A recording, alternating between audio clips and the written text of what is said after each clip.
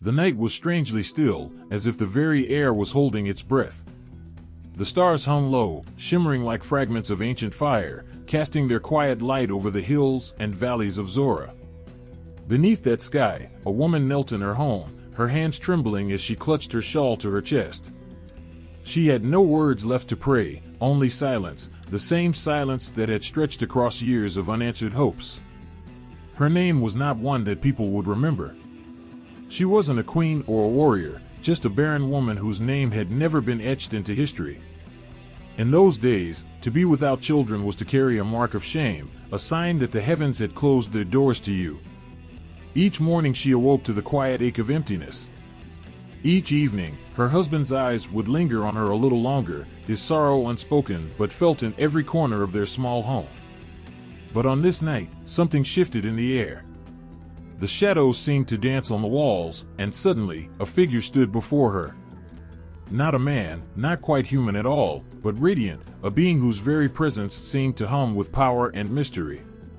Her heart pounded in her chest as she clutched the edge of a wooden table to keep from falling. "Do not be afraid," the figure said, his voice both soothing and commanding. "You will bear a son."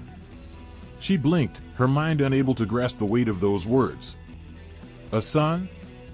She who had spent years watching other women cradle their infants while she stood on the edges of celebrations, clapping politely but aching inside. The impossible promise hung between them, heavy as thunder. "He will be no ordinary child," the figure continued. "From the moment of his birth, he will be set apart. He is chosen to begin the deliverance of Israel from the hands of the Philistines." Her breath caught. The Philistines, those who had trampled their lands, taken their harvests, and slaughtered their men without mercy. She had lived under their oppressive shadow for as long as she could remember. And now, a child from her barren womb would rise against them? The figure's voice softened, though it lost none of its weight. "There are vows you must keep. He is to be a Nazirite. No razor shall touch his head, and he must never drink wine or eat anything unclean. His strength will not come from his muscles or his size. It will come from his obedience to these vows. Remember that." She nodded, though her mind was spinning. A son, a warrior, a savior. Her heart, weary from years of disappointment, dared to hope. When her husband, Manoah, returned that evening, she told him everything. He listened in silence, his brow furrowed. Finally, he spoke, his voice quiet but steady. "If this is true, we must prepare. This is not a gift we asked for, but it is one we must honor." Days passed, and the world around them remained unchanged, yet everything felt different. There was a new purpose in their daily routines, a silent prayer in every chore, every meal, every step taken through the dusty streets of their village. Life no longer felt aimless. They were waiting for a promise to take form. And then the day came.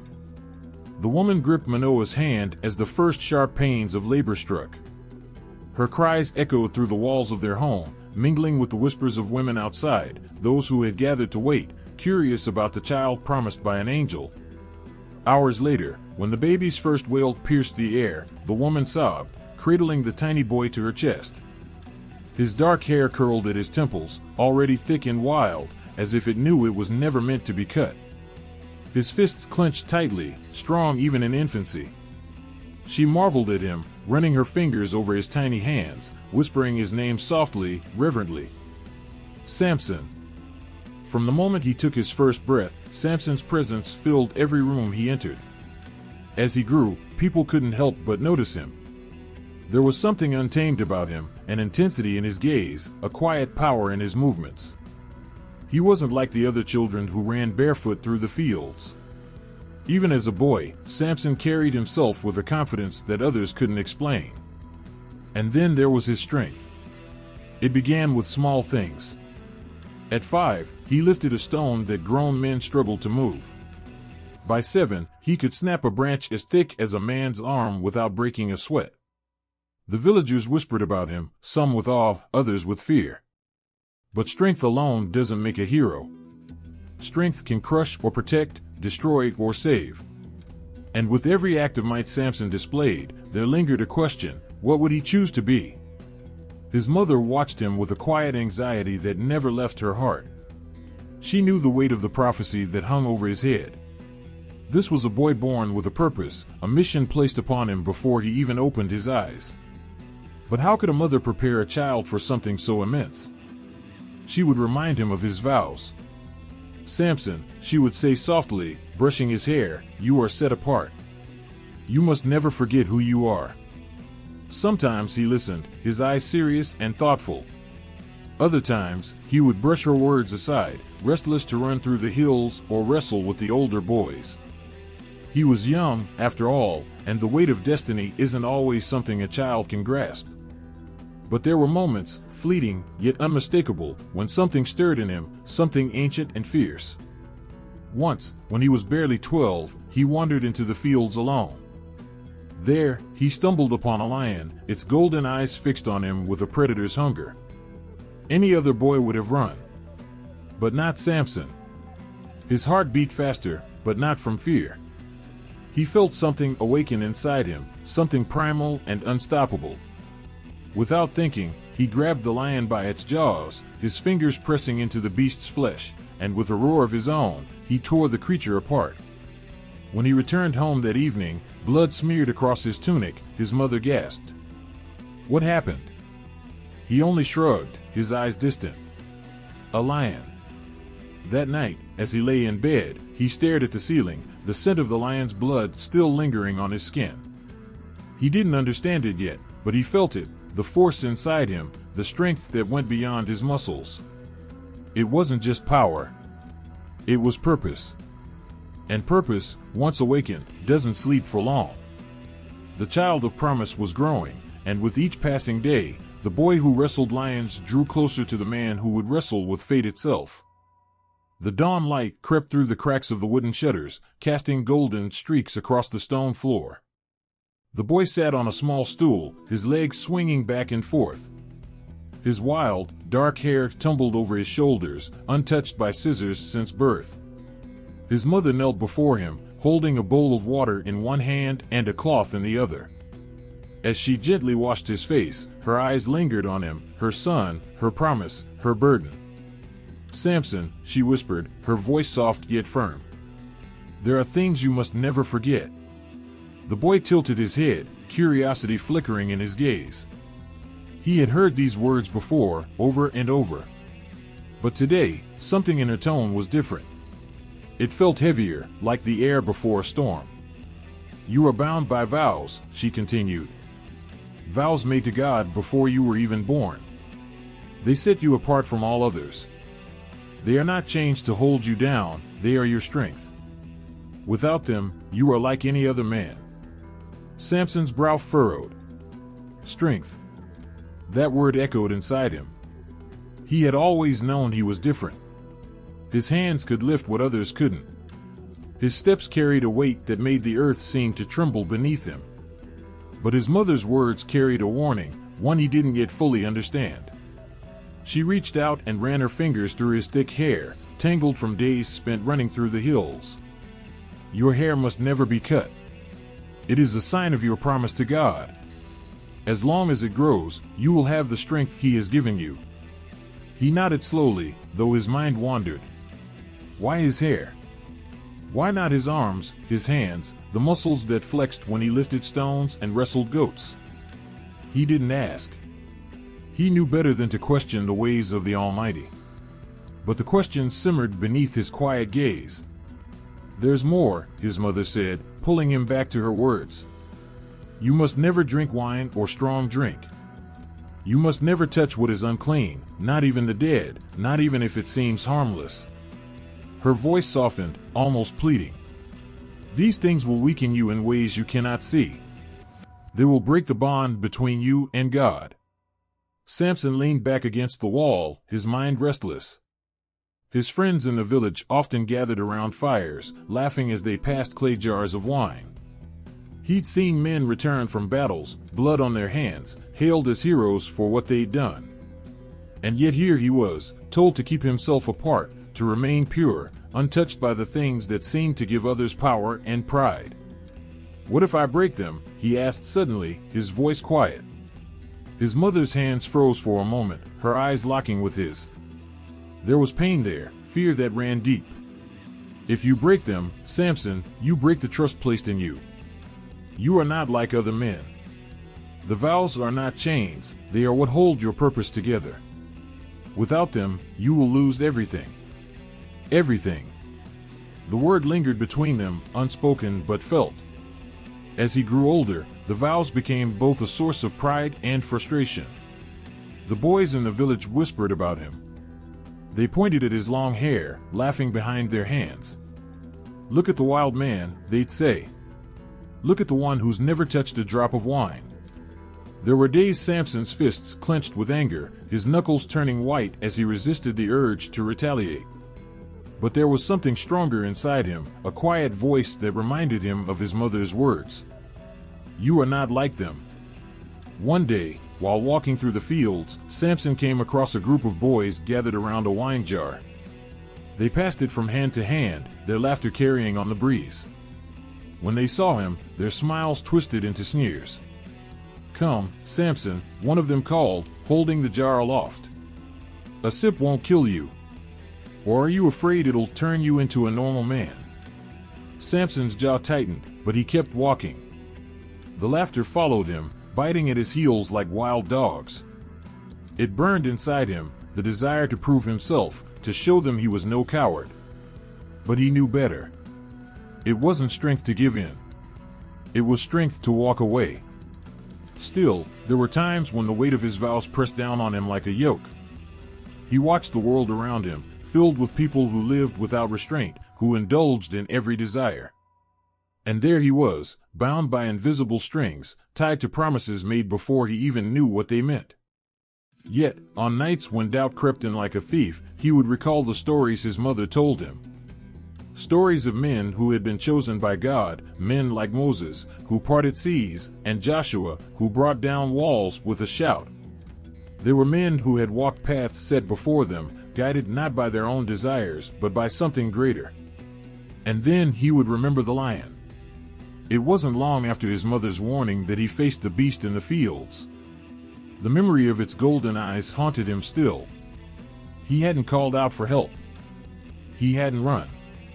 Something inside him, something ancient and untamed, had risen up, giving him the power to tear the creature apart with his bare hands. He knew, even then, that his strength wasn't ordinary. It wasn't his alone. It came from the vows, from the promise sealed in his hair, in his choices, in his very being.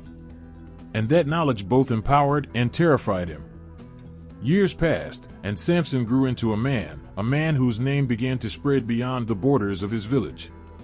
People whispered about his feats of strength, about the wild man who had never tasted wine and whose hair flowed like a river down his back. But with every whispered word of admiration came the reminder of his vows. The vows were his lifeline, the thread that connected him to his purpose. But threads can fray. Promises can be forgotten. And even the strongest man can be brought to his knees when desire wars with duty. Samson didn't know it yet, but temptation was waiting for him, lurking in the shadows. It would come not as a beast with claws and teeth, but as something far more dangerous, a whisper, a glance, a touch.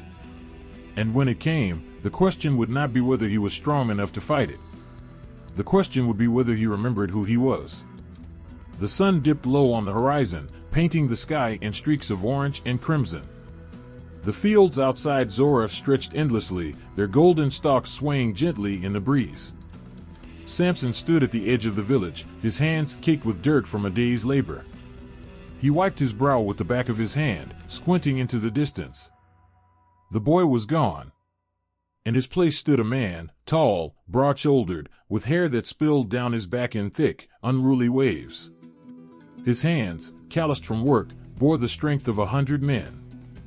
His arms, carved with muscle, looked as though they could bend steel. Yet there was a restlessness in his heart, an ache that no feat of strength could soothe. From the moment he had torn the lion apart with his bare hands, people had begun to talk. Stories spread quickly. The boy with the long hair was not just strong, he was something more, something other. The whispers reached far and wide, he has the strength of the ancient ones. He is chosen by God. But with every tale came expectation. Samson carried the weight of his people's hopes on his shoulders. They believed he would be their deliverer, the one who would break the chains of Philistine oppression. They saw him as a symbol of rebellion, a man born to destroy their enemies. Yet Samson wasn't sure what he was supposed to be. One morning, as the village stirred to life, Samson found himself alone near the riverbank. He crouched by the water's edge, watching his reflection ripple in the current. His hair, wild and untamed, framed his face like a crown. His eyes, dark and intense, stared back at him. Is this what makes me different? He wondered, running a hand through his hair. Is it the vows? The promises I never chose to make? His thoughts were interrupted by the sound of footsteps behind him. He turned to see a group of men from the village approaching, their expressions a mixture of awe and unease. Samson, one of them called, "We need your help." He rose slowly, towering over them. What is it? The man hesitated, glancing nervously at his companions before speaking. A boulder has fallen on the path leading to the fields. It's too heavy for us to move. We've tried everything. Without a word, Samson followed them to the path. When they reached the spot, he saw it, a massive stone, half buried in the earth, blocking the way. The men stood back, their faces tight with worry. Samson stepped forward, placing his hands on the rough surface of the boulder. The stone was cold beneath his palms, its weight immense. For a moment, he stood still, feeling the earth beneath his feet, the sky above him. Then, with a deep breath, he pushed. At first, the boulder didn't budge. The men behind him exchanged nervous glances. But Samson's muscles tensed, his veins bulging as he pressed harder. His feet dug into the ground, his jaw clenched. Slowly, impossibly, the stone began to shift. Dirt crumbled away, and with one final heave, Samson rolled the boulder aside, clearing the path.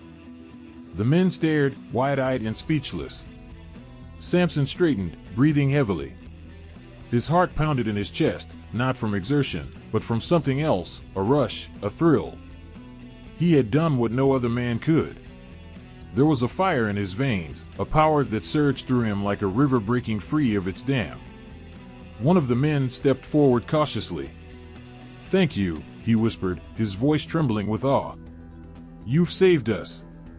Samson nodded, but his mind was elsewhere.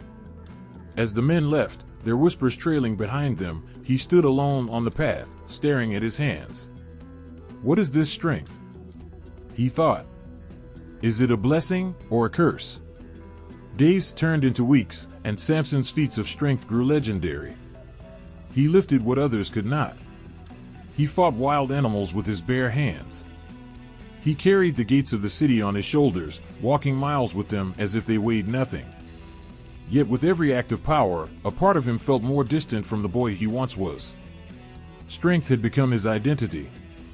People no longer saw Samson, they saw a symbol, a weapon, a force to wield against their enemies. And deep down, Samson began to resent it.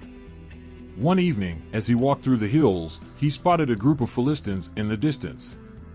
They were laughing, drinking, their swords glinting in the fading light. They didn't see him.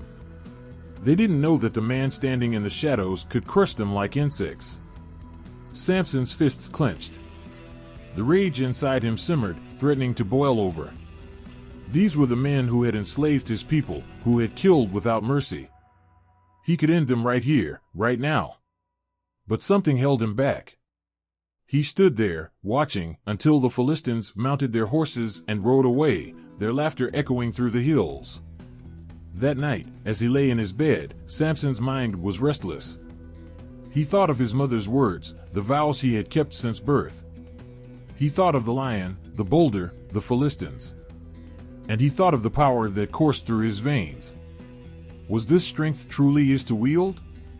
Or was it borrowed, on loan from a higher power that could take it away at any moment? He sat up suddenly, his hands gripping the edge of his bed. "Why me?" he whispered to the darkness. "Why give me this strength if I don't know what to do with it?" The silence offered no answer. The next day, Samson returned to the fields. As he worked, his mind wandered. He thought of the men who had come to him for help, their awe and fear. He thought of the Philistines, laughing as they drank their wine. And he thought of the weight he carried, not the weight of stones or gates, but the weight of expectation. He had strength beyond measure. But strength alone wasn't enough. The question burned in his mind, "What will you do with it, Samson?" Far away, in the lands of the Philistines, rumors of the wild man with untamed hair were beginning to spread.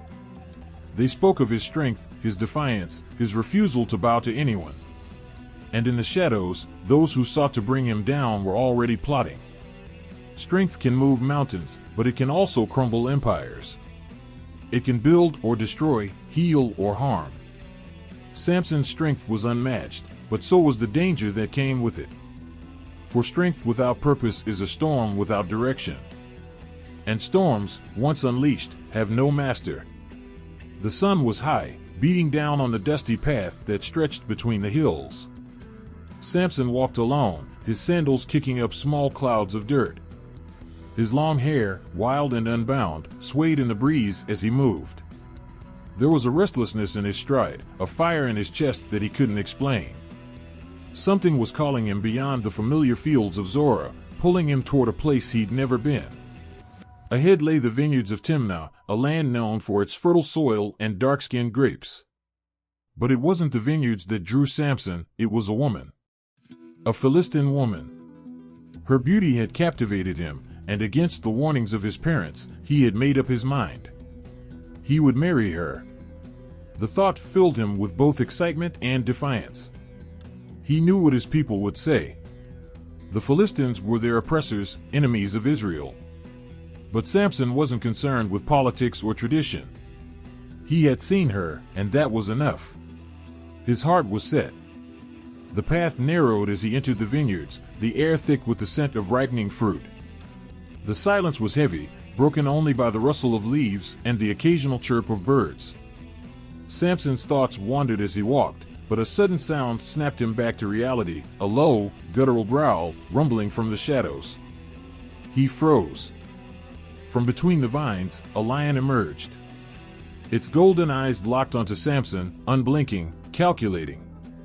Its mane bristled as it stepped forward, muscles rippling beneath its tawny fur. The beast was young and fierce, hungry for a kill. Samson's heart thundered in his chest, but he did not move. His fingers twitched, instinct urging him to reach for a weapon, but he had none. There was only him, the lion, and the pounding rhythm of his pulse. The lion let out a deafening roar, shaking the ground beneath Samson's feet. In that moment, most men would have run. But Samson was not like most men. A spark ignited deep within him, primal, unrelenting. His hands clenched into fists, his jaw tightened, and without a second thought, he charged. The lion lunged, claws outstretched, jaws gaping. Samson met the beast head-on, grabbing it by the mane. Their bodies collided with brutal force, a whirlwind of muscle and fury. The lion snarled and thrashed, its claws tearing at Samson's arms, but he held firm. With a strength that defied nature, Samson forced the lion to the ground. His grip tightened, his muscles straining as the beast writhed beneath him. The lion snapped its jaws, desperate to break free, but Samson's hands were unyielding. And then, with a surge of power that seemed to come from the very core of his being, he tore the lion apart as if it were nothing more than cloth. The beast's body fell limp, lifeless, its golden eyes dimmed. Breathing heavily, Samson stood over the fallen lion, his hands stained with its blood. The air was still, the silence profound. He looked down at his hands, flexing his fingers, and for a moment, he felt invincible. But as the adrenaline faded, a strange unease settled over him. The lion's blood stained not just his skin, but something deeper. He had touched the dead, a violation of his Nazirite vow. He had broken the sacred promise. Yet, he said nothing. He turned away from the carcass, wiping his hands on his tunic, and continued down the path toward Timnah. The lion's death lingered in his mind, a shadow that followed him with every step. Days later, on his way back from Timnah, Samson passed by the spot where he had slain the lion. Curiosity tugged at him, and he stepped off the path, pushing aside the vines to find the carcass. What he saw stopped him in his tracks. The lion's bones had been picked clean by scavengers, but inside the hollow of its ribcage, something unexpected had taken root, a swarm of bees. They buzzed around the dried remains, their wings shimmering in the sunlight. And there, nestled within the bones, was honey. Samson crouched, watching the bees move in and out of the carcass. He reached out, unafraid, and dipped his hand into the honeycomb. The golden liquid dripped from his fingers as he brought it to his lips. The taste was sweet, rich, and wild. He gathered more honey, tucking it into his tunic, and continued on his way. Along the road, he met his parents and offered them some of the honey, but he said nothing of where it had come from. The secret of the lion and the honey was his alone. At the wedding feast in Timnah, Samson was surrounded by Philistines, men who drank deeply, laughed loudly, and eyed him with suspicion. They knew he was different, a foreigner among them, and they watched him carefully. Samson, emboldened by his strength and the thrill of the unknown, stood and addressed the men with a challenge. "Let me tell you a riddle," he said, his voice commanding attention. "If you can solve it within 7 days of the feast, I will give you 30 sets of clothing. But if you cannot solve it, you will give me 30 sets." The men exchanged glances, intrigued by the wager. "Tell us your riddle," they said. Samson's lips curled into a smile as he spoke the words that had been turning in his mind since that day by the river. "Out of the eater, something to eat. Out of the strong, something sweet." The Philistines murmured among themselves, puzzled by the riddle's meaning. They whispered theories, each more absurd than the last, but none could make sense of it. Samson watched them, his smile never fading. He knew they would never guess the answer. How could they? The secret of the lion and the honey was his alone, a mystery born from his strength, his defiance, his vow. But as the days passed, the Philistines grew desperate. They approached Samson's new wife, threatening her and her family. "Coax the answer out of him," they demanded, "or we will burn your father's house to the ground." Terrified, she wept and pleaded with Samson. "Tell me the answer," she begged. "If you love me, you will tell me." Samson resisted at first, but her tears wore him down. Finally, he gave in, whispering the secret to her: the lion, the honey, the taste of something sweet born from death. And just as he feared, she betrayed him. On the 7th day of the feast, the Philistine men approached Samson, smug with their newfound knowledge. "What is sweeter than honey? What is stronger than a lion?" Samson's jaw clenched, rage bubbling beneath his calm exterior. He knew they had tricked him. He knew the betrayal had come from within his own home. "If you had not plowed with my heifer," he said coldly, "you would not have solved my riddle." Without another word, he left the feast, anger coursing through him like fire. But his fury did not cool, it burned hotter with each step, driving him to take what was owed. Strength beyond measure had made him unstoppable. But now, that strength was tied to something darker, a desire for vengeance that would not be quenched. The sun dipped low over Timnah as laughter and music floated through the streets. The wedding feast was in full swing. Tables overflowed with food and wine, and the scent of roasted meat filled the air. Samson sat at the head of the feast, a towering figure among the Philistine men who eyed him with a mix of curiosity and unease. He was a man set apart, an Israelite marrying one of their own. But Samson wasn't thinking about politics or bloodlines. His eyes were on his bride. She was beautiful, with dark eyes that flickered with warmth, her smile shy but enchanting. When she laughed, it was like a melody that only Samson could hear. He had seen her once in the vineyards, and in that single glance, his heart had been captured. Nothing else mattered. Not his parents' disapproval, not the whispered warnings of his people. Love made him blind to everything but her. Yet even as joy danced in his heart, a shadow lingered at the edges. The Philistines weren't like his people. Their customs were strange, their ways unfamiliar. He was an outsider in their midst, a man of immense strength, bound by a vow that none of them understood. And though they smiled and drank in his presence, Samson could feel the weight of their stares, the suspicion lurking behind their laughter. Still, he told himself it didn't matter. Love would bridge the divide. But love is fragile, and trust even more so. As the days of the feast passed, the Philistine men grew restless. Samson's riddle, his challenge to them, hung over the celebration like a storm cloud. Out of the eater, something to eat. Out of the strong, something sweet. They had wagered 30 sets of clothing on it, and each passing day without an answer only heightened their frustration. They whispered among themselves, their voices low and bitter. This Israelite thinks he's clever. He mocks us. We cannot let him humiliate us. Their pride, bruised and festering, turned to anger. They saw Samson's riddle not as a playful challenge, but as an insult, a foreigner trying to prove his superiority. And so, their thoughts turned to vengeance. On the 4th day, a group of them cornered Samson's bride in her father's house. Their faces were grim, their words sharp as knives. "You must find out the answer to his riddle," one of them said, his voice low and menacing. "We cannot let him win." She stepped back, fear flashing in her eyes. "I don't know the answer." "Then make him tell you," another man hissed. "Or we will burn you and your father's house to the ground." The threat hung heavy in the air. Her heart pounded in her chest. These were her people, the men she had known her whole life. Yet in this moment, she saw them for what they were, ruthless and unforgiving. Fear twisted inside her like a knife. That evening, as Samson sat beside her at the feast, she took his hand in hers. Her fingers trembled slightly, but her smile was sweet. "Tell me," she whispered, her voice soft and pleading. "What is the answer to your riddle?" Samson chuckled, shaking his head. "Why would I tell you? I haven't even told my parents." She squeezed his hand tighter. "If you love me, you will." Her words pierced him. He loved her more than anything, more than his strength, more than his vow. But something in her voice made him pause. There was a desperation in her plea, a trembling fear that she tried to hide behind her smile.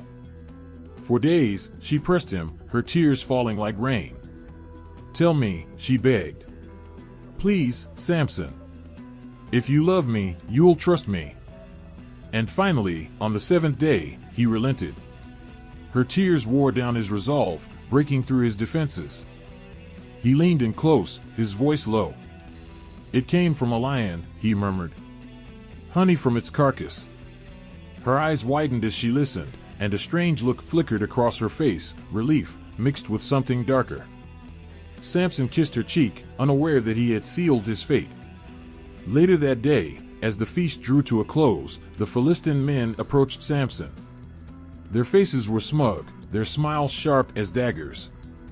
"We have the answer to your riddle," one of them said, his voice laced with mockery. Samson leaned back in his chair, arms crossed over his chest. "Oh? And what is it?"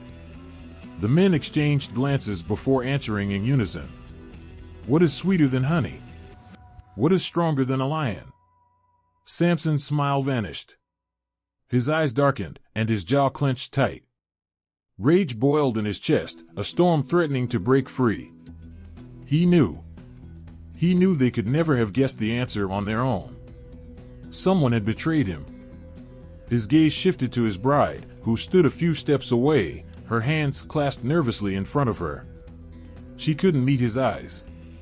"If you had not plowed with my heifer," Samson said coldly, his voice like a blade, "you would not have solved my riddle." The words hung heavy in the air, cutting deeper than any sword. His bride flinched, tears welling in her eyes. She had done what she thought was necessary to protect her family. But in doing so, she had shattered the fragile trust between them. Samson rose from his seat, his fists clenched at his sides.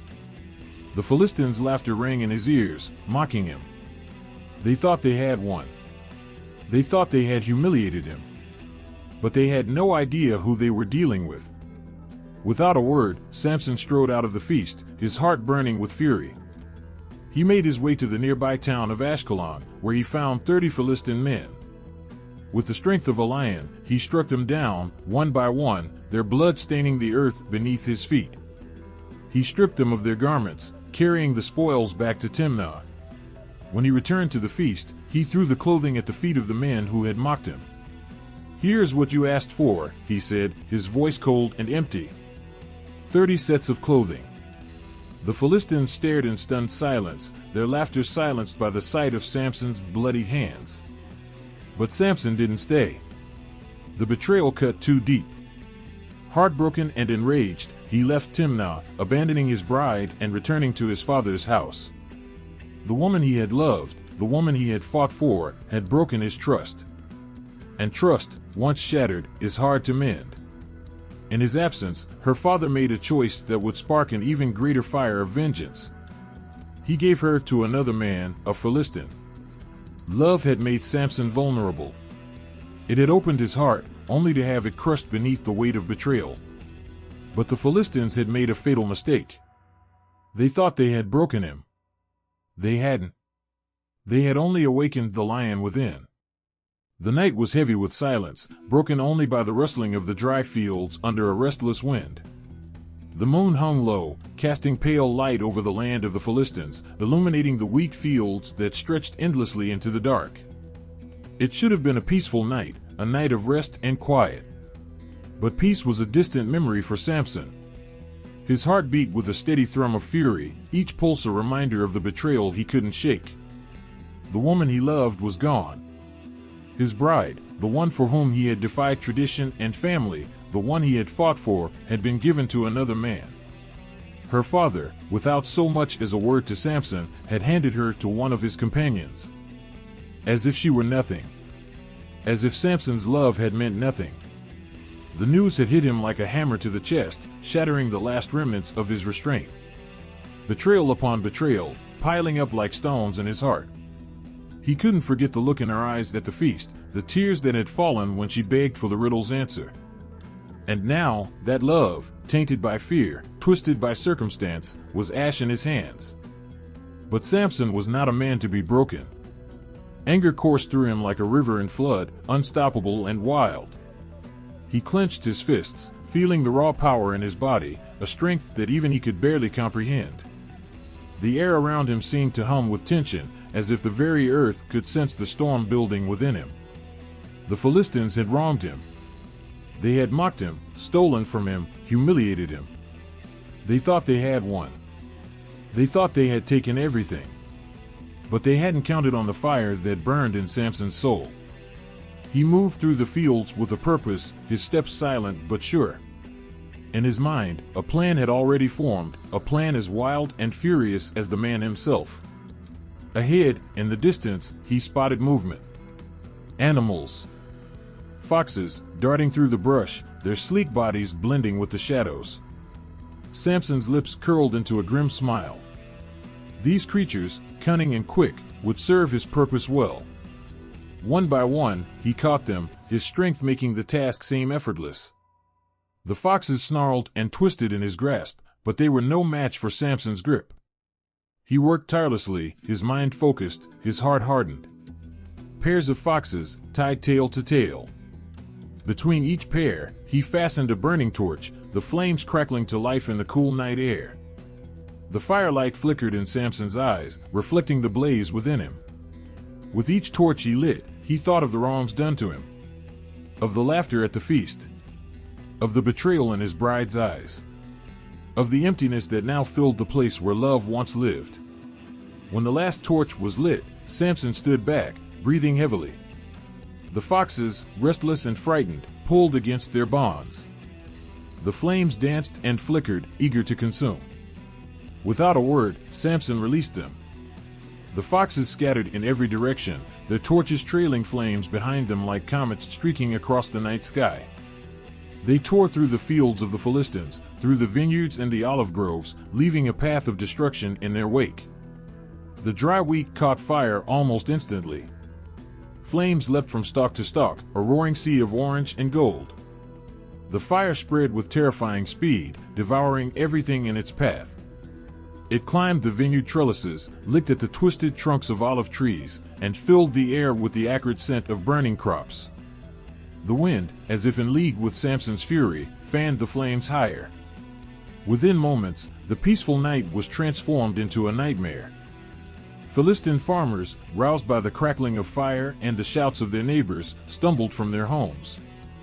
Their eyes widened in horror at the sight before them, fields they had tended for generations now reduced to ashes. Their livelihoods, their sustenance, gone in the blink of an eye. "What is this madness?" they cried, their voices frantic. "Who has done this?" But even as they shouted, they already knew the answer. Samson, the Israelite with unearthly strength. The man they had wronged. The man they thought they had defeated. And now, they were paying the price. The news spread quickly through the Philistine cities. The burning fields were a message, a declaration of war from a single man. Samson's name was on everyone's lips, spoken with a mixture of fear and anger. The leaders of the Philistines gathered in hurried councils, their faces grim. They had underestimated him. They thought they had broken him by taking his bride, but they had only awakened a fury they could not control. "He must be stopped," one of the leaders said, slamming his fist on the table. "He is a threat to all of us." "But how?" another asked, his voice trembling. "He is stronger than any man. He tore a lion apart with his bare hands. He killed 30 of our men without breaking a sweat. How can we stand against him?" The room fell silent, each man grappling with the growing realization that Samson was unlike anyone they had ever faced. He was not just a man of strength, he was a force of nature, a storm that could not be tamed. As the fields continued to burn, Samson stood at the edge of the destruction, watching the flames dance against the night sky. His heart was still heavy with grief and anger, but there was a dark satisfaction in seeing the Philistines' wealth reduced to ash. They had taken from him. Now, he had taken from them. The fire was not just a punishment, it was a symbol. A reminder that Samson was not a man to be crossed. But deep down, beneath the fury and the pride, a quiet voice whispered, "Was this justice? Or was it vengeance?" The line between the two blurred in Samson's mind, lost in the smoke and the flames. All he knew was that the fire inside him burned hotter than ever, and he would not rest until those who wronged him felt the full weight of his wrath. The Philistines had started this war. Samson would finish it. The flames crackled, rising higher into the night, casting shadows that danced and twisted like ghosts. And in those shadows, the seeds of a greater conflict were sown, a conflict that would change everything. The Philistines would not forget what Samson had done. And neither would Samson forget what had been taken from him. The battlefield was quiet at first, too quiet. A suffocating stillness hung in the air, broken only by the distant sound of footsteps, heavy and purposeful. Dust rose in the distance as a Philistine army marched forward, their shields catching the harsh sun, their swords gleaming like sharp promises of death. They were coming for Samson. This time, it wasn't a handful of men or an angry mob. It was an army, 3,000 strong, armed with steel and vengeance. The fields Samson had set ablaze were still blackened with ash, and the fury of the Philistines burned just as hot. His destruction of their crops had crippled their economy, humiliated their leaders, and insulted their gods. They couldn't let it go unanswered. Samson had become a symbol of defiance, an untamed force, a single man standing against an empire. But the Philistines didn't see him as a man anymore. They saw him as a threat that needed to be crushed. And they came to crush him with everything they had. Samson sat on a rocky hill outside Lehi, watching the dust clouds rise on the horizon. His expression was calm, almost serene. The rage that had consumed him during the burning of the fields had cooled into something colder, sharper, a quiet resolve. He knew they would come. He knew the Philistines wouldn't let his actions go unpunished. But there was no fear in his heart. Samson didn't fear death. He feared nothing but betrayal, and that fear had already come to pass. Still, something about this day felt different. There was a weight in the air, a sense that things were about to change. Behind him, the men of Judah approached cautiously, their faces pale with fear. These were his own people, fellow Israelites, but they weren't here to support him. They weren't here to fight by his side. They were here to hand him over. Samson, one of the elders, called out, his voice trembling. The Philistines are upon us. They've come to take you." Samson didn't turn around. "Let them come."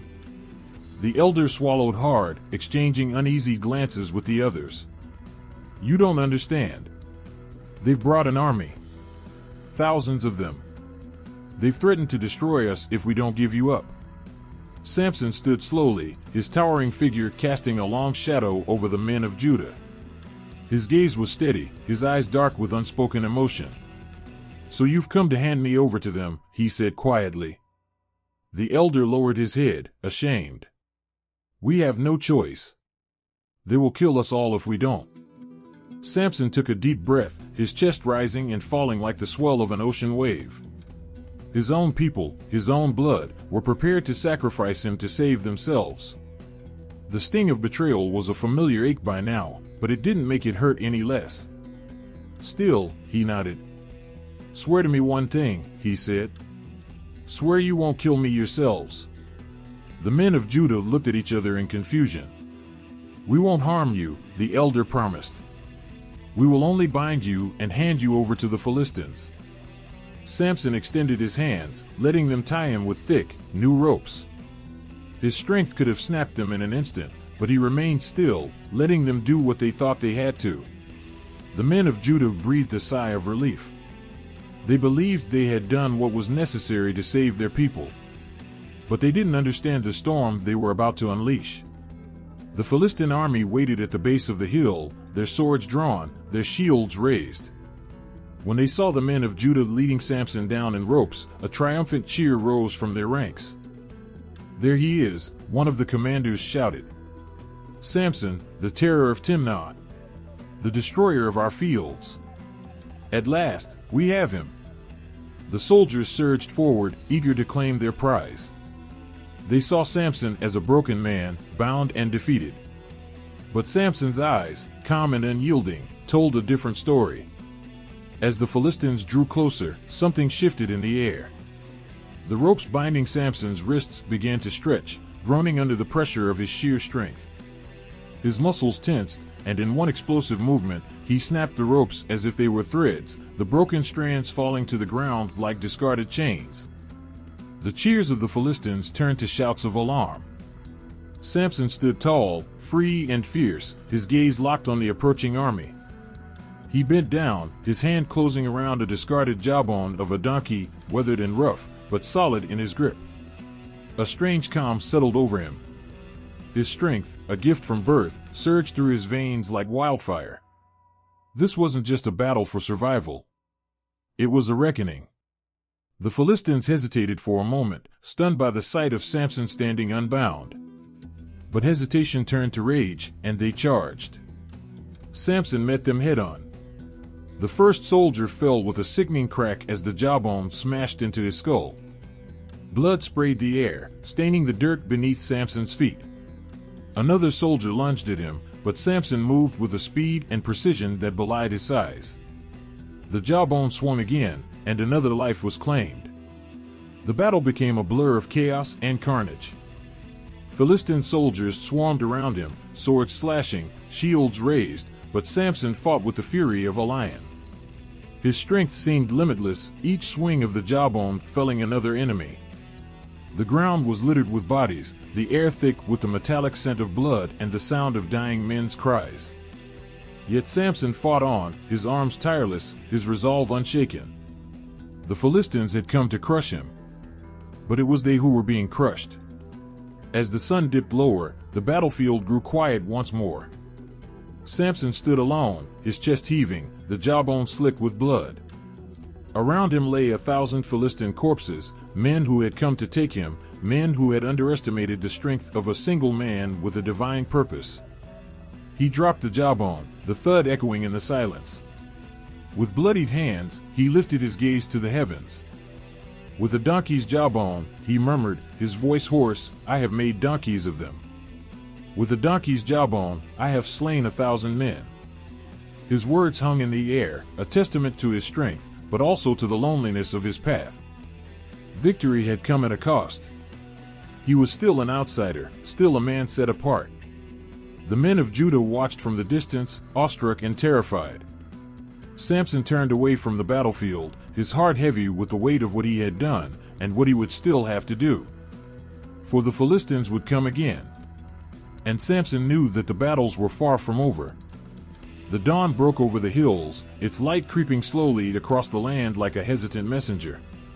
Samson sat alone on the rocky edge of a cliff, staring into the valley below. His hands were still stained with the blood of the Philistines he had slain at Jabon Hill. 1,000 men had fallen to his strength, their bodies scattered like broken branches in a storm.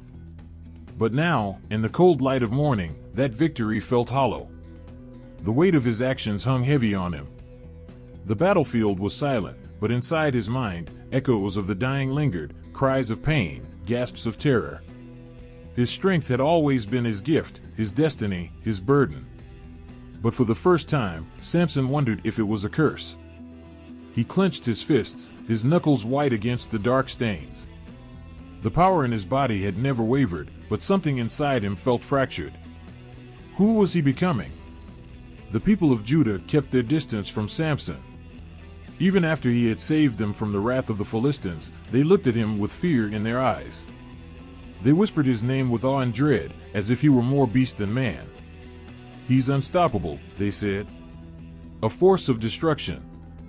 A man possessed by God's power." But they didn't see the man beneath the legend. They didn't see the weight he carried, the loneliness that consumed him. Samson had never asked for this life. He had never asked to be the instrument of vengeance, the hammer that God used to strike down his enemies. He had never asked to be set apart, isolated by the very strength that made him feared. In his heart, he longed for something more. Something softer. Something human. The ache of loneliness drove him toward the city of Gaza, deep in Philistine territory. It was dangerous for him to be there, a hunted man walking into the heart of the enemy's land, but Samson didn't care. Gaza was a city of temptation. Its streets were alive with music and laughter, with merchants selling silks and spices, with the scent of roasted meat wafting through the air. It was a place where the weight of destiny could be forgotten, if only for a little while. Samson wandered the streets like a ghost, his presence unnoticed among the crowds. He was drawn to the edge of the city, to a house where the lamps burned low and the curtains swayed invitingly in the breeze. A woman waited for him there. She was beautiful, her eyes dark and knowing, her smile promising comfort without questions. Samson entered without a word, and for a moment he allowed himself to forget who he was. He allowed himself to feel like a man, not a weapon. But peace is fleeting for men like Samson. Word of his presence in Gaza spread quickly. The Philistine leaders, still nursing their wounds from Jabon Hill, saw an opportunity for revenge. "Samson is here," they whispered. "In our city, alone and vulnerable." They gathered their soldiers and surrounded the house where Samson lay, waiting for dawn to capture him. Victory was within their grasp. The mighty warrior, the slayer of 1,000 men, had fallen into their trap. But Samson's strength was more than physical, it was primal, instinctual. Even in his sleep, his senses were sharp. He awoke in the dead of night, aware of the danger lurking outside. Without hesitation, he rose from the bed and walked to the city gates. The gates of Gaza were massive, iron-bound, and reinforced, designed to withstand the strongest of enemies. But to Samson, they were no more than obstacles in his path. With a growl of defiance, he seized the gates, his fingers digging into the wood and iron.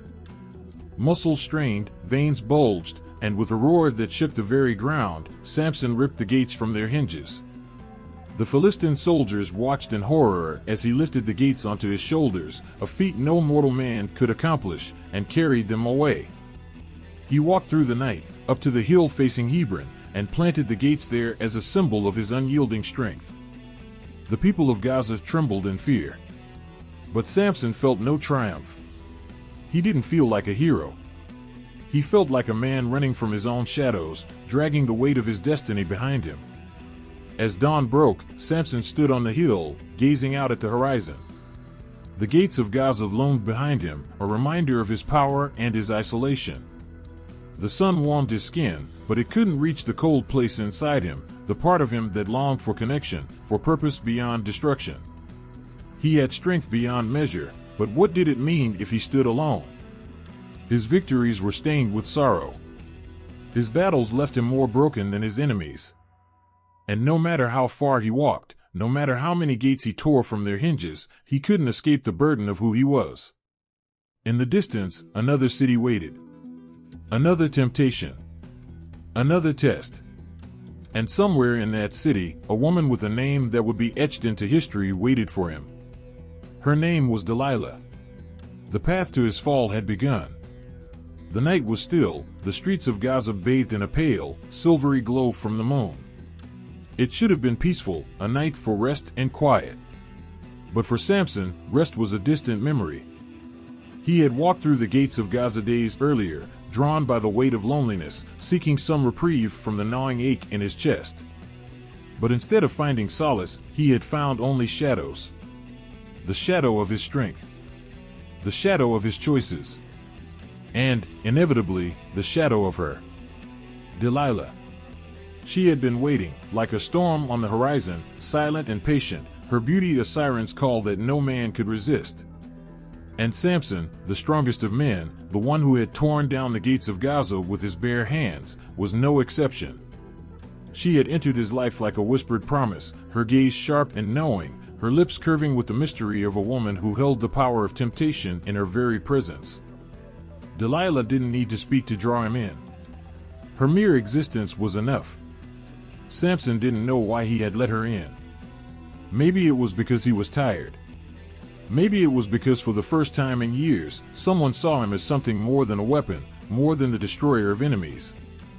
With Delilah, he wasn't a force of nature. He wasn't an instrument of God's wrath. With her, he was just a man. A man who wanted to forget the weight of his past. A man who wanted to believe that perhaps, for once, he could have something for himself, a love that wasn't marred by betrayal, a connection that wasn't built on violence. But like all illusions, it was fleeting. Delilah had played her part well, her smile sweet and innocent. She listened to his stories with rapt attention, her eyes never leaving his. And for a while, Samson believed she was the one thing that could heal him, the one thing that could soothe the pain of being set apart, of being different. But even the most beautiful lies have a way of unraveling. One evening, under the quiet gaze of the stars, Delilah turned her attention to something else, something darker. "Tell me, Samson," she whispered, her fingers tracing the roughness of his hand, "what makes you so strong?" Samson's heart skipped a beat, his guard faltering for the first time in years.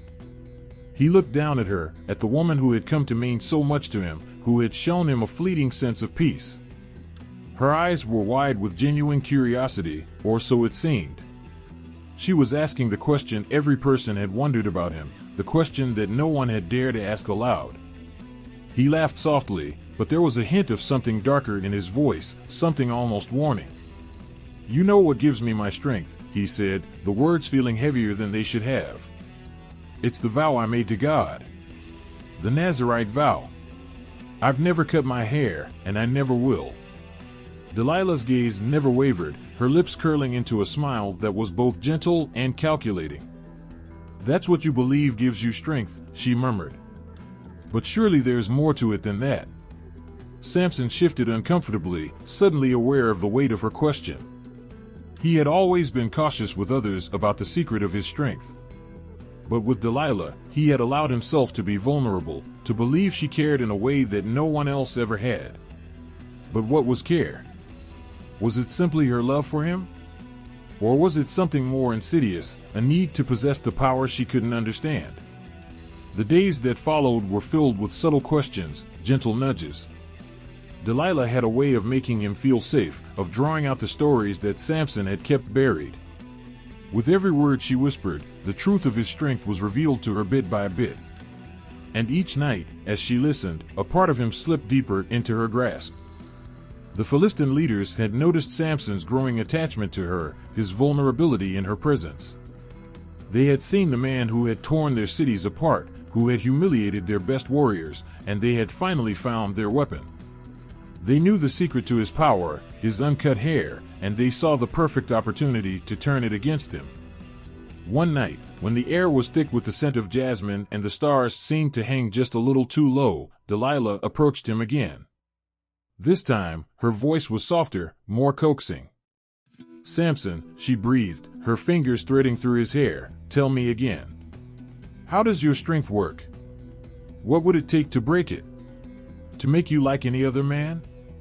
Her words were like a spider's thread, each sentence designed to draw him further into her web. He hesitated, torn between his love for her and the knowledge that something was off. But in the end, his heart overpowered his mind. "I told you before," he said softly, almost too softly, "it's the vow. If my hair is cut, I lose my strength." Delilah's eyes shone with something dangerous, something that wasn't love at all. And for a fleeting moment, Samson felt the stirrings of doubt, a coldness creeping into his chest. But it was too late. The trap had been set. She had his secret. And the moment his trust faltered, it was already lost. The Philistine leaders arrived that night, as planned. They had promised Delilah great riches in exchange for betraying Samson, and she had agreed without hesitation.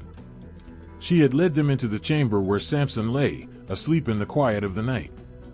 With her every step, the weight of the decision grew heavier, but she had made her choice. And when she stood over him, scissors in hand, there was no turning back. She whispered his name. He stirred, but remained asleep, unaware of the danger hovering just above him. With one swift motion, Delilah cut off his hair, severing the last tether to the source of his strength. The change was immediate. Samson awoke, a sense of emptiness spreading through him, as if something had been ripped away that he could never get back. His muscles, once solid and invincible, felt weak, as though they had turned to water. He stood, but his legs trembled beneath him. Delilah stepped back, her face unreadable, and the Philistine soldiers rushed forward, seizing him, binding him, dragging him from the bed. "Samson," she whispered, though her voice was hollow now, "the Philistines are upon you." His gaze locked onto hers, and for the briefest moment, something passed between them. A flicker of recognition, of betrayal. But it was too late. The laughter of the Philistines echoed in his ears as they dragged him into the streets. He had been betrayed, not by the enemies he had fought, but by the woman he had trusted.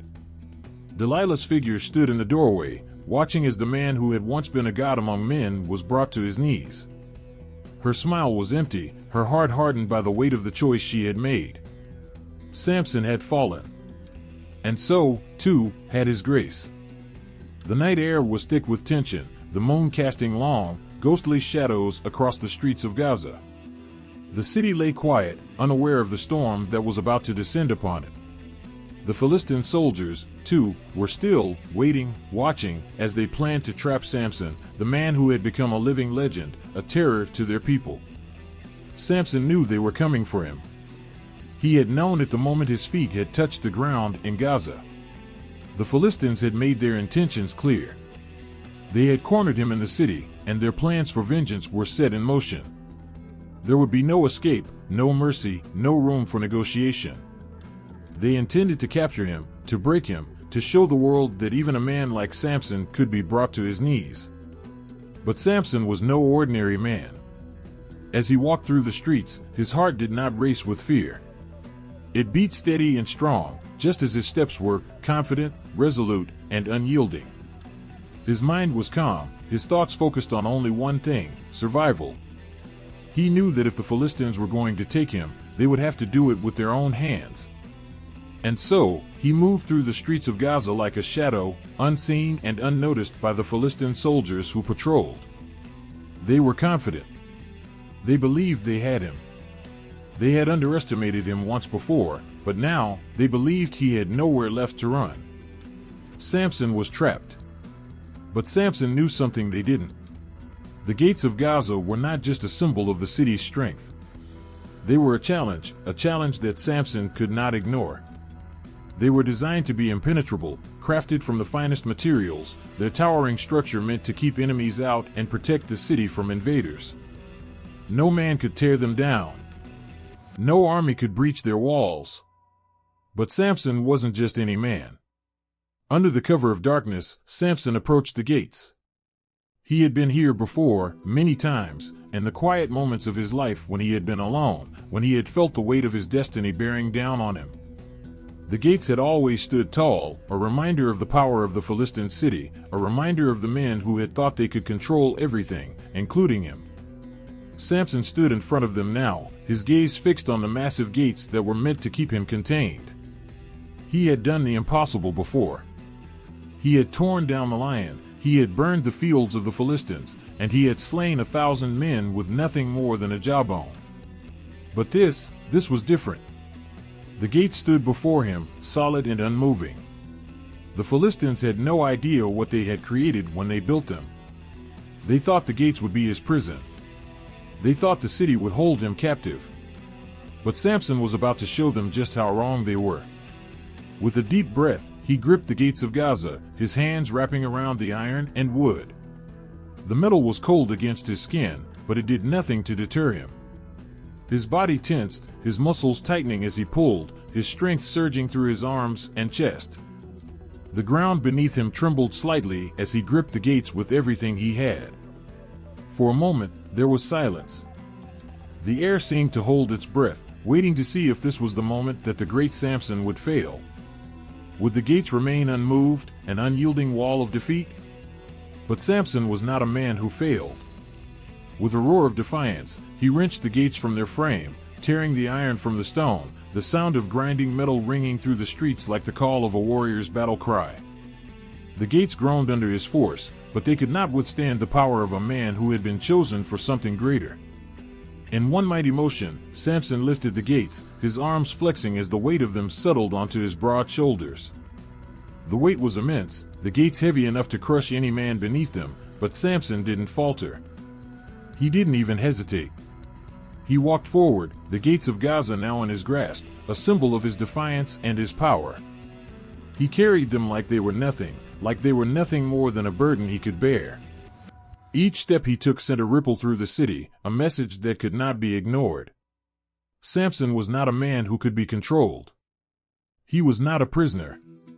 He was a force of nature, a living testament to the power of his God. As he walked through the streets, the sounds of the city began to stir. The soldiers who had been watching, waiting, sprang into action, but they were too slow. They were too stunned by the sight of the man who had defied them. The gates were gone, and in their place stood Samson, a man whose strength seemed limitless, a man whose very presence commanded the respect and fear of those around him. The Philistine soldiers scrambled to regroup, shouting orders, but it was too late. Samson's path was clear. His defiance had shattered the confidence of the Philistines, and with each step he took, the city of Gaza seemed to shrink in his shadow. He had shown them something they couldn't understand. The gates were not just symbols of the city's power, they were symbols of their control, of their belief that no one could ever break through. But Samson had broken them. He had taken the gates, the very heart of Gaza's defenses, and carried them away like a prize. It wasn't just an act of strength. It was a declaration. The Philistines had underestimated him. They had thought they could trap him, contain him, break him. But they hadn't realized that Samson was more than just the power he carried in his muscles. He was more than just the weapon they had come to fear. Samson was defiance. Samson was freedom. Samson was a man who would not be bound by the walls of a city, no matter how strong those walls were. And as he walked into the night, the gates of Gaza on his shoulders, Samson knew one thing for certain: they had made a mistake. They had believed they could control him, but in the end, it was Samson who had carried the city's power with him. And he wasn't done yet. The air was thick with the scent of jasmine, its sweet fragrance carried on the warm breeze that swept through the streets of Gaza. It was the kind of night that made everything feel too still, as though the world itself was holding its breath, waiting for something to happen. And something was about to. Samson's heart beat with the steady rhythm of a man who had faced battles and storms, who had survived the wrath of men and gods alike. But tonight, there was something different in the air. A quiet whisper of fate, a murmur that called to him in a voice he had not yet learned to ignore. Her name was Delilah. He had heard it whispered on the lips of those who passed through the gates of Gaza, murmured with a mix of awe and envy. A woman whose beauty could stop the heart of any man, whose smile could break a man's resolve before he even knew it.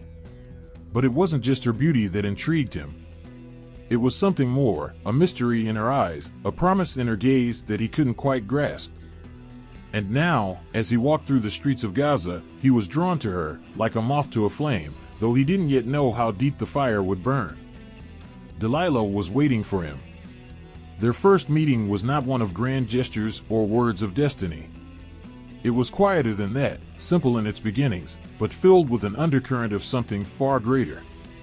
She was standing by a well, her silhouette bathed in the soft glow of the lamplight, the delicate curve of her neck and the fluid grace of her movements drawing his attention in an instant. Her eyes met his, and in that brief moment, the world around them seemed to vanish. The noise of the marketplace, the whispering wind, everything fell away, and there was only her. Samson hesitated for a moment, as if unsure whether this was a moment he should step into. But then, as if guided by something beyond his control, he took a step forward. Delilah's smile was slow, knowing, as though she had been waiting for him all along. And when she spoke, her voice was soft, like a melody carried by the night winds. "You're the one they call Samson," she said, her tone laced with both admiration and curiosity. "The man whose strength is whispered about in every corner of Gaza." Samson didn't answer immediately. He was still caught in the gaze of her eyes, and the pull of something deep and unspoken between them. This was not the kind of woman he had ever known. He had faced warriors, kings, and beasts. He had been a destroyer, a man of power and fury. But this was different. Delilah had a way of making the impossible seem within reach, of making him question everything he had ever known. He nodded, slowly, his voice rough from the weight of his silence. "I am Samson." For a moment, they stood there, two strangers bound by fate and the strange electricity that hummed between them. Samson had never been a man who trusted easily. His life had been built on strength, on the battles he fought and the victories he claimed. But there was something about Delilah that made him want to lay down his guard, to let go of the loneliness that had followed him for so long. "You are more than the rumors," Delilah said, her voice soft as she took a step closer. Her gaze never wavered, steadying him with an intensity that both unnerved and intrigued him. "I see it in your eyes. The weight you carry. The power you hide." Samson felt a twinge in his chest, a discomfort at the way she saw through him, as if she had known him all along. She didn't ask about his battles, about the enemies he had destroyed. She didn't need to. She saw the man beneath the legend, the part of him he had buried so deep that he wasn't sure it even existed anymore. For the first time in years, he felt exposed. Delilah's presence was a balm to him, though he didn't know why. The emptiness that had followed him for so long seemed to dissipate in her company, and in those quiet moments, he began to forget the man he had been, forget the battles, the blood, the isolation. They spoke in soft tones, exchanging stories of their pasts, but there were no grand confessions. No grand gestures. Just the kind of conversation that seemed simple at first, but carried the weight of something unspoken. As the night deepened, Delilah took his hand, and he let her. Her touch was gentle, a stark contrast to the violence he had known, and it made him want to believe that there was more to life than the war within him. For the first time in years, he felt something akin to peace. But peace, like everything else in Samson's life, was fragile. And Delilah, with her beauty and her grace, seemed to be the kind of thing that could break him, or save him. Their meetings became more frequent, each one laced with the kind of tenderness that Samson had never known. Delilah's presence soothed him, her laughter a balm to the wounds he had carried for so long. She spoke to him as no one had, with respect, with curiosity, with a quiet understanding of the pain he had buried deep inside. But there was something else in her eyes, a flicker of something darker, something more calculated. Samson was not blind to it, though he ignored it, thinking it was merely the shadow of a past he had long since left behind. He had faced enemies with blades and with teeth, but he had never faced anything like this before. Delilah was not like the others. She was a force all her own, and Samson was drawn to her in a way that felt like drowning. One evening, as they sat in the quiet of her home, Delilah placed a hand on his chest, her fingers brushing lightly over the place where his heart beat strong and steady. "Tell me, Samson," she whispered, her voice a soft caress against the silence, "how is it that you are so strong?" Samson's heart skipped a beat at her question. It was an innocent question, or so it seemed, but there was something in her eyes that made him uneasy. He had never spoken of his strength to anyone, not in detail. It was his secret, the thing that had set him apart from the world, and he guarded it fiercely. But with Delilah, there was something different. Something that made him want to share. To let her in. "I was born to be strong," he said finally, his voice low. "A vow was placed upon me from birth. I am a Nazirite. My strength comes from God, and it is tied to the vow I made, the vow never to cut my hair." Delilah's eyes sparkled, a glint of something Samson couldn't quite place flashing behind them. Her lips curved into a smile, though it was hard to tell if it was a smile of affection or something more dangerous. Samson, for a moment, felt like a man who had given too much of himself to someone who would never truly understand. He was a man built by promises, by strength, and by the weight of something far greater than any woman could grasp. And yet, here he was, sharing the most sacred secret of his life with the very woman who had captivated him. Little did he know that her smile wasn't one of admiration. It was the beginning of something far darker. The sun dipped low, casting long shadows over the city, as Samson walked through the streets of Gaza. It was an ordinary evening by all accounts, but the air hummed with something else, something heavier than the usual evening stillness. The games were about to begin, and Samson had no idea that his heart, his strength, and his very soul would soon be the pieces in play. Delilah had become a fixture in his life, her presence like a melody he couldn't escape, a song he couldn't stop hearing. They spoke of everything and nothing, each moment with her like a breath of fresh air, each laugh they shared seemed to lift the weight of the world from his shoulders. She had seen him, truly seen him, in ways no one else had. She made him feel not like the warrior, the hero, or the destroyer, but like just a man. But beneath the surface of their moments together, something darker was brewing. Samson couldn't see it, not yet. But Delilah had begun to ask questions, subtle ones, probing deeper into his life. Her gaze lingered on his hair, his strength, the vows he had taken long before they had ever met. She asked about his birth, about the promises made, and about the source of his strength. At first, he answered with pride, but soon there was an unease that crept in. Something wasn't right. He could feel the shift in the air, like a storm about to break, but he didn't yet know where the lightning would strike. Delilah knew exactly what she was doing. Her beauty, her charm, her softness, these were tools, and she wielded them with the precision of a master. Every smile, every gentle word, every touch was part of the plan. It wasn't love she was after. It was something far more dangerous. It began as a game, subtle and unassuming, but as the days wore on, it became clear that Delilah was playing for something far greater than just his affection. She would smile at him, her eyes filled with warmth, and ask, "Samson, tell me, how is it that you are so strong? What is the secret?" The question seemed innocent enough, like a curiosity that any lover might have. But there was something in the way she asked that made Samson hesitate. He had never revealed the full truth to anyone, never spoken in detail about the Nazirite vow that bound his strength to God. And yet, with Delilah, he found himself inching closer to the truth. It was as if the words slipped from him, drawn out by her gentle, persistent questions. One evening, as they sat by the flickering firelight, Delilah asked him again. "Samson," she said softly, her voice like velvet, "what would it take to break your strength? How can I make you like any other man?"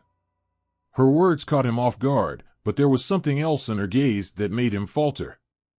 It was a glint of something he couldn't quite name, something that wasn't love. He had never been one to give his trust easily, but in her presence, he felt the walls around his heart begin to crumble. He wanted to believe her, to trust her, to believe that she could be the one who finally understood him. "I've told you before," he said, his voice thick with the weight of the unspoken. "It's my hair. If it is cut, I lose my strength." Delilah's eyes shone, her smile widening with a satisfaction he didn't yet understand. She leaned closer to him, her fingers lightly brushing his, as though marking this moment as something significant. But that was the first lie in a series of lies that would follow. The very next day, Delilah sent for the Philistine leaders. She knew exactly what she was doing, and in the depths of her heart, she felt no remorse. She had played her part perfectly, and now it was time to collect her prize. The leaders arrived swiftly, their eyes sharp with intent, their pockets heavy with gold. She didn't need to say much. With the smallest of gestures, she had already sealed the fate of the man who had trusted her, the man whose strength had once made the earth tremble. "You want to know the secret of Samson's power?" she had whispered, her voice a seductive murmur. "It lies in his hair. Cut it, and he will be like any other man." The leaders had not hesitated. They promised her riches beyond her wildest dreams, and Delilah, without a second thought, agreed. Samson, oblivious to the betrayal that was unfolding just outside his door, continued to trust in Delilah. She had become his confidant, the one person who knew the weight he carried on his shoulders. He had become so accustomed to her presence, to the way she made him feel, that he didn't see the game she was playing. He didn't see the web she was weaving. And so, the cycle repeated. Delilah would coax him, and he would respond, his pride and his love for her making him vulnerable in ways he had never imagined. But each time, she would ask a little more. "Tell me, Samson, where does your strength truly come from?" And each time, he would give her a little more. It was the game of deception, a dance neither of them could truly escape from, no matter how hard they tried. It was a slow burn, each moment a step closer to the truth, but the truth was a shadow he couldn't quite reach. One evening, as the sun set over Gaza, Delilah put her plan into motion. Samson was exhausted, weary from the battles he had fought and the enemies he had vanquished. When he lay beside her, lulled by her touch, he felt the weight of his world begin to lift. He let himself relax. She was here. She was safe. He had no reason to suspect anything. But Delilah had already sent for the Philistine soldiers. She had already made the deal. She had already promised them the key to his undoing. As Samson slept, Delilah's fingers slid through his hair, carefully, gently, as though she were performing some delicate ritual. But in reality, it was a ritual of destruction. Slowly, carefully, she began to cut his hair, piece by piece, until the once mighty locks lay scattered on the ground. The moment the last strand fell, it was as if the strength left his body. Samson awoke, confused, disoriented, his heart suddenly heavy with a strange, unfamiliar emptiness. His muscles, once so powerful, felt weak, as though they had been drained of their very essence. Delilah was standing over him, her smile colder than he had ever seen it. The warmth was gone, replaced by something far darker. "The Philistines are upon you, Samson," she whispered, her voice like a knife to his heart. "They're coming for you. They're coming to take you away." And then he understood. The soldiers poured into the room, their hands grabbing him, binding him, pulling him from the bed where he had once believed he was safe. They dragged him out into the streets, the mighty Samson, now just a man. The great walls that had once held no power over him had come crashing down. All because of a game he had never even known he was playing. Samson had trusted her. He had believed that love could heal him, that it could save him. But Delilah had played her part, and now there was no turning back. The deception was complete. The mighty had fallen. And in the quiet of the night, as Samson was carried away, Delilah stood alone in the darkness, her smile a mask of victory, her heart hollow. The game was over. And she had won. The sound of chains scraping against stone echoed through the silence, sharp and cold like the reality that had just dawned upon him. Samson's once proud frame was now hunched, his body weaker than it had ever been. The mighty man of strength was broken, captured by the very people he had fought against, shackled and humiliated. It was the end of an era, the fall of a man who had once stood as an unstoppable force. His hands, once used to strike down armies, now lay bound, limp against the cold, unforgiving surface of the dungeon walls. His eyes, once fierce with the fire of a lion, now stared blankly, as though the very spirit that had driven him was slowly being snuffed out. The laughter of his captors echoed in the air, their voices thick with mockery. The Philistines, the people who had long feared him, who had once trembled at the mention of his name, now stood over him, their faces twisted with the joy of victory. They had done it. They had broken him. They had brought the great Samson to his knees. The betrayal had been swift, a dagger driven deep into his heart by the one person he had trusted the most. Delilah. The woman he had loved. The woman who had used his love as a weapon, played him as a fool. The woman whose touch had once soothed him, now felt like a distant memory, one that haunted him, echoing in the chambers of his mind. It was not the pain of the chains that hurt the most. It wasn't even the bruises on his body from the blows that had come in the wake of his capture. It was the emptiness, the loss, the knowledge that he had allowed himself to be deceived, that his strength had failed him, and that the very thing that had made him powerful, the vow he had kept all his life, was now gone. He felt naked without it. His hair, once the source of his divine power, lay scattered, a forgotten relic on the ground. The weight of it had been like a crown, and now, without it, he was a man without a purpose, without strength, without the essence that had made him Samson. In the darkness of his cell, he remembered the day his hair had been cut. It had been a slow, almost tender act at first, but one that had robbed him of everything he had ever known. The hair had fallen like threads of his life, strands of the man he used to be, each lock a symbol of the vow he had taken, each snip a piece of his soul lost forever. The Philistines had mocked him, their cruel words ringing in his ears as they paraded him through the streets, binding him, dragging him as though he were nothing more than an animal. The once proud warrior, whose name had struck fear into the hearts of even the bravest, was now nothing more than a broken man, a shadow of what he had been. Samson could still feel the eyes of the people on him, the disdain in their gazes, the satisfaction in their laughter. He had become a spectacle, a plaything for their amusement. They paraded him before their gods, showing him off as proof of their triumph. His defeat was their victory. And as he stood there, unable to move, unable to escape, he felt the weight of his failure crush him. But it was not the mocking that tore at him the most. It wasn't the humiliation. It was the feeling that he had failed. Failed his people. Failed the God who had given him the strength to stand against armies. He had been chosen for greatness. He had been set apart to deliver his people from the hands of the Philistines. And now, here he was, a prisoner in their grasp. How had it come to this? His mind wandered back to the days when he was strong, when his hair was long, when his strength was unmatched, when he was a man of purpose. He had been a force of nature, a living weapon raised up by God to defeat his enemies. But now, he was nothing. Samson's thoughts drifted to his father, Manoah, who had once spoken of him as a child of promise. His mother had cradled him in her arms, whispering blessings over him, knowing that he was set apart for something greater. His birth had been a miracle, a promise from God. And now, he had allowed that promise to slip through his fingers. But what hurt the most was the feeling of abandonment.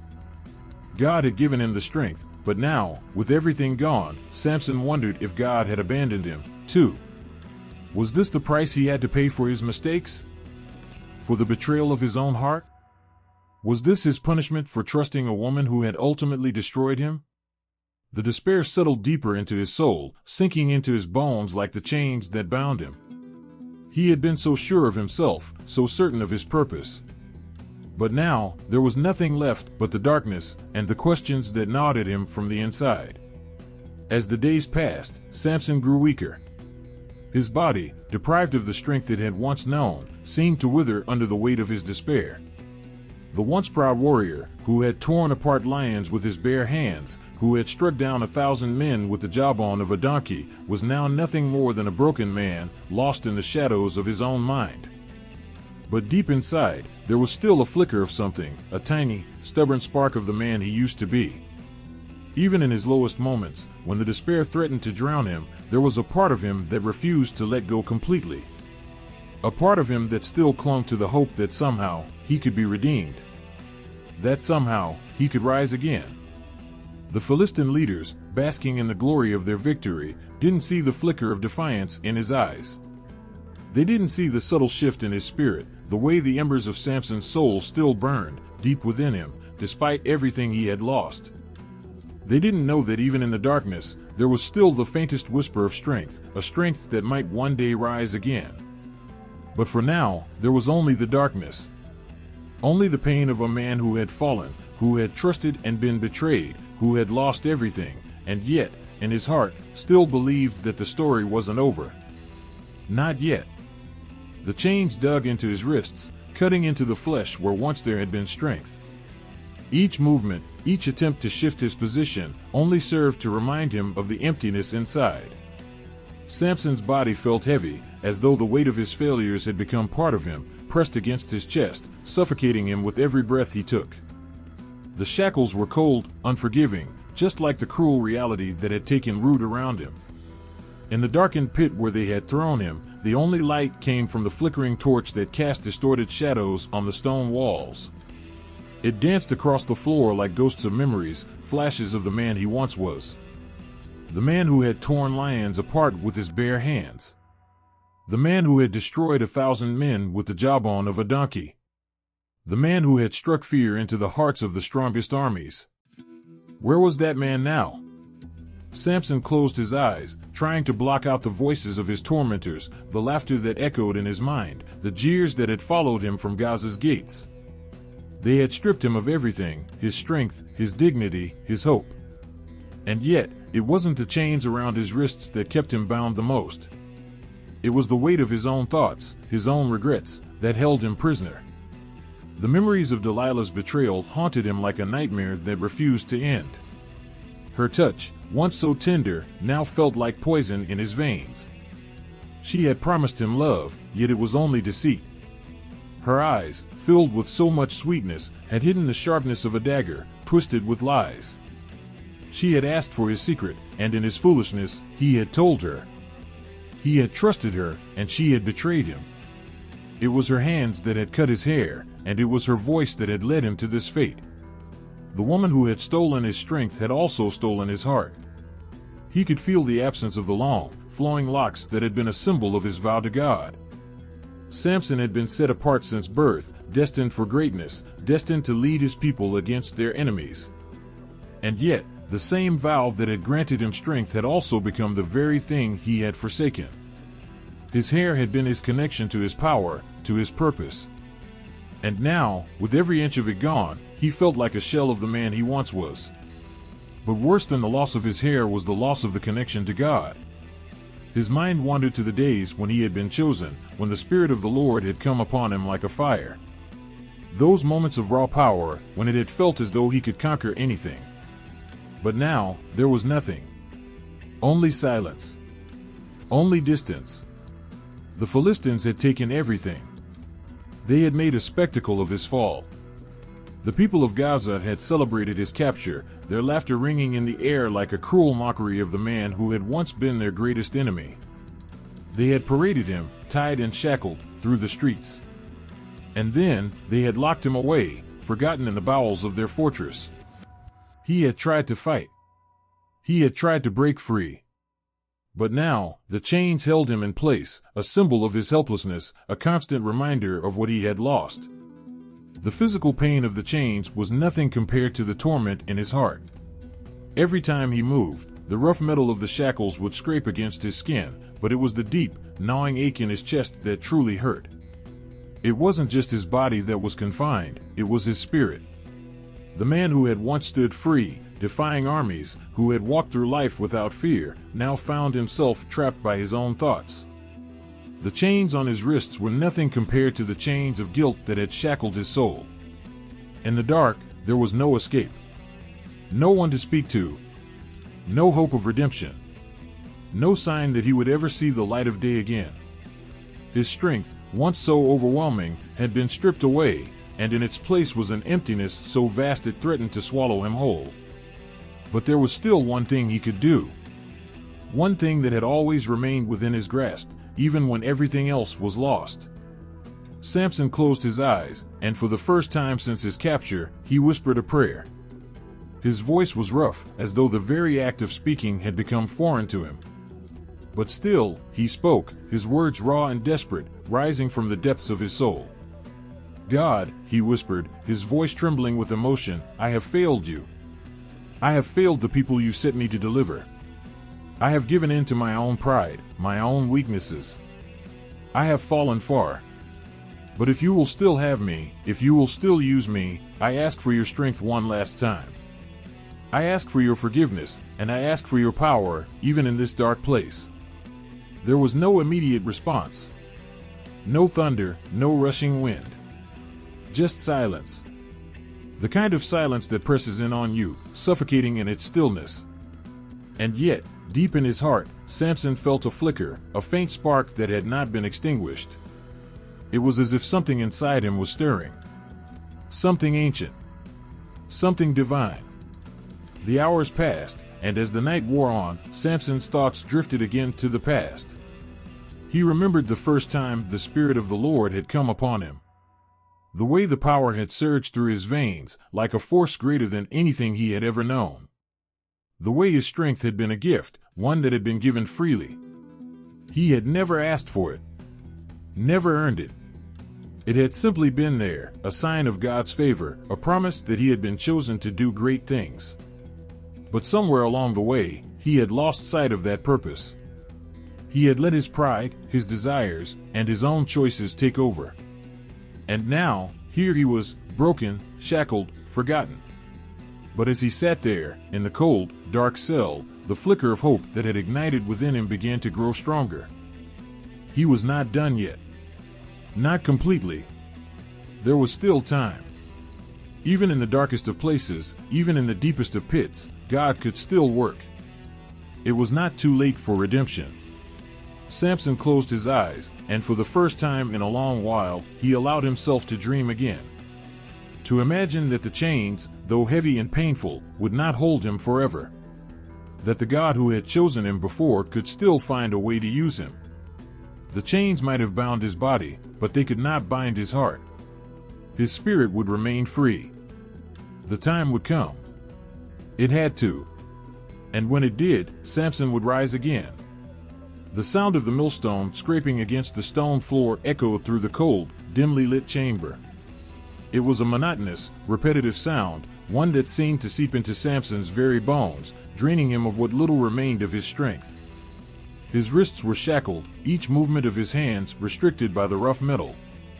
His body, once a vessel of power, was now reduced to the toil of a prisoner.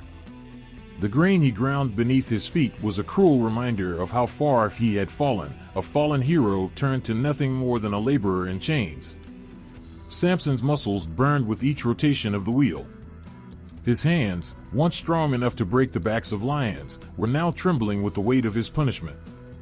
The millstone turned, and so did the wheel of time, slowly grinding away at the man he had once been. The force of his movements, once swift and powerful, was now sluggish, every step a painful reminder of his helplessness. He was alone in the darkness, save for the shadows of the walls that loomed like silent witnesses to his downfall. The smell of dust and grain filled the air, thick and suffocating. His thoughts, tangled in guilt and regret, were as heavy as the chains that bound him. The man who had once led a nation, who had been chosen by God to fight against the Philistines, now found himself grinding grain, like any common servant. His heart ached with the weight of his failures, with the knowledge that he had lost everything, his strength, his purpose, his connection to the divine. As the millstone continued its unrelenting turn, Samson could not help but think of his past, of the power that had once surged through him, the power that had come directly from God. It had been a gift, a divine blessing that had allowed him to perform feats beyond imagination. He had torn apart a lion with his bare hands. He had struck down armies single-handedly. He had been invincible, or so he had believed. But now, in the quiet despair of this grinding mill, he realized how far he had fallen.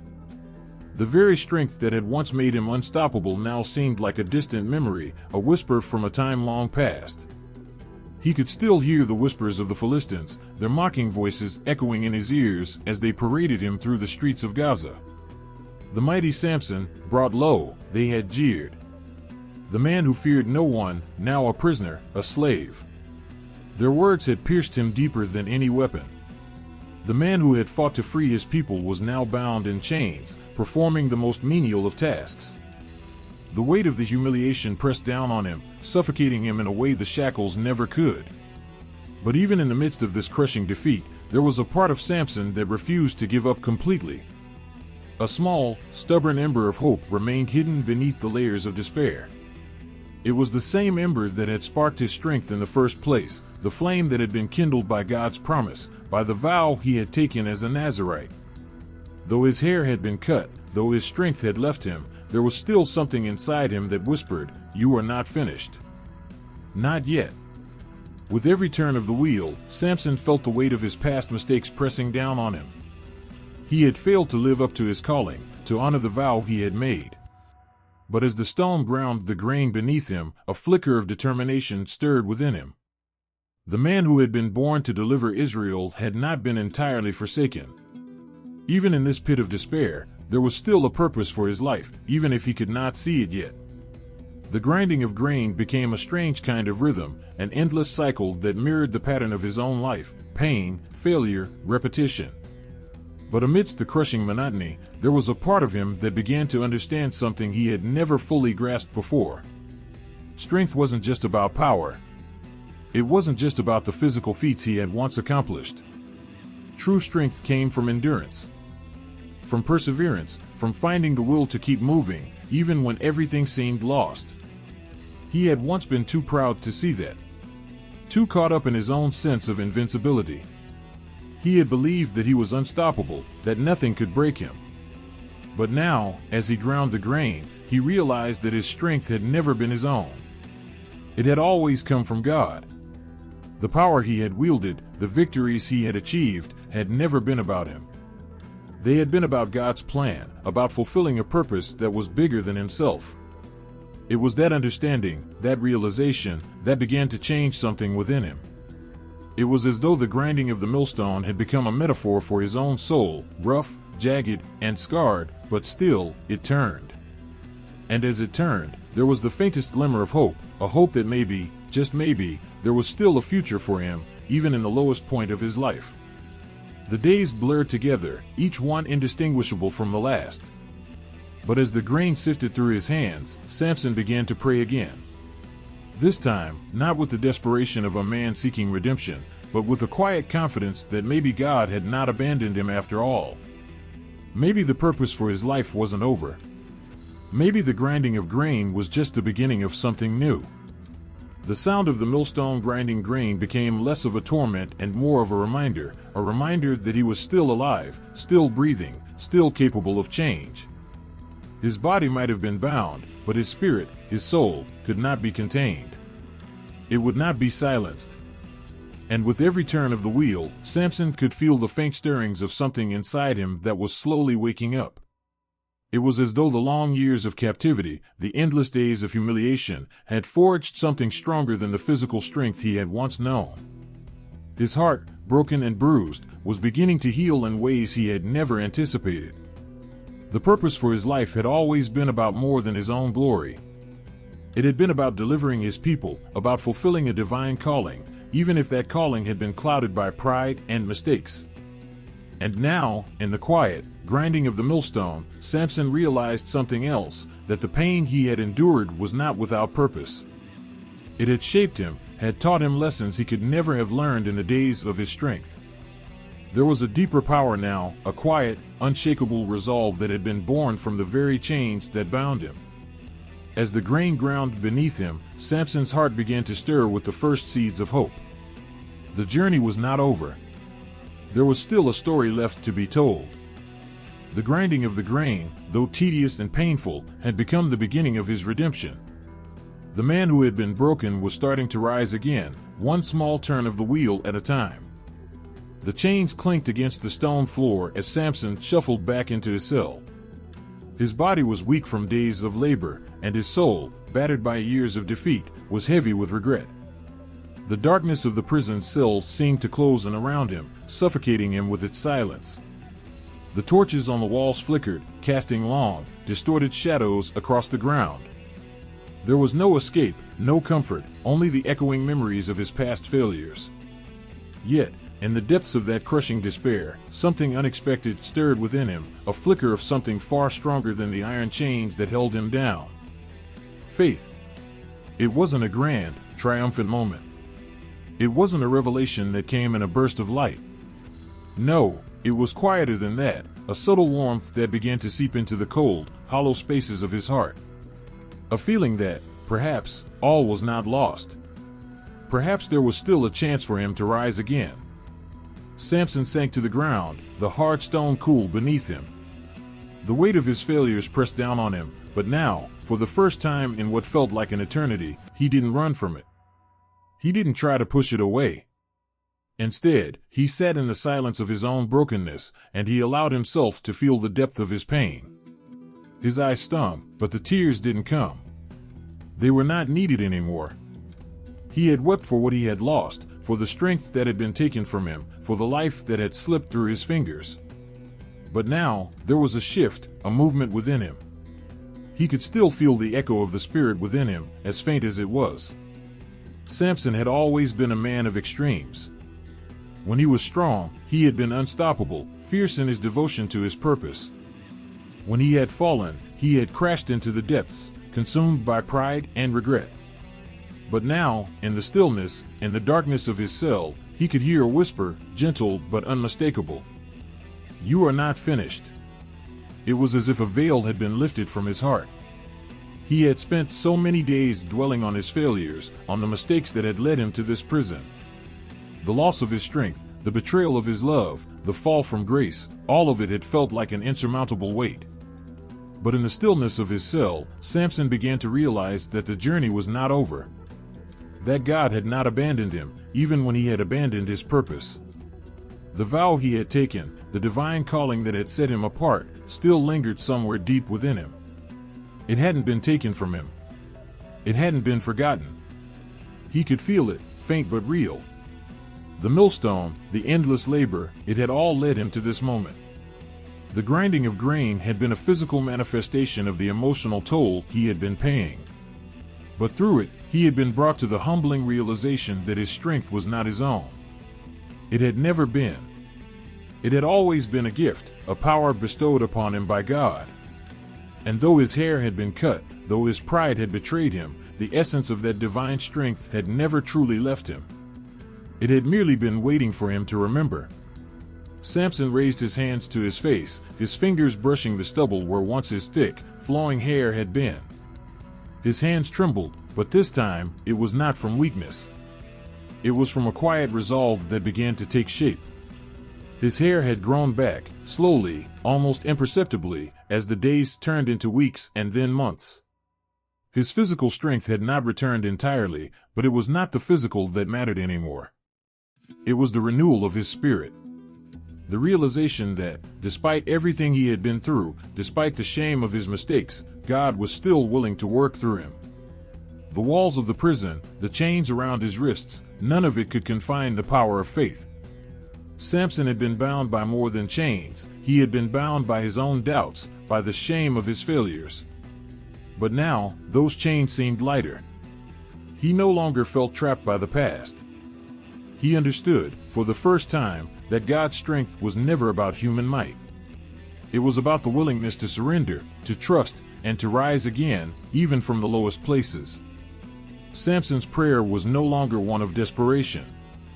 It was no longer a cry of "Why me?" or "Why have you forsaken me?" Instead, he whispered a prayer of renewal, a prayer of trust.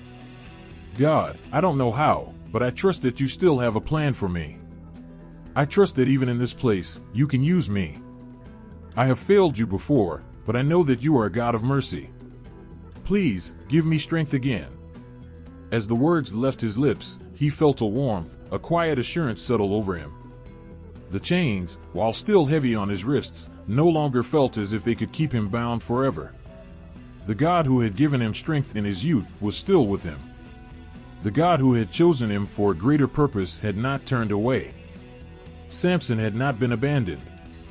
In the silence that followed, Samson closed his eyes and waited. His heart, once fractured, now beat with a renewed sense of faith. It was not a dramatic moment. It was not the sound of a mighty roar or the force of a storm. It was the still, quiet realization that God's hand had never truly left him. Samson, though broken, though weak, still had purpose. There was still time for redemption. The flicker of hope that had stirred in his chest began to grow stronger. It was not in the strength of his own hands that he would rise again, but in the power of God's grace. Samson would fulfill this purpose, not because he was worthy, but because God was merciful. And though the road ahead would not be easy, though the challenges would remain, Samson could face them with a newfound faith. The man who had fallen was rising once more, not with the power of his own might, but with the strength that comes from the Lord. As the night stretched on and the torches burned low, Samson sat in his cell, no longer the man he once was. He was more. He was the man who had returned to faith. And with that faith, he knew that the time would come when he would rise to fulfill the purpose for which he had been born. The grinding of grain was only a temporary task. The true work, the true battle, lay ahead. And with faith in his heart, Samson was ready. The air in the great hall was thick with the stench of incense and the loud, boisterous laughter of revelers. Torches blazed at every corner, casting flickering shadows across the polished stone floors. The Philistine city of Gaza was alive with celebration, its streets crowded with people eager to take part in the festival of their god, Dagon. The city's walls echoed with chants and music, as if the very earth itself were rejoicing in the glory of the day. The temple to Dagon was the focal point of it all, towering above the people, a place of worship where the victorious gods of the Philistines were honored with every ritual, every sacrifice. But for Samson, shackled and brought before the assembly, this was no ordinary festival.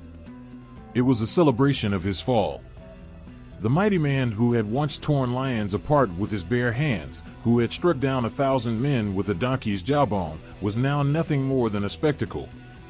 They had brought him in chains, a defeated man, to mock him and to mock the God he had once served. His body was still a shell of the man he had been.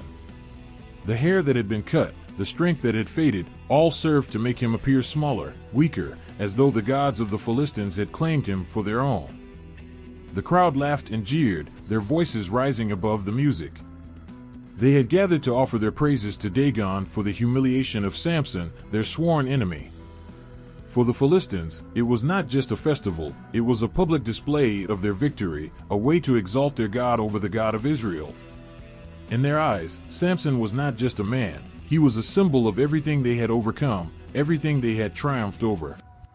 Samson could hear their mocking chants, their cruel words meant to taunt him, to break whatever was left of his spirit. The mighty Samson, they shouted. The hero of Israel, brought low. No strength left to defend himself. His God is no more. Each jeer felt like a blow to his already shattered heart, but Samson stood, though his legs trembled and his hands were bound tight. The high priests of Dagon were the ones who led the ceremony, their robes flowing as they danced and sang in praise of their God. The air was filled with a false sense of victory, a feigned joy that only masked the deeper truth, that no festival, no worship, no false deity could truly stand in the face of the God Samson had once served. The Philistines might have captured him, might have taken everything from him, but they could not take away his memories. They could not erase the purpose that still burned faintly within him. But what was left of that purpose? What was left of the man who had been called by God? As Samson's eyes scanned the festival, he caught sight of something that made his heart beat faster, something that reignited the flame that had been smoldering inside him. The pillars of the temple loomed in the distance. Great stone columns that held the weight of the building itself, towering above the crowd. Samson's eyes fixed on them. The realization hit him like a sudden jolt of electricity. He might be broken, he might be weak, but the God who had once given him strength had not forsaken him. In that moment, Samson felt a stirring within him, a reminder of the power that still resided in his soul. The priests continued their chants, oblivious to the thoughts that were now turning in Samson's mind. The crowd was too caught up in the revelry to notice the shift in the air. To them, this was just another day to worship their false god, to mock their enemy. But to Samson, this was the moment that would define everything. This was the moment that could change everything. He knew, deep within his soul, that the time had come. The chief priest, garbed in gold and purple, approached Samson with a sneer on his lips. "You're nothing now, Samson," he spat, his voice dripping with contempt. "You were a man of great strength, but now you are nothing more than a dog in chains. Do you still think your God will save you?" Samson did not answer. His eyes never wavered from the columns, the ancient stones that supported the temple of Dagon. In his silence, there was a quiet strength, one that the Philistines did not understand. They thought they had broken him. They thought they had taken everything from him. But the God who had given him strength before would give it again, if only he called upon him. And so, in the midst of the mocking crowd and the loud, blaring music, Samson whispered a prayer. It was not loud. It was not dramatic. It was simply a prayer of surrender, of desperation, of faith. "God, remember me. Please, give me strength one last time. Let me fulfill the purpose I was born for." The prayer was quiet, but it was real. Samson could feel something begin to stir within him. A faint pulse, as though the divine spark that had once ignited his soul was reigniting. He felt his arms, his legs, the weight of the chains, and yet, he knew that this moment, this act of faith, was the beginning of something far greater than anything he had ever done before. The chief priest waved his hand, signaling to the attendants to lead Samson toward the center of the temple, where the people could more clearly see the spectacle. The Philistines wanted to display their prize for all to see. Samson stumbled, his body weak from the long days of labor, but his mind was clearer than it had ever been. The priest gestured for him to stand, and with the crowd's jeers and laughter ringing in his ears, Samson planted his feet firmly on the ground. The pillars were close now. Samson reached out, his hands trembling, and placed his palms against the cold stone. The strength he once possessed was gone, but in its place was something far more powerful, faith. With his hands resting against the massive columns, Samson whispered again, "God, remember me." For a moment, nothing happened. The crowd laughed louder. The music played on. But then, something shifted. Samson felt the ground tremble beneath him, and the pillars began to creak. Slowly at first, then with increasing force, they began to give way. The entire temple shook, and with a mighty crash, the columns fell, bringing the structure down with them. The screams of the Philistines filled the air, but the sound of their terror was drowned out by the sound of destruction as the temple of Dagon crumbled into ruins. Samson had not just fallen to his enemies. He had risen, not in the power of his own might, but in the strength of the God who had never left him. The festival of Dagon had become the very moment that would lead to his ultimate redemption. It was the final act, the closing chapter in a long story of failure, forgiveness, and faith. And as the dust settled, Samson stood amid the rubble, a man who had found his strength again, not in the chains that bound him, but in the God who had always been with him. In the end, the festival of Dagon became a festival of victory, just not the kind the Philistines had intended. The weight of the crumbled temple pressed down upon him, its dust still thick in the air, a stark reminder of the destruction he had caused. The roar of the collapsing structure echoed in his ears as the cries of the Philistines faded into nothing. Samson's legs buckled beneath him, his hands gripping the shattered stone as if holding onto his very last thread of life. His body was broken, both from the collapse and from the years of suffering, but his heart was alive with something different now, something unexplainable yet undeniable, hope. He had done it. The temple of Dagon lay in ruins around him, and the Philistine leaders who had taunted him were now buried beneath the rubble, their victory short-lived. But as Samson lay there, battered, bruised, and bleeding, the victory didn't taste sweet. It wasn't the triumph he had expected. There was no loud celebration, no roaring applause. There was only silence. Silence, and the still, gentle pull of something far greater than his own strength. Something that had never fully left him, even in his darkest hours. God's presence. The destruction, the rubble. Samson had no idea how long it had taken for everything to come crashing down. His mind spun with the memories of all that had happened, the downfall of his faith, the betrayal of his heart, the crushing realization that he had been blinded by his own pride. But now, lying amidst the broken pieces of what had once been his greatest enemy's temple, he felt something he had never known before. The absence of his own will, the surrender of his own power. He had come to the end of himself. And in that moment, with nothing left but his own brokenness, Samson knew there was only one thing left to do: pray. It wasn't a grand prayer, not one spoken with the flair of a warrior or the confidence of a king. It wasn't the boastful cry of a man who had overcome everything by his own hand. It was a quiet, desperate plea from the depths of his soul. A prayer from a man who had nothing left but the grace of God. He closed his eyes, feeling the weight of the world around him, the silence pressing in. There was no grand temple, no great audience, no judges or kings to watch his words. There was only his body, bruised and battered, and a heart still yearning for redemption. And so, he prayed.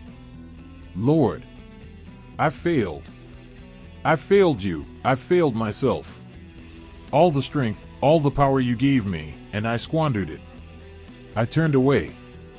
I've walked away from my vows, from my purpose. I let my pride, my passions, my mistakes carry me far from you. And now I am nothing. I am broken. The words tumbled out, raw, unrefined, like a torrent of emotion that had been buried for so long. Samson had spent years avoiding the truth of his failures. He had tried to fight his own battles, to rely on his own strength. But now, lying amidst the destruction, he could no longer deny it. His strength had never been his own. It had always been a gift. A gift he had forgotten to treasure, a gift he had abused. I've done terrible things, Lord. I've hurt people I loved. I've been reckless, selfish, foolish. But if there's anything left in me, if you can still use me, please, give me strength one more time. There was no dramatic flash of light. No voice that boomed from the heavens. The world around him remained still, as if waiting. But within Samson, something began to stir, slowly, faintly, like a flicker of a flame in the dark. It wasn't a sudden burst of power, it wasn't the restoration of his former glory. But it was something else, a sense of peace. A deep, quiet peace that began to replace the gnawing pain of regret. Samson's hands, still pressed against the broken stones, began to tremble, not from weakness, but from the quiet surge of something else. His fingers dug into the earth, his palms flat against the debris. The hair that had once been the source of his strength had grown back, now a symbol of his return, of his recommitment to the vow that had been broken. Samson didn't need to see his own reflection to know that God had heard his prayer. He could feel it, the subtle stirring within, the weight lifting from his chest, the quiet, unmistakable response of the divine. God had not abandoned him. God had not given up on him. It was then, as he lay there amidst the ruins of his enemies, that Samson realized the greatest victory wasn't in the destruction of the temple or the fall of his captors. The true victory was in the return to faith, the return to God's grace. He had wandered far from the path, but now he was back. And for the first time in so long, Samson felt whole again. The prayer was not one of grand expectation. He didn't expect to rise from the ground and become a warrior again. He didn't expect the world to change with a single word. But he knew this: strength was not measured in the power of his arms, or in the number of enemies defeated. True strength was found in the humility to ask for help, to recognize the need for God's hand in his life. And that, in itself, was a victory. Samson's heart slowed as he remained still, his mind and spirit at peace for the first time in years. He didn't know what the future would hold, or if he would ever walk out of the ruins of the temple. But as he lay there, the memory of his prayer, a plea for mercy, for strength, for redemption, lingered in the air. And in that lingering prayer, Samson knew that his purpose was not yet fulfilled. He had been given a second chance, not because he deserved it, but because God's mercy was greater than his mistakes. With a deep breath, Samson rose to his knees, his body aching but his heart strong. The rubble beneath him was no longer a symbol of his defeat. It was a reminder of the power of prayer, of the strength that came not from his own will, but from a humble, faithful heart. And so, Samson prayed again, not out of desperation, but out of gratitude. "Thank you," he whispered, the words reverberating in the stillness around him. "Thank you for giving me strength. Thank you for not abandoning me." It was the prayer of a broken man. But it was also the prayer of a man who had found his way back to the only true source of strength. Samson's breath was ragged, his body bruised and battered, but his resolve was clearer than ever. The once indomitable man, the hero of Israel, now stood amidst the ruins of his enemies, his mind racing. The earth trembled beneath his feet, the sound of destruction still echoing in his ears. The temple of Dagon, the grand, towering symbol of Philistine power, was no more.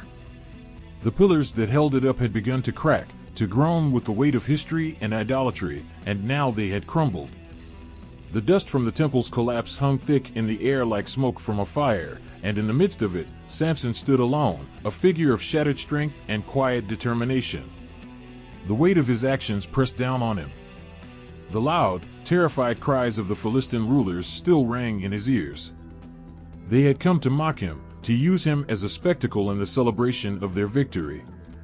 They had thought him broken, weak, a mere pawn to display their God's triumph.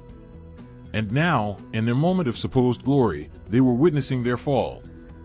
Their false god, Dagon, had no power to save them. Their walls had no power to keep them safe. And Samson, once the subject of their ridicule, had brought it all down upon them. But as the temple's massive structure buckled and fell around him, Samson didn't feel triumph. No, there was no elation in the air, no celebration. There was only the realization of what this moment meant. He had not done this out of anger or vengeance. He had done it out of faith. A faith that had once been shattered, but had been rebuilt in the darkest hours of his life. A faith that was now stronger than the chains that had bound him. For a brief moment, the dust settled. The temple was no more. The screams of the Philistines were drowned out by the collapse of stone upon stone.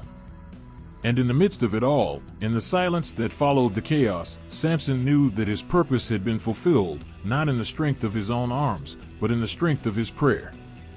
The prayer that had brought him to this moment, the prayer that had redeemed him, had brought the house down. His downfall had led to their downfall. It was the final act in a life that had been full of failures, mistakes, and losses. But it had also been the act of redemption. The heavy dust lingered, the thick air choking him as he tried to steady himself. His hands, those same hands that had once been so strong, so capable, shook as they reached out to grasp the broken remnants of the pillars. The weight of the structure had fallen upon his shoulders, but it wasn't just the weight of stone he carried now. It was the weight of his own life, of everything he had been, and everything he had become. He wasn't sure how much time had passed. Time had become a blur of dust and blood, of triumph and loss. The world around him was in chaos, the once proud Philistine leaders now buried beneath their temple. But in that chaos, in the quiet after the storm, Samson could still feel the presence of God. It was faint, but it was enough. Enough to tell him that this had not been an accident. This was not a fluke or a mistake. It was a final act of faith, of trust, in a God who had never let go of him, even when Samson had let go of everything else. With the temple gone, with the last breath of its walls fading into dust, Samson could feel the stirrings of something inside him. His body was weak, drained, but his spirit was alive. For the first time in what felt like an eternity, he had done something that mattered. He had fulfilled the purpose he had been born for, not in his own strength, but in God's. It wasn't the end he had expected. There was no parade, no reward. There was no king's crown or feast to honor his victory. But in the deepest part of his soul, Samson knew that this was the victory that mattered. The victory over his own pride, over his past mistakes. It wasn't the destruction of his enemies that had truly brought him peace.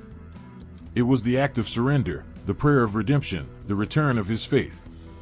As the dust began to settle and the last cries of the Philistines faded into the night, Samson fell to his knees.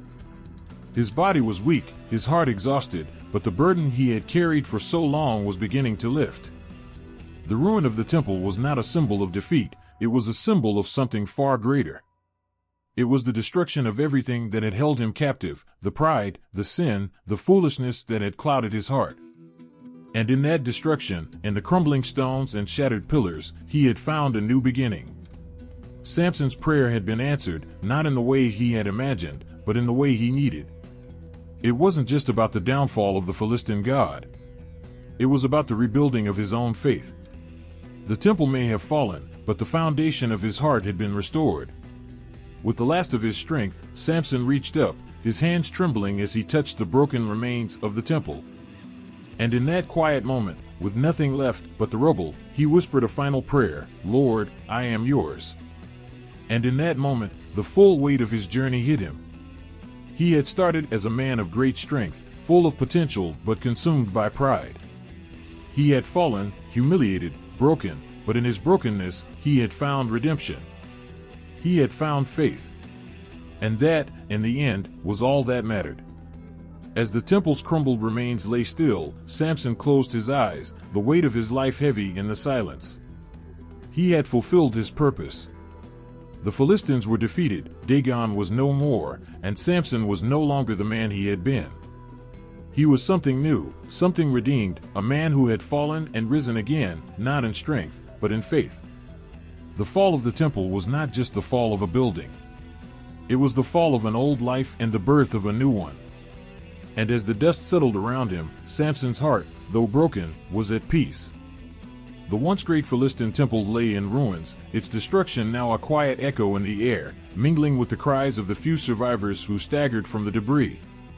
The ground was littered with broken stones, shattered idols, and the remains of those who had believed their god, Dagon, was invincible. But there was no more chanting, no more celebration. The laughter had died out, replaced by the heavy silence of a broken people. And in the midst of it all, amidst the rubble and the smoldering remnants of the temple, lay Samson. The air was thick with dust. It clung to his skin, his hair, his clothes, as if the world itself were still holding its breath. He lay on the cold stone floor, battered and bruised, his once mighty body now a shell of its former self. His legs were broken, his arms limp, the weight of his own existence too much for him to bear. But despite it all, despite the weight of the world upon him, there was something inside Samson that could not be silenced. Something that had not been extinguished, even in the darkest of times. A faint flicker of hope. A reminder that redemption was always possible. The aftermath was not one of victory or celebration. There was no song to mark this moment, no drumbeats or cheers. There were no banners to wave in triumph. The Philistine soldiers who had been present during the fall of the temple had either been killed in the collapse or were too stunned by the destruction to respond. The few who remained were left to scramble through the wreckage, searching for any sign of their former power. But there was nothing left to find. For the people of Gaza, this was a crushing blow. The temple of Dagon had been the heart of their worship, the center of their pride, and now it lay in ruins. They had believed that their God was all-powerful, that their way of life would stand forever. But in one moment, all of it had crumbled. They had been wrong. Samson's act of destruction had shattered not only the physical walls of the temple but the very foundation of their faith. And yet, for Samson, the aftermath was far more than the collapse of a building. It was the collapse of everything he had ever believed about himself. He had been so sure that his strength, his gifts, were his to control, his to use as he saw fit. But the truth was, his strength had never been his own. It had always been a gift he had squandered time and time again. And now, as he lay broken on the ground, he could no longer deny it. The weight of his pride, his mistakes, his failures, hung heavily around him. There was no escape from it, no way to outrun it. His past had caught up with him. But there was something else too, something quieter, more subtle, that lingered in the wake of the destruction. It was the knowledge that despite everything, despite his flaws, his mistakes, his sin, God had never abandoned him. In the midst of his suffering, in the darkest hours of his life, God had still been there. Samson had prayed, desperately, in his brokenness, and God had answered. Not in the way he had expected, not in the way he had hoped, but in the way he needed. Samson's body ached, but his heart felt lighter than it had in years. The peace that came from surrendering to God's will was far greater than any strength he had ever felt. It was a peace that didn't come from conquest or victory, but from the understanding that his purpose, his real purpose, had finally been fulfilled. The aftermath was not just about the fall of a temple or the defeat of the Philistines. It was about the fall of Samson's pride. The fall of the man who had once believed he could control everything, who had believed his strength was enough to carry him through. That man had fallen. But in his place, a new man had risen, one who had learned the true meaning of strength. As the dust began to settle around him, Samson could hear the distant sounds of people crying, calling for help, but he couldn't find the strength to move. His body was too broken, his spirit too weary. The fight had been won, but it was not a fight he could keep fighting. His time had come to an end. The great hero of Israel, the man who had once carried the weight of a nation on his shoulders, now lay at the mercy of the God who had sustained him. His life had been a series of highs and lows, victories and defeats, moments of great strength and moments of deep weakness. He had been born for greatness, destined to deliver Israel from the hands of the Philistines. And yet, he had squandered his gift, chasing after his own desires, blinded by his pride and his passions. But even in the depths of his failure, God had still worked through him. God had still used him. The Philistines may have believed that they had defeated him, but Samson knew the truth. They had never truly defeated him. It had been his own choices, his own arrogance, that had led to his downfall. But in the rubble of the temple, in the silence that followed the chaos, he found the courage to admit his mistakes, to accept the consequences of his actions. And as he lay there, his hands still resting on the broken pillars, Samson whispered a final prayer. It was not a prayer of victory, not a prayer for strength or power. It was a prayer of acceptance, of peace. He had done what he had been called to do. He had brought down the temple, defeated the Philistines, and in doing so, had fulfilled his purpose. But he knew that it wasn't his strength that had brought him here. It had been the grace of God. "Lord, I am yours," he whispered, the words barely escaping his lips. "I've done my part. I've finished the race." And in that moment, Samson's body gave way. His strength, both physical and spiritual, had faded. But there was no fear in his heart. No regret. Only the quiet knowledge that he had been redeemed. Even in the aftermath of his fall, he had risen. And that was enough. As the last of the dust settled, the sound of Samson's final breath was the only thing that filled the air. The destruction of the temple had been the destruction of an old life, a life built on pride, on self-reliance. But in its place was the beginning of something new. Something redeemed. Something that could not be undone. And though Samson's life had been marked by flaws and failure, in the aftermath of his final act, he had found peace. The Philistine temple may have fallen, but Samson's redemption had been secured. And that was a victory no one could take from him. The echoes of Samson's life rippled across time, far beyond the crumbled walls of the temple and the ruined cities of the Philistines. His story was one of paradoxes, of a man born to lead, yet stumbling through his own mistakes, of incredible strength, yet an unyielding weakness in his heart. And yet, despite the weight of his failures, his legacy endured. Not in the way of other heroes, whose names were etched in gold and sung about in songs of glory, but in a quieter, more profound way. Samson's legacy was one of redemption, of God's unrelenting grace that pursued him even when he strayed far from the path. It was easy for those who came after him to see only the broken man, the fallen hero, blind and shackled, brought low by his own pride and folly. And yet, his story carried a message that resonated through generations. Strength, true strength, was never about physical power. It was about the ability to rise again, to surrender one's will, and to trust in something greater than oneself. Samson had not only brought down a temple with his final act, he had, in a sense, brought down the temple of his own pride and self-reliance. As the years passed and the story of his final moments became a part of Israel's history, the people began to remember not just his incredible feats, but the humility that had ultimately shaped his final moments. His strength had never been the point, it had always been the vessel. The message lay in the transformation that occurred when Samson's heart, broken and contrite, finally turned back toward God. That was the legacy he left behind, not in the broken temple or the fallen Philistines, but in the way his life had been redeemed, even in the last moments of his existence. The children of Israel would tell stories of the man who had once been unstoppable, who had single-handedly carried away the gates of Gaza and slaughtered 1,000 Philistines with a jawbone, yet who had ultimately learned that his greatest enemy had always been himself. They would recount the tale of his fall, his time of blindness and bondage, and his final, desperate prayer. And they would marvel at how God had used him, not in spite of his flaws, but because of them. Samson's greatest strength had been his vulnerability, his willingness, at last, to admit that he could not save himself. Though Samson's life had ended in sacrifice and destruction, his name was not forgotten. In the heart of Israel, his story continued to be told, not as a tale of ultimate triumph, but as one of enduring hope. For if God could redeem Samson, a man who had wasted so much of his gift, surely he could redeem anyone.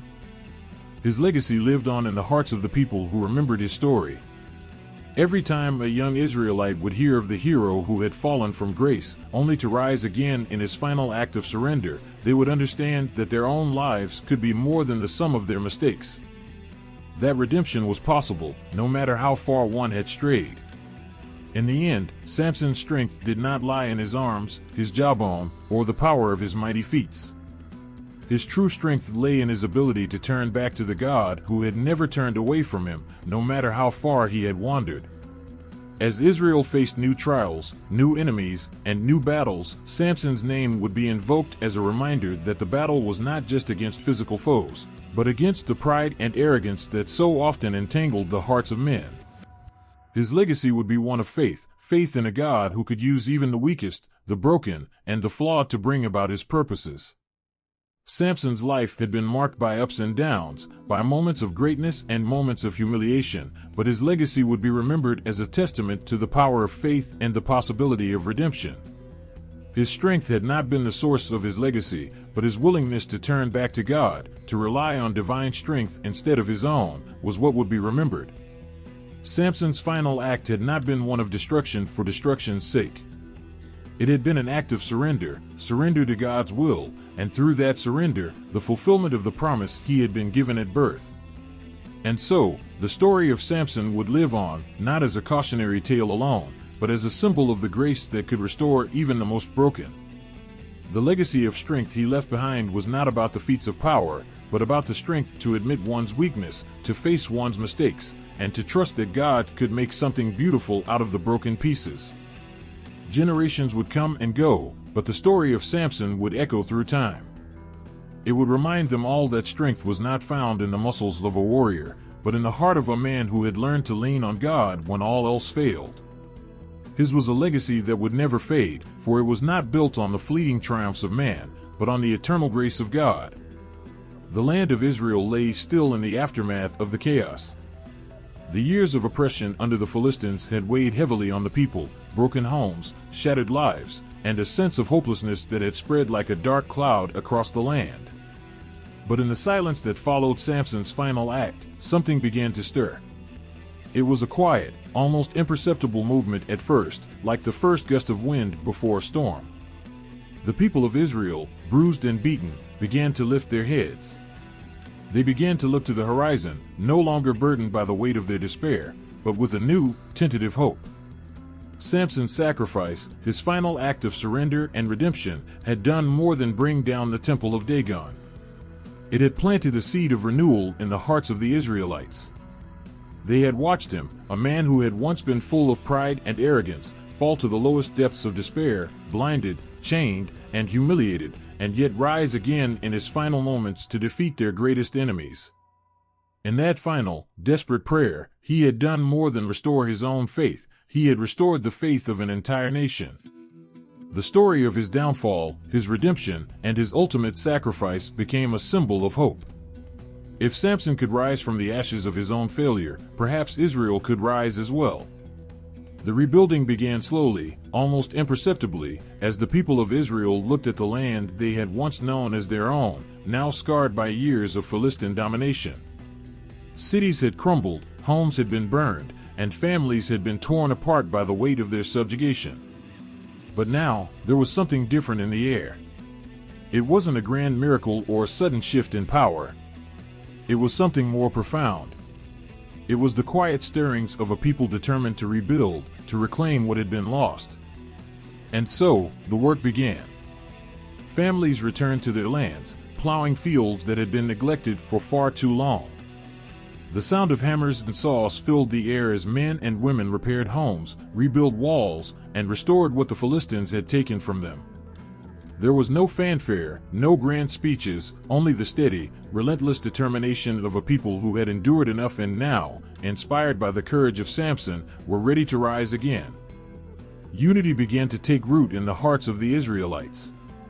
In the past, they had been divided, scattered across the land, each tribe focused on their own survival. But now, there was a shared understanding, a shared purpose. They were no longer simply individuals fighting for their own survival, they were a nation, bound together by a common history, a common faith, and a common vision for the future. In Samson's life and sacrifice, they had seen that their strength did not lie in their individual abilities, but in their unity. Women, who had once been relegated to the shadows, took their place beside the men in the rebuilding efforts. The mothers, daughters, and sisters who had wept for the losses of the past now worked side by side with the fathers, sons, and brothers, creating a new community built not on the past failures but on the promise of a future renewed. It was as if the collective grief and pain of the people had been transformed into something stronger, something more enduring. They were rebuilding not just their homes, but their hearts. The elders, who had lived through the years of oppression, became the voices of wisdom and guidance. They had witnessed the rise and fall of kings, the promises of deliverance, and the disappointments that followed. But now, they saw something different. They saw a people who, despite everything, had not given up. They saw the spirit of Samson living on in the hearts of the young and the old alike.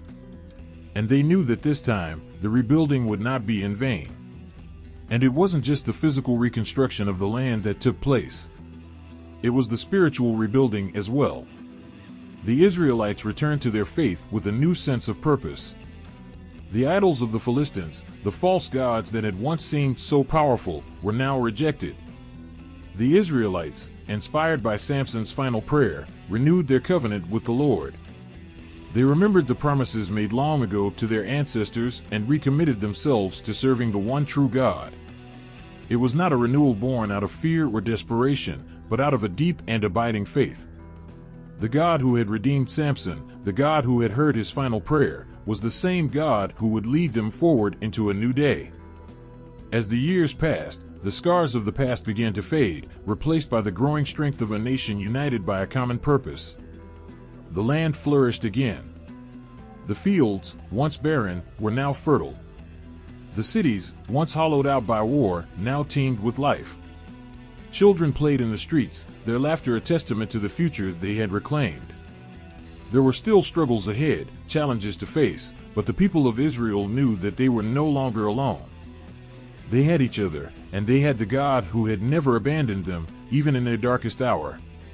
Samson's legacy lived on, not in monuments of stone or grand statues, but in the quiet determination of the people who had been inspired by his story.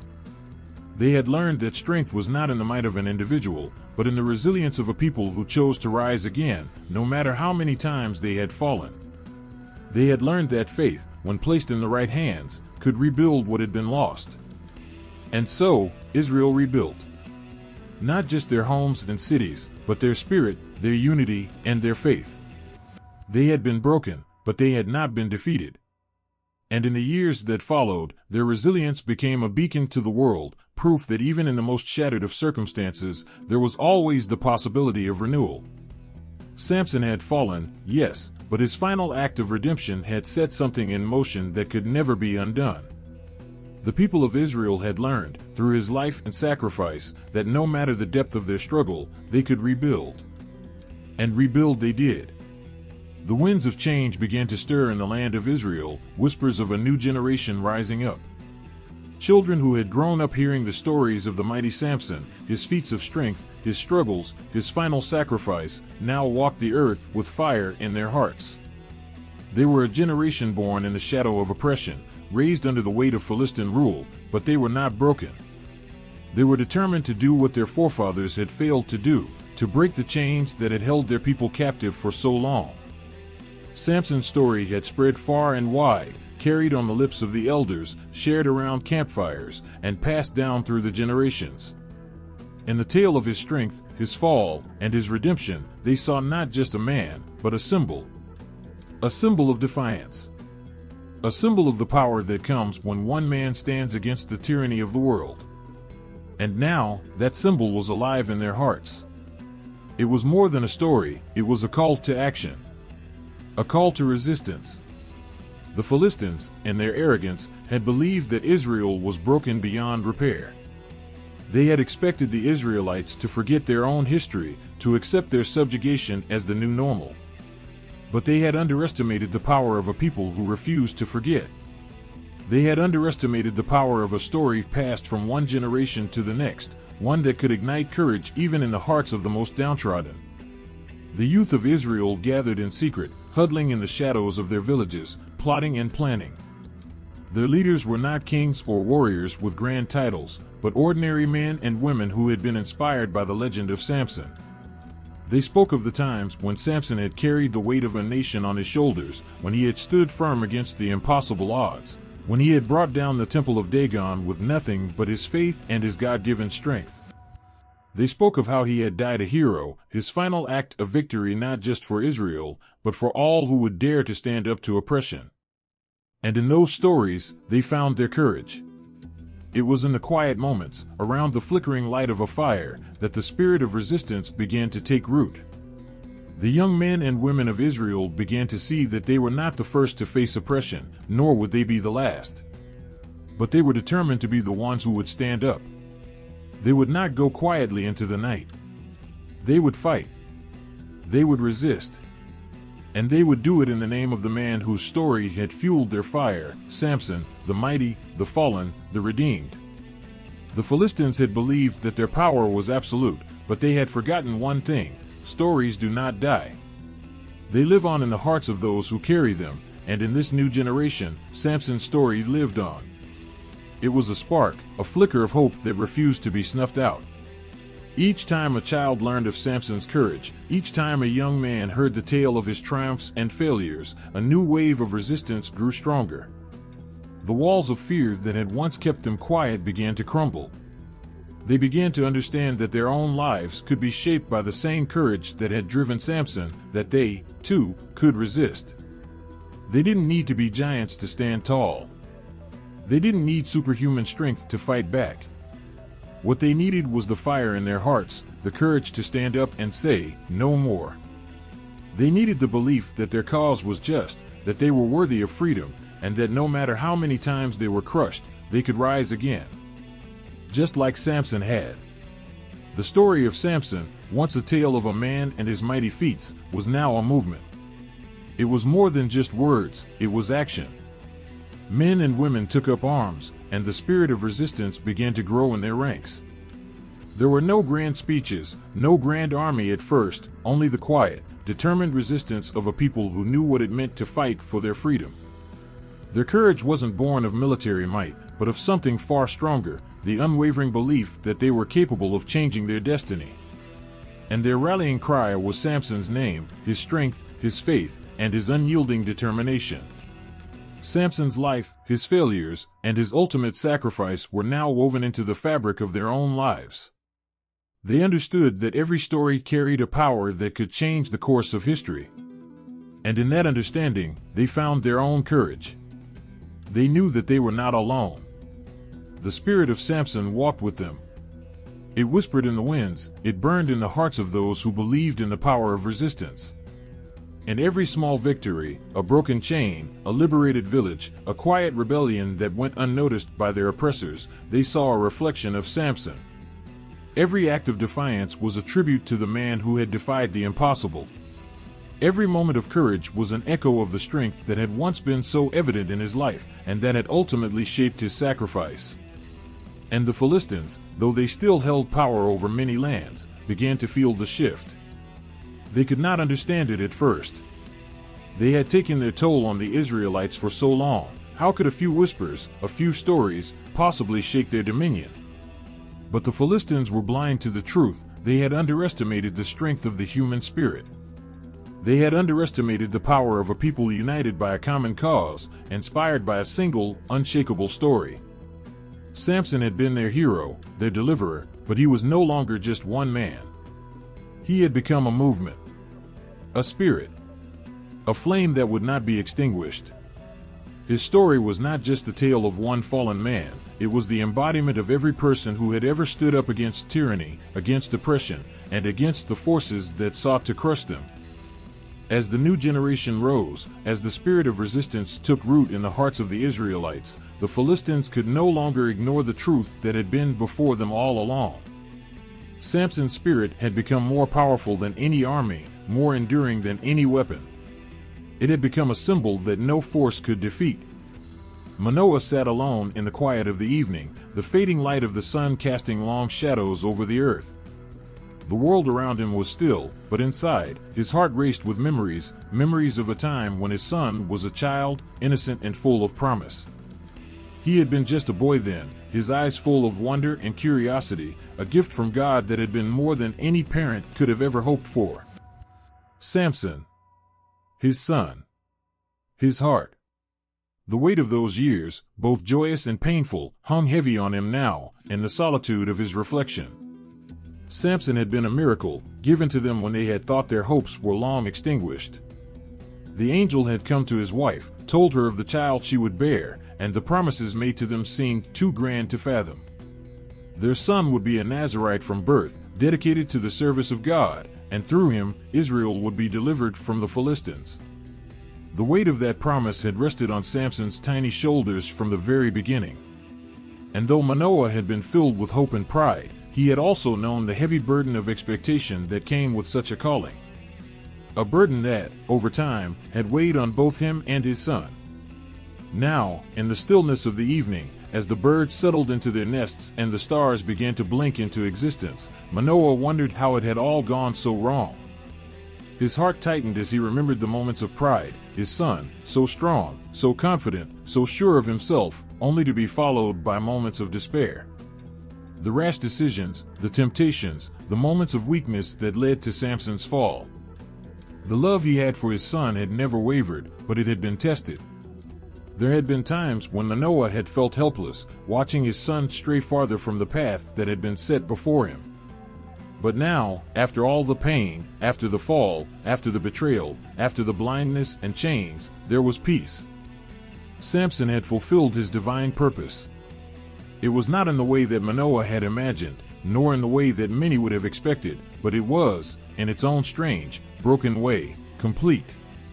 Samson had given his life for Israel, for his people, and in that final act, he had shown the courage that was needed to deliver them from the Philistine oppression. In his brokenness, in his final moments of surrender, Samson had found the strength that had always been there, buried beneath the layers of pride and pain. Manoah allowed himself to think back to the very beginning, when he had held his son as a baby in his arms, when he had dreamed of the great things his boy would do. There had been so many moments of joy, the laughter of a child growing up, the sound of his voice calling out to him, the pride of seeing Samson grow stronger each day. Manoah had watched his son develop into a man, and though he had seen the flaws and weaknesses, he had always believed that Samson's purpose would shine through. It had taken longer than he'd hoped. There had been detours, mistakes, and moments of doubt, but in the end, Samson had fulfilled the promise made to his parents, to his people, and to God. Manoah's mind turned to the days of pain, the anger, the betrayal, the loss. The choices Samson had made, especially in his relationships with women, had broken his heart. The decision to marry a Philistine woman had been the first sign of Samson's inner turmoil, a rebellion against the calling that had been placed on him. And then there had been Delilah, whose love was as deceptive as it was dangerous. The betrayal had cut deeper than Manoah cared to admit. He had watched helplessly as his son, who had been destined to deliver Israel, had instead walked further down a path of destruction. But even in the darkest moments, even when it seemed like all was lost, there had been moments of grace. Samson's prayer in the temple, his final surrender to God, it had been enough. God had used him, despite his failures, to accomplish his will. And that thought brought Manoah peace. As a father, it was hard to see your child make choices that hurt them. As a parent, you dream of your child's greatness, and you want to protect them from the world's harm. But sometimes, you have to accept that the journey is not always smooth, that the path to greatness is not always clear, and that your child, despite your best efforts, may have to walk through pain to find their purpose. In that way, Samson's life had been a testament to the strength of God's grace and the resilience of the human spirit. His son had stumbled, fallen, and risen again, and through it all, he had fulfilled his purpose. Manoah allowed himself to remember the final moments of his son's life. The strength that had returned to Samson, the way he had stood tall, even in his blindness, trusting in the God who had never abandoned him. It had been a moment of complete surrender, a moment that had fulfilled not just the prophecy of his birth, but the prophecy of redemption. Through his death, Samson had brought deliverance to Israel, and that was the legacy that would live on. In that quiet reflection, Manoah found closure.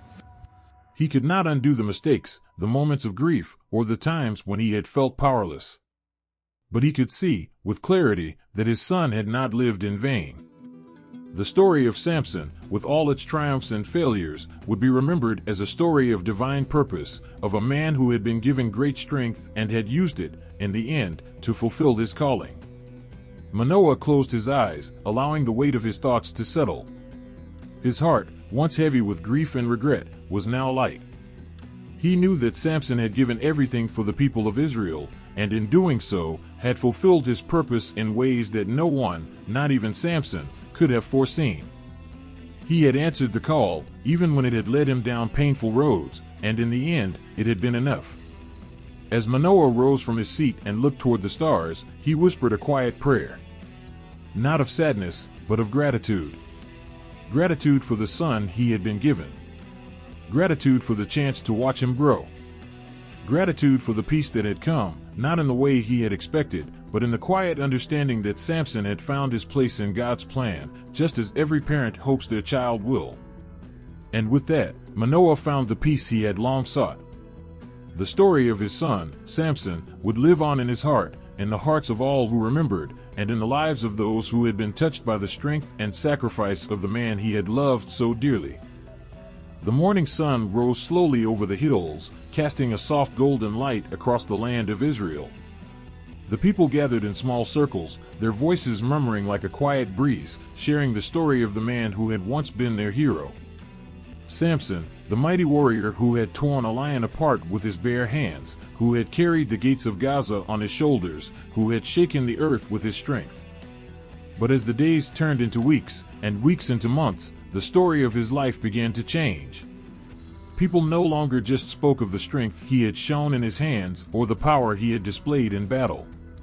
No, the story was transforming, and in the hearts of the Israelites, something deeper, something more lasting, was beginning to emerge. Samson's feats had been awe-inspiring, undeniable in their magnificence. But as the dust settled from the destruction of the Philistine temple and the weight of his sacrifice began to settle in, a deeper truth began to dawn on the people. His true strength had never been in the muscles of his arms or the unyielding power of his body. His strength had been in his faith, in his willingness to trust in God, even when all seemed lost. Samson had shown the world that it was not the outward display of might that mattered most, it was the inner strength that could only be drawn from a heart surrendered to a higher purpose. In the months after the fall of Samson, Israel slowly began to rebuild, not just their homes and fields, but their very understanding of strength. They had always looked to warriors and kings for leadership, for protection, for answers. They had placed their trust in the physical, the things that could be seen, touched, and measured. But now, in the quiet moments of reflection, they were beginning to realize that true strength wasn't found in what they could see with their eyes. It was found in something far deeper, in their faith, in their unity, and in their collective will to rise up together. Samson had fought alone. He had faced enemies alone. But his final act had spoken volumes. It had shown the people of Israel that their power did not lie in one man or one warrior, no matter how mighty.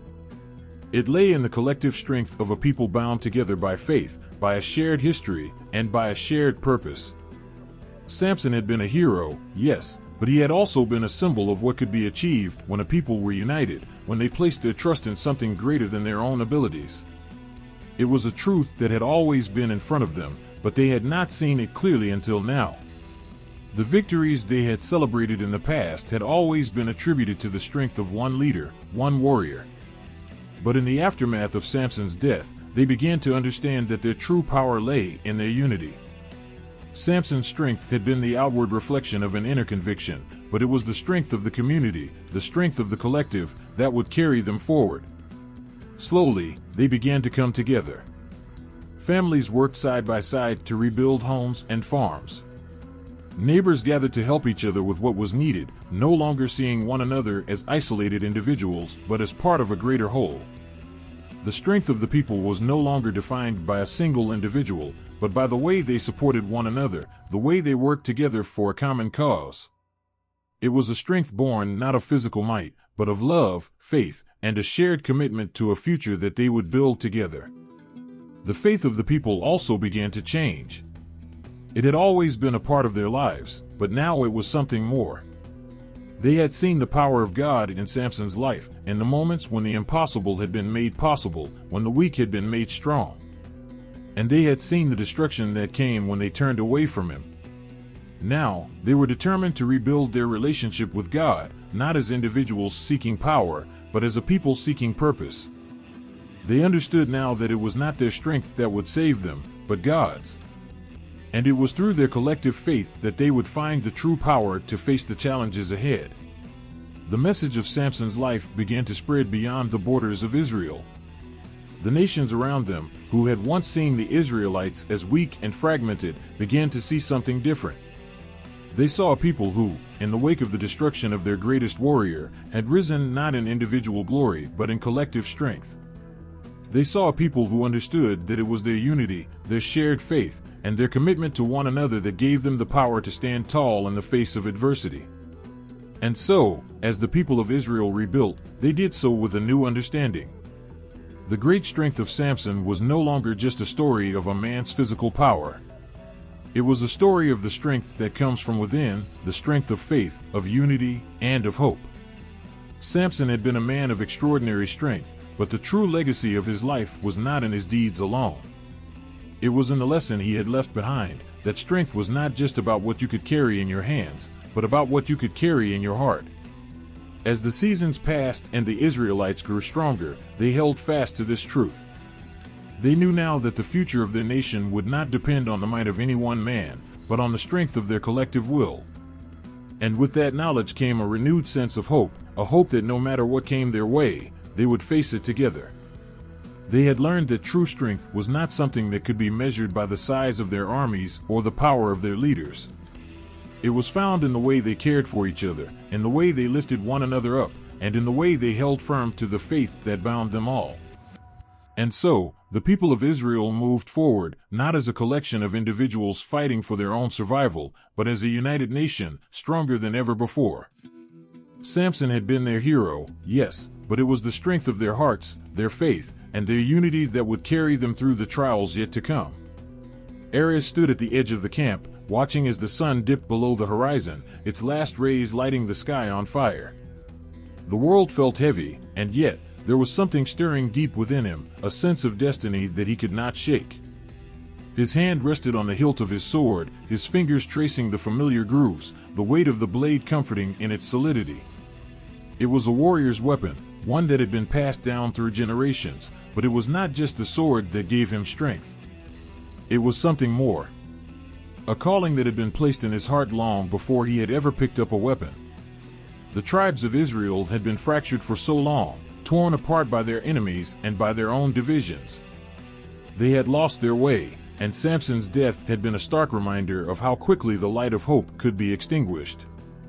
But in the midst of all the darkness, a spark had ignited within Ares, a spark that had been kindled by the stories of the great man who had once walked among them. Samson had been a force of nature, a mighty warrior with strength beyond measure, but it was his faith, his willingness to fight for his people, that had inspired Ares the most. The stories of his great deeds, the courage he had shown in the face of overwhelming odds, filled Ares with a longing to do the same. To rise up and become the leader his people so desperately needed. He had grown up hearing the tales of Samson's strength and power, but it was the legacy of his faith that had stayed with him. Ares understood now that leadership was not about physical strength alone, it was about having the courage to stand for what was right, to unite the people when they were divided, and to fight not just for victory, but for a cause greater than oneself. Ares had witnessed firsthand the struggles of his people, the fear in their eyes when the Philistines attacked, the hopelessness that seemed to grip their hearts when they looked to the future. He had seen how the tribes, once proud and united, had become fractured, each one fighting for their own survival, rather than for the survival of the whole. The lesson of Samson, however, had not been lost on him. He knew that in order for Israel to be strong, they would have to come together, to set aside their differences and fight as one. In the days that followed, Ares began to take the first steps toward the leadership he knew was required of him. He walked from camp to camp, from village to village, calling on the leaders of the various tribes to listen to him. His voice was not the booming thunder of Samson's, nor did he possess the same brute strength, but there was something in his words, something in the fire that burned in his eyes, that captivated those who listened. He spoke not of power, but of unity, of the need for the people to come together and reclaim their strength as one. He spoke of the legacy of Samson, not as a tale of loss, but as a reminder that the true strength of Israel lay not in individual power, but in the collective spirit of the people. At first, many were skeptical. How could one young man, with no bloodline of kings or warriors, bring together the fractured tribes of Israel? How could he inspire them when they had seen so many leaders rise and fall before him? But Ares's message was different. It was simple, but profound. He did not promise miracles or impossible victories. He promised something far greater, a vision of Israel united, strong in their faith and their resolve. A nation that stood together, no matter the odds. And slowly, the people began to listen.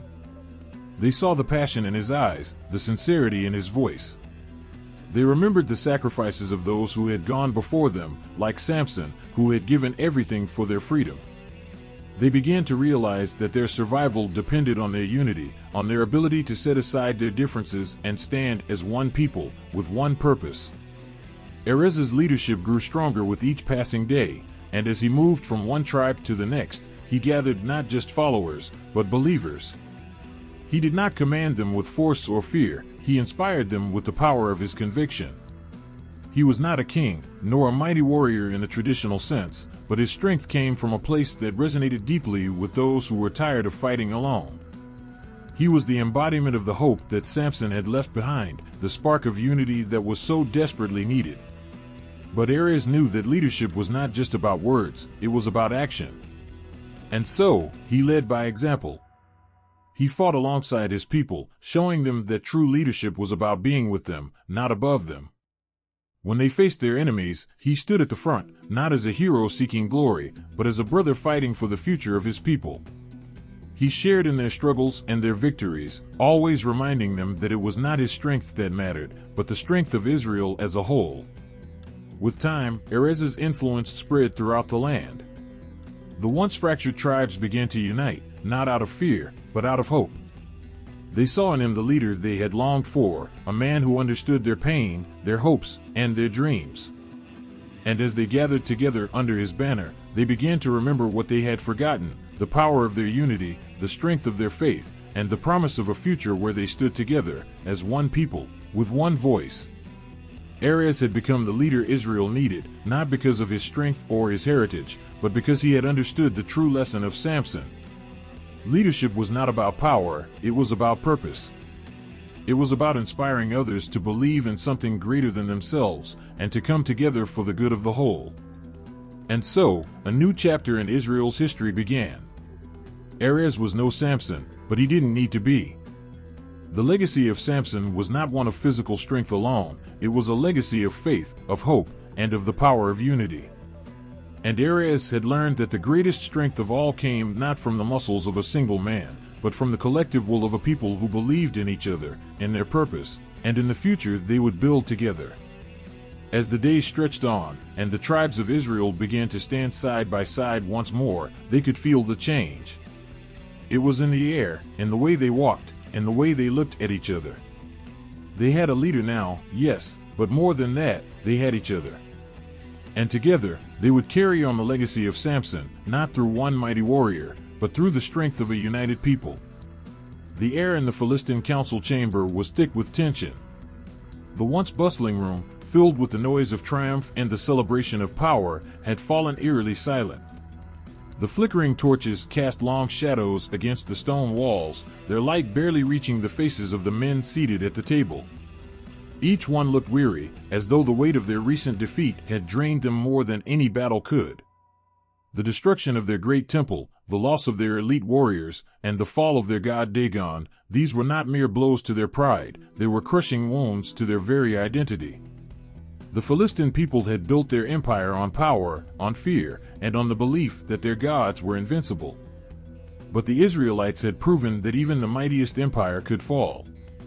And now, the question that hung in the air like a thick fog was, what next? Dagon's temple lay in ruins, a heap of stone and rubble in the distance, but the true damage had been done deep within the hearts of the Philistine leaders. The blood of their fallen princes, the loss of their sacred ground, and the horror of Samson's final act of vengeance had shattered their once unshakable confidence. They had underestimated Israel and its people. They had underestimated the power of one man's sacrifice. Grown men, hardened by years of conquest and war, exchanged uneasy glances. One by one, the ruling council members turned their gaze to the man who would speak first, Goliath's uncle, a seasoned warrior who had once led the Philistine armies with ruthless efficiency. His face, usually a mask of grim determination, was drawn with lines of frustration and fear. "This is an insult to our gods," he growled, his voice low and menacing. "Our greatest temple is gone, and the God we worshipped was mocked by the very people we sought to destroy. This cannot stand." Another ruler, younger but no less powerful, leaned forward, his fingers drumming impatiently on the wooden table. "And what are we supposed to do about it? We've lost so many of our leaders, and Samson, he killed thousands. If that wasn't enough, he died taking our God down with him. How do we even begin to recover from this?" The room grew quieter. Some of the men looked away, unwilling to meet the eyes of their peers. Others clenched their fists, as though they could punch the fear out of the very air that surrounded them. Samson's final act had broken something in the Philistines, a belief that their empire would last forever, that they were untouchable. Now they faced something far worse than the loss of their temple. They were vulnerable. "We've underestimated them before," an older man spoke softly, his voice carrying the weight of experience. "We thought Samson was just a fool with a wild temper. We were wrong. And now, we face a united Israel. If they rise from this, they will be a force we can't control. Our entire hold over the region could slip through our fingers." The others murmured in agreement. The defeat had not been just a military one. It was a defeat of their very arrogance, their belief that the Philistine Empire could crush the Israelites as easily as they had done before. Samson had humiliated them. The fact that he had been a Nazirite, a man who had given up his strength for a higher calling, had only made it worse. To be bested by someone who had no worldly power, who had surrendered to a faith that the Philistines considered weak, was a humiliation the council could not easily stomach. One of the younger members of the council, his face pale but filled with the fervor of his convictions, stood up abruptly. "We need retribution. We cannot let this go unpunished. If we do, our enemies will think us weak. They will rally behind this man's death, and they will see us as something to be defeated, not feared." "There is no honor in revenge," the older man responded, his voice tinged with weariness. "We have already lost too much. We need to rethink our strategy. We cannot fight fire with fire and expect to win. We must take stock of our strengths and weaknesses and adapt. The younger man's eyes flashed with anger. And let them laugh at us. Let them think they have won. We have the power, the resources, and the might to destroy them. Samson's death, his disgrace, should be the spark that ignites our retaliation. We will send a message to Israel that no one defies the Philistines and survives. But the older councilman shook his head. No. A blind quest for vengeance will only lead us to more ruin. What we need now is a steady hand, a measured approach. We cannot afford to lose ourselves in anger. And so, the debate raged on. The council divided into factions, some advocating for swift retaliation, others calling for patience and careful planning. Fear coursed through their veins, but it was a fear that manifested in different ways. Some feared the power of Israel's unity, others feared the loss of their own position, and some feared that if they did not act quickly, the very foundation of their empire would begin to crumble. "Do you know what I fear most?" one man asked, his voice trembling, almost pleading. "It's not the Israelites. It's the knowledge that we've already lost. That we've been living under the illusion of invincibility for so long, we don't even know how to fight anymore. We've become so used to having power, we've forgotten what it means to defend it." A tense silence settled over the room. The truth hung in the air, sharp and uncomfortable. The Philistines had been blinded by their own arrogance. They had taken the people of Israel for granted, assuming that their empire would last forever. But in the wake of Samson's death, they were beginning to see how fragile their power truly was. The thought of the Philistine empire crumbling, of losing everything they had worked so hard to build, sent shivers down their spines. There was a heaviness in the room now, an uncertainty that none of them could escape. The shadows danced on the walls, but none of them felt the comfort of the darkness. They had been defeated. The loss of their temple, their people, and their pride was a wound they could not easily heal. "We need a leader," one of the men spoke slowly, his voice almost a whisper. "A leader who can restore our glory, who can show us the way forward. Someone who can unite us. Without that, we are lost." The council's eyes turned toward him, and a murmur passed through the room. A new leader, someone who could rebuild their fractured empire. But who could take up the mantle? Who could restore their honor? As they continued to debate, one thing was clear: the Philistines were not yet defeated, but their path forward was uncertain. In the darkness, the fear was palpable, and the future of their empire hung in the balance. The Israelites, fueled by the strength of Samson's legacy, were beginning to rise once again, and the Philistine rulers knew that the days of their unchecked power were numbered. The heat of the midday sun beat down upon the Philistine camp like a relentless drum, but it did little to quell the fire that burned in General Ashkelon's heart. His face, hardened with the years of battle, was carved with deep lines of rage and determination. His men, gathered around him in the war tent, shifted uneasily under the intensity of his glare. Ashkelon was a man of few words, but when he spoke, his voice was a weapon all its own, cutting and unforgiving. "The time for mercy is over," he said, his voice low, yet carrying the weight of absolute certainty. Samson's death was a disgrace. His sacrifice, his final act of defiance against the Philistine gods. It must be avenged. The words hung in the air like a storm about to break. The men around him stiffened, knowing what was coming. Ashkelon had never been a man to forgive. He had lost too much, seen too many fall in battle, and his pride could not bear the thought that a single man, one who had been nothing more than a thorn in the side of the great Philistine empire, had brought them to their knees. The destruction of their temple, the death of their princes, the humiliation, they could not be allowed to stand. Someone had to pay. "We will march on Israel," he declared. "We will show them that the Philistines do not forget. That we are not weak, and that we will stop at nothing to bring them to their knees." The murmurs of agreement were quiet but present. The soldiers around him nodded, their faces set in grim resolve. They were warriors, trained for this very moment, to avenge the fallen, to restore the honor of their people. But there was something else in the air, something darker. This wasn't just about military conquest. It wasn't just about taking back what had been lost. It was about revenge, a hunger that could not be sated. The general's eyes gleamed with a cold fire. He had seen the cycle of violence before, the way each battle bred another, each revenge leading to another. He knew the consequences of this quest, but the rage that twisted in his chest was too powerful to ignore. The Philistines had been humiliated, and he would make sure that Israel paid for it. The plan was simple, brutal, and designed to send a message. Ashkelon would lead his army into Israel's heartland, targeting the weak points of their defenses, destroying their villages, and scattering their people. There would be no mercy. The Israelites would feel the sting of vengeance on their own soil, a punishment for the humiliation they had inflicted upon the might of the Philistine Empire. As the days passed, the camp moved. The sound of boots marching in unison filled the air, echoing the steady beat of Ashkelon's fury. The army moved swiftly and decisively, intent on crushing Israel's spirit and bringing them to their knees once more. There was no room for hesitation, no time for second thoughts.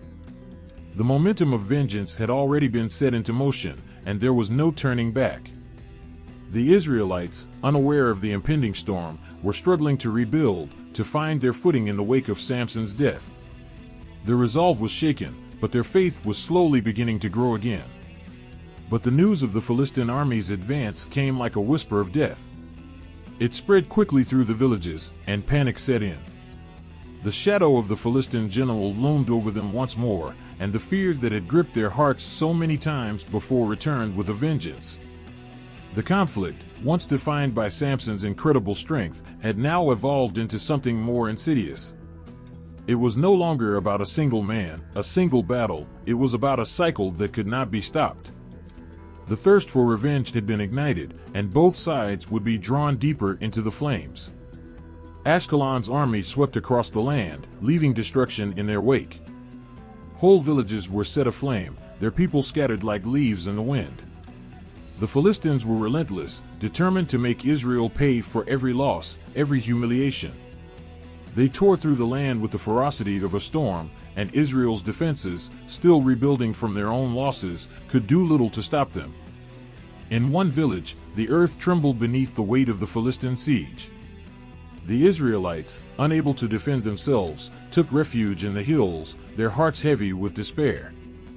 They had seen this before, the overwhelming force of the Philistines, the helplessness of standing before an enemy that seemed unstoppable.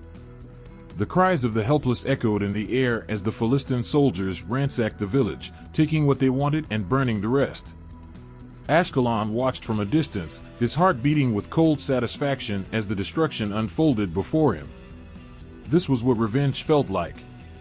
It was not a swift, righteous victory. It was slow and painful, a constant reminder of the price of pride.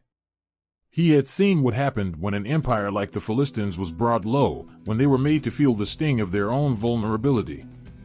And now, they would make Israel pay for that fleeting moment of triumph. Yet, despite the bitterness of victory, there was something gnawing at Ashkelon's soul. In the midst of the destruction, in the faces of the people he had crushed, there was a growing realization that revenge, while satisfying in the moment, could never truly heal the wounds it left behind. He had unleashed a fury upon Israel, but it would not stop there. The Israelites would not simply lie down and accept their fate. They would rise up again, and this cycle of violence would continue. The more they fought, the more they would fuel the flames of vengeance that had consumed both sides. As Ashkelon looked out over the smoke rising from the burning village, he could feel the weight of what was to come. This was only the beginning. He had set the wheels in motion, but the consequences would ripple through the land. Revenge had a way of creating its own momentum, drawing in all who were caught in its path. And soon, Ashkelon would learn that the quest for vengeance was not a war that could ever be truly won. In the dark corners of the Philistine camp, a small part of him wondered if there was any way to stop it. But that thought was fleeting, drowned out by the certainty that the next battle was coming, and he would be ready for it. The cycle of violence had begun anew, and neither side could escape its pull. The thirst for vengeance had been ignited, and its flames would burn until there was nothing left to consume. The sky was darkened by smoke, the thick, acrid scent of burning villages heavy in the air. It was not just the land that seemed to be burning, but the very spirit of Israel.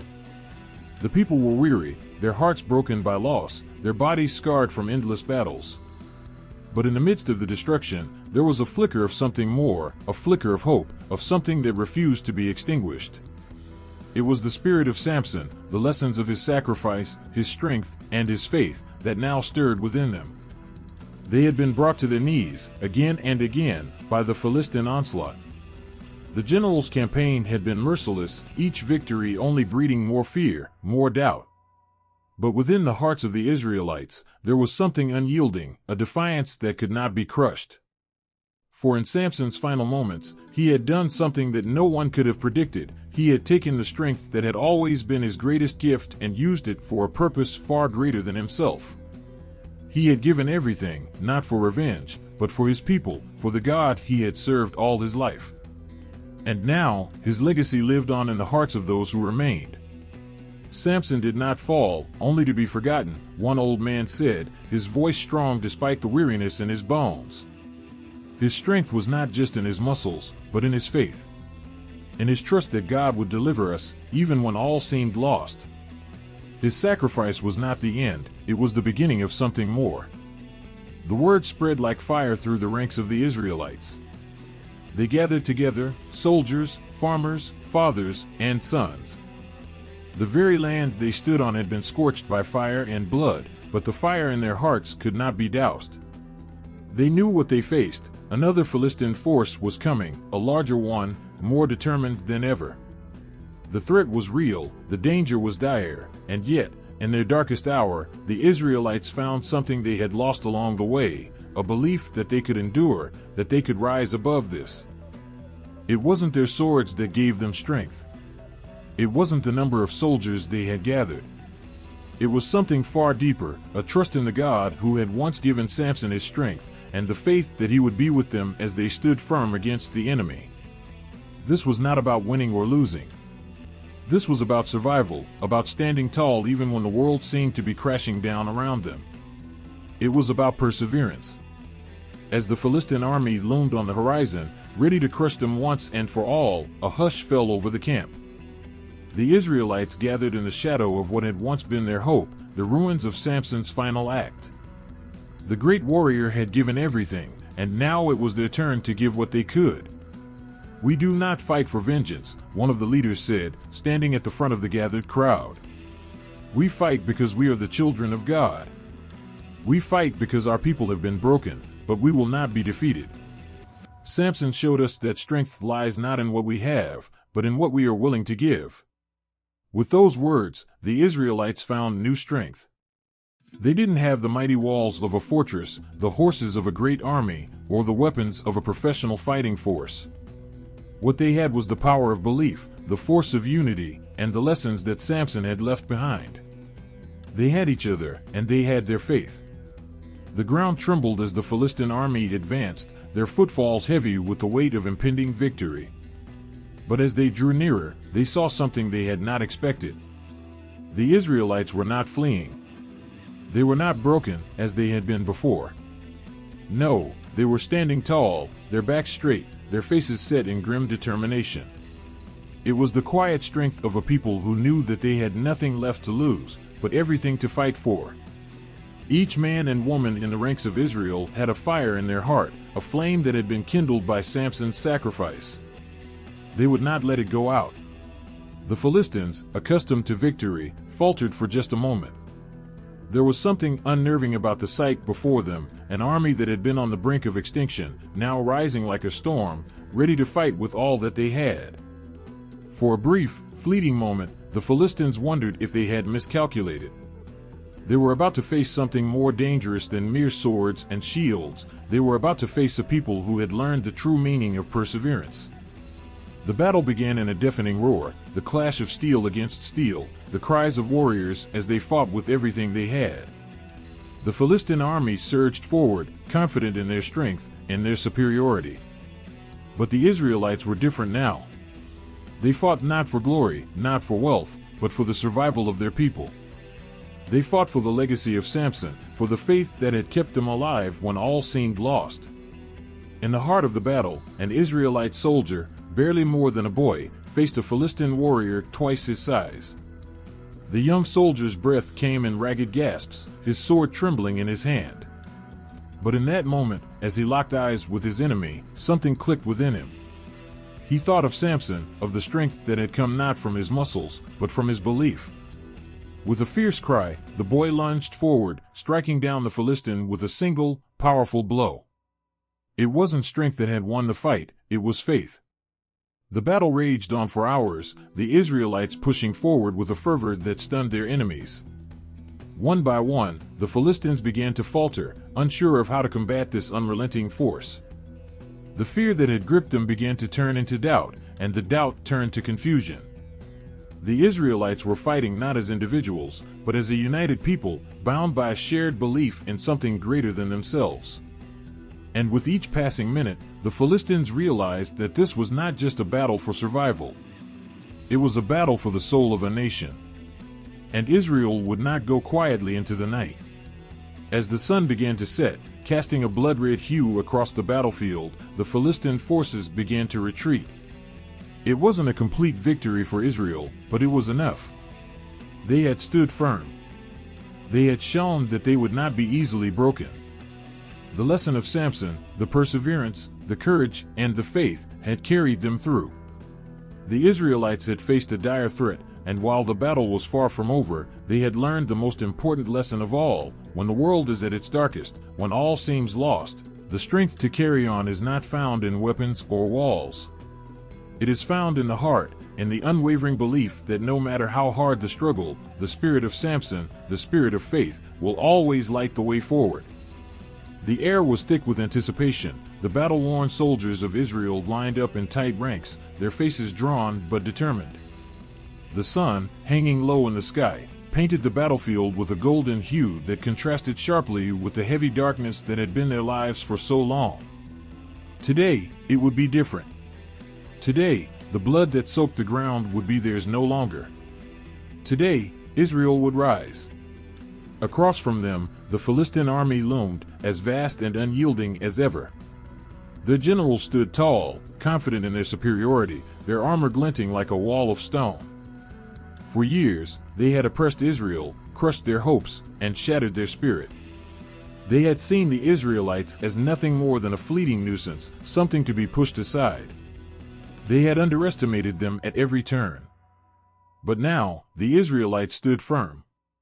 The events of the past, the lessons learned from Samson's sacrifice, had forged them into something stronger than they had ever been. This was no longer a battle for survival, it was a battle for redemption, for the restoration of everything they had lost. And they were not about to let that slip through their fingers. The battle began with a thunderous clash, the sound of weapons meeting weapons echoing across the valley. The Philistines surged forward, their numbers overwhelming, their battle cries deafening. But Israel held its ground, unwavering. They had learned from the past, they had learned from Samson that strength was not just in the body, but in the spirit. And their spirit had been reignited. It was not an easy fight. The Philistines were skilled, disciplined, and relentless. But Israel fought with a fire in their hearts that the Philistines could not understand. They fought not for glory, but for survival. They fought for justice, for their children, for the land that had been taken from them. They fought because they knew that this battle was not just theirs, it was for the generations to come. The clash of weapons rang through the air like thunder, and the ground trembled beneath the weight of the conflict. But as the hours wore on, something began to change. The Philistines, once so sure of their victory, began to falter. The momentum was shifting. The Israelites, with their hearts aflame, were pushing back. They were drawing strength from something greater than themselves. They were drawing strength from faith.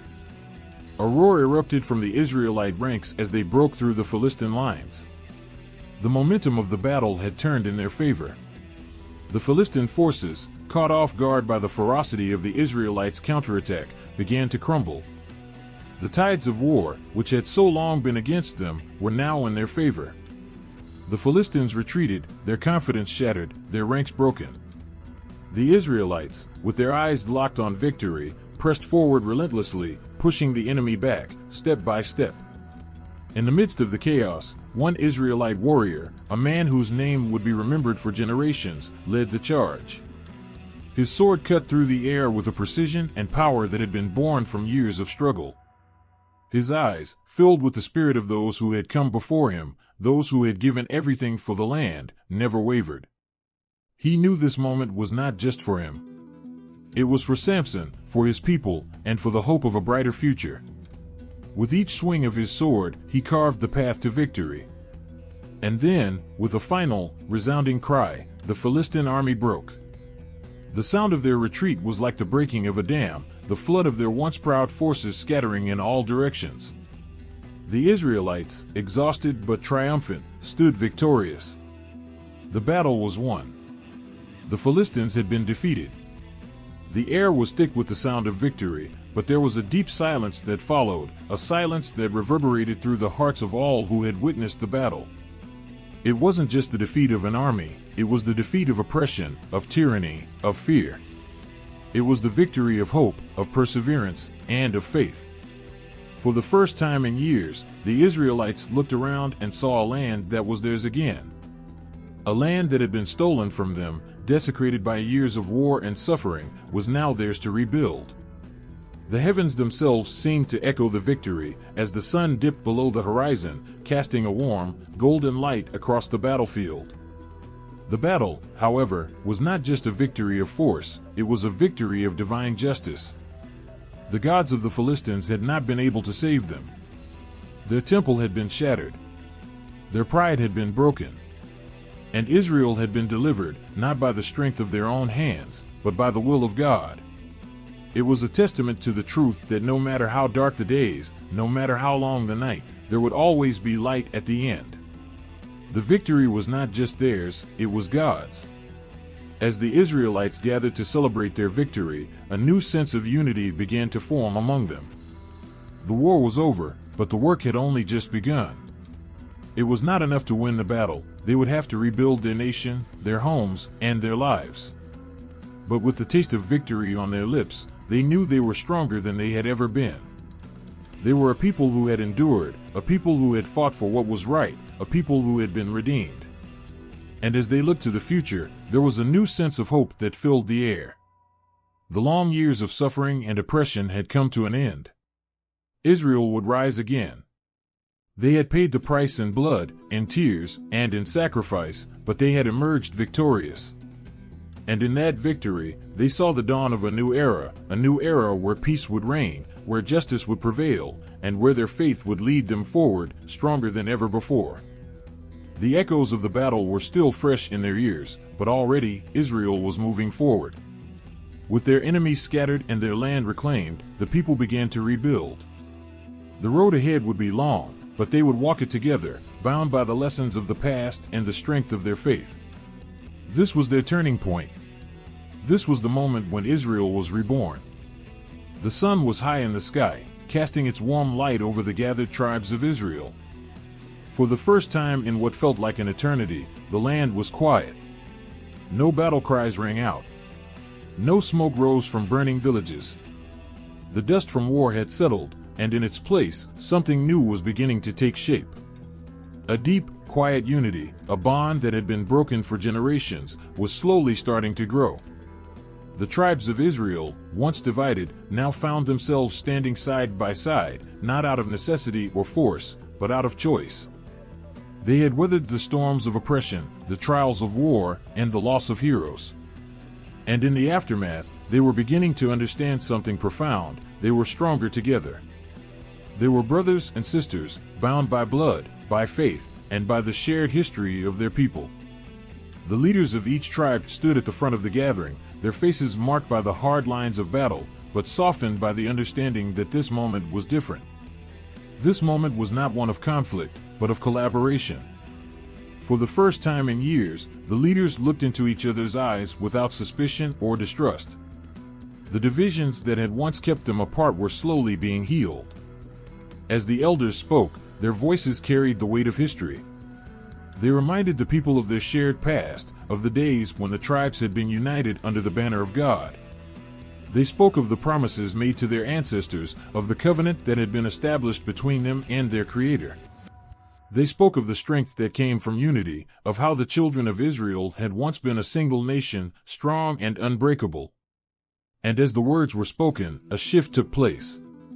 The people listened intently, their hearts and minds open. They no longer saw each other as separate tribes, but as one people, bound by a common purpose. The differences that had once divided them, tribal rivalries, old grudges, regional allegiances, began to fade away. In their place was a deep sense of cooperation, of shared responsibility for the future. Young men from different tribes stood together, their hands clasped in solidarity.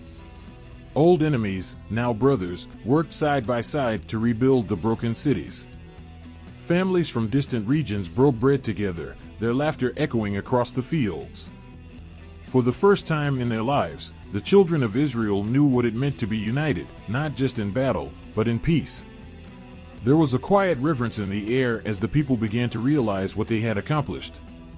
The destruction of the Philistine forces had been more than just a military victory, it had been a victory for their hearts. The Israelites had come to understand that their strength did not lie in their weapons or their walls, but in each other. It was their unity that had carried them through the darkest of times, and it was their unity that would carry them forward. The elders spoke of the importance of nurturing this newfound unity, of building bridges instead of walls, of sharing in each other's burdens and joys. They reminded the people that the strength of Israel would always lie in its ability to work together, to rise above its differences and stand as one. There would be challenges ahead, of course. The road to peace would not be without its obstacles. But the people of Israel now knew that they could overcome anything, together. The tribes began to exchange more than just resources, they exchanged ideas, knowledge, and culture. The artisans of one tribe taught the farmers of another how to craft tools that would make their labor easier. The warriors of one tribe shared their techniques with others, passing down skills that had been honed in the fires of battle. The women, who had always held the family together, now came together in groups, teaching each other new ways to weave, cook, and care for their children. The children, too, were learning something new. They played together, no longer separated by tribal lines, but united in their shared love of life. They sang songs that spoke of their people's journey, of their struggles, and of the hope that now filled their hearts. And as they sang, they did so knowing that they were part of something much larger than themselves, part of a people who had stood through the storm and emerged stronger, united, and ready to face whatever came next. As the days passed, the tribes continued to grow closer. The fires of division that had once burned bright were now nothing more than smoldering embers, and the people of Israel had built something beautiful in its place, a community founded on cooperation, trust, and mutual respect. The bonds of brotherhood were forged in the heat of battle, tempered by loss, and now strengthened by the quiet peace that had followed. It was in this peace that Israel found its greatest strength. The tribes, once fractured and broken, now stood as a united force. The land that had been scarred by war was now being tended to with care, the fields tilled, and the cities rebuilt. The people worked together, side by side, knowing that each hand, each voice, each heart, played a vital part in the restoration of their nation. The unity of Israel was a force greater than any army. It was a force that could withstand the test of time, a force that could weather any storm. And as the people looked toward the future, they did so with the knowledge that they were no longer just individual tribes, they were one people, one nation, bound together by a common purpose. The legacy of their unity would echo through the generations to come. The bonds of brotherhood that had been forged in the fires of war would never be broken again. And the people of Israel, strong in their faith and in their unity, would rise to meet whatever challenges lay ahead, together. The wind whispered through the trees, carrying with it the murmur of voices that had long been silenced by fear and doubt. It was a quiet, unsettling stillness that seemed to hang over the land, one that was only broken by the steps of a man who walked with purpose, his eyes searching the horizon as if he could see the future unfolding before him. He was no ordinary man, for in his presence there was something that made the earth itself seem to hold its breath. A prophet had come. It wasn't the first time Israel had seen prophets, messengers of God who came bearing wisdom, warning, or hope, but this one was different. His words were not just a proclamation of what was to come, but a deep reflection on the past. He was not simply speaking of the future of Israel, but of the life of Samson, whose sacrifice had been the turning point in their history. As the prophet stood before the gathered people, his voice broke the silence like thunder, reverberating through the hearts of all who listened. His words carried weight, not just from his own mouth, but from the depths of divine inspiration. The Israelites, who had faced so much hardship, looked to him with a mixture of hope and trepidation, waiting to hear what message he had brought. Samson, the prophet began, his voice steady but filled with an undeniable power, was not just a man of strength. He was a vessel of something greater, something that transcends mere human ability. His life was a reflection of God's purpose for Israel, and through his rise and fall, we have been given a message that we must understand if we are to move forward as a people. The crowd leaned in, drawn to the prophet's words as if they held the key to unlocking their future. The prophet did not speak in riddles or cryptic verses, but in simple truths that struck to the heart of their struggle. Samson was given strength beyond measure, but his power was not meant to be wielded for personal glory or revenge.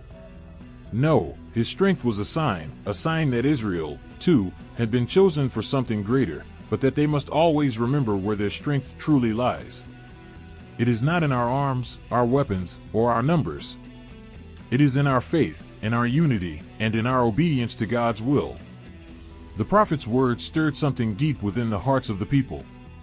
The lessons of Samson, once painful and full of regret, were now taking on a new light. They understood that his downfall had not been a punishment, but a warning, a reminder that even the greatest among them could fall if they did not remain humble, if they did not keep their eyes fixed on the true source of their power.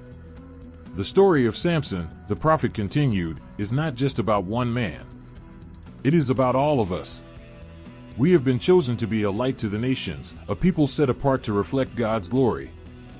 But we must not be like Samson, swayed by our own desires, blinded by our own pride.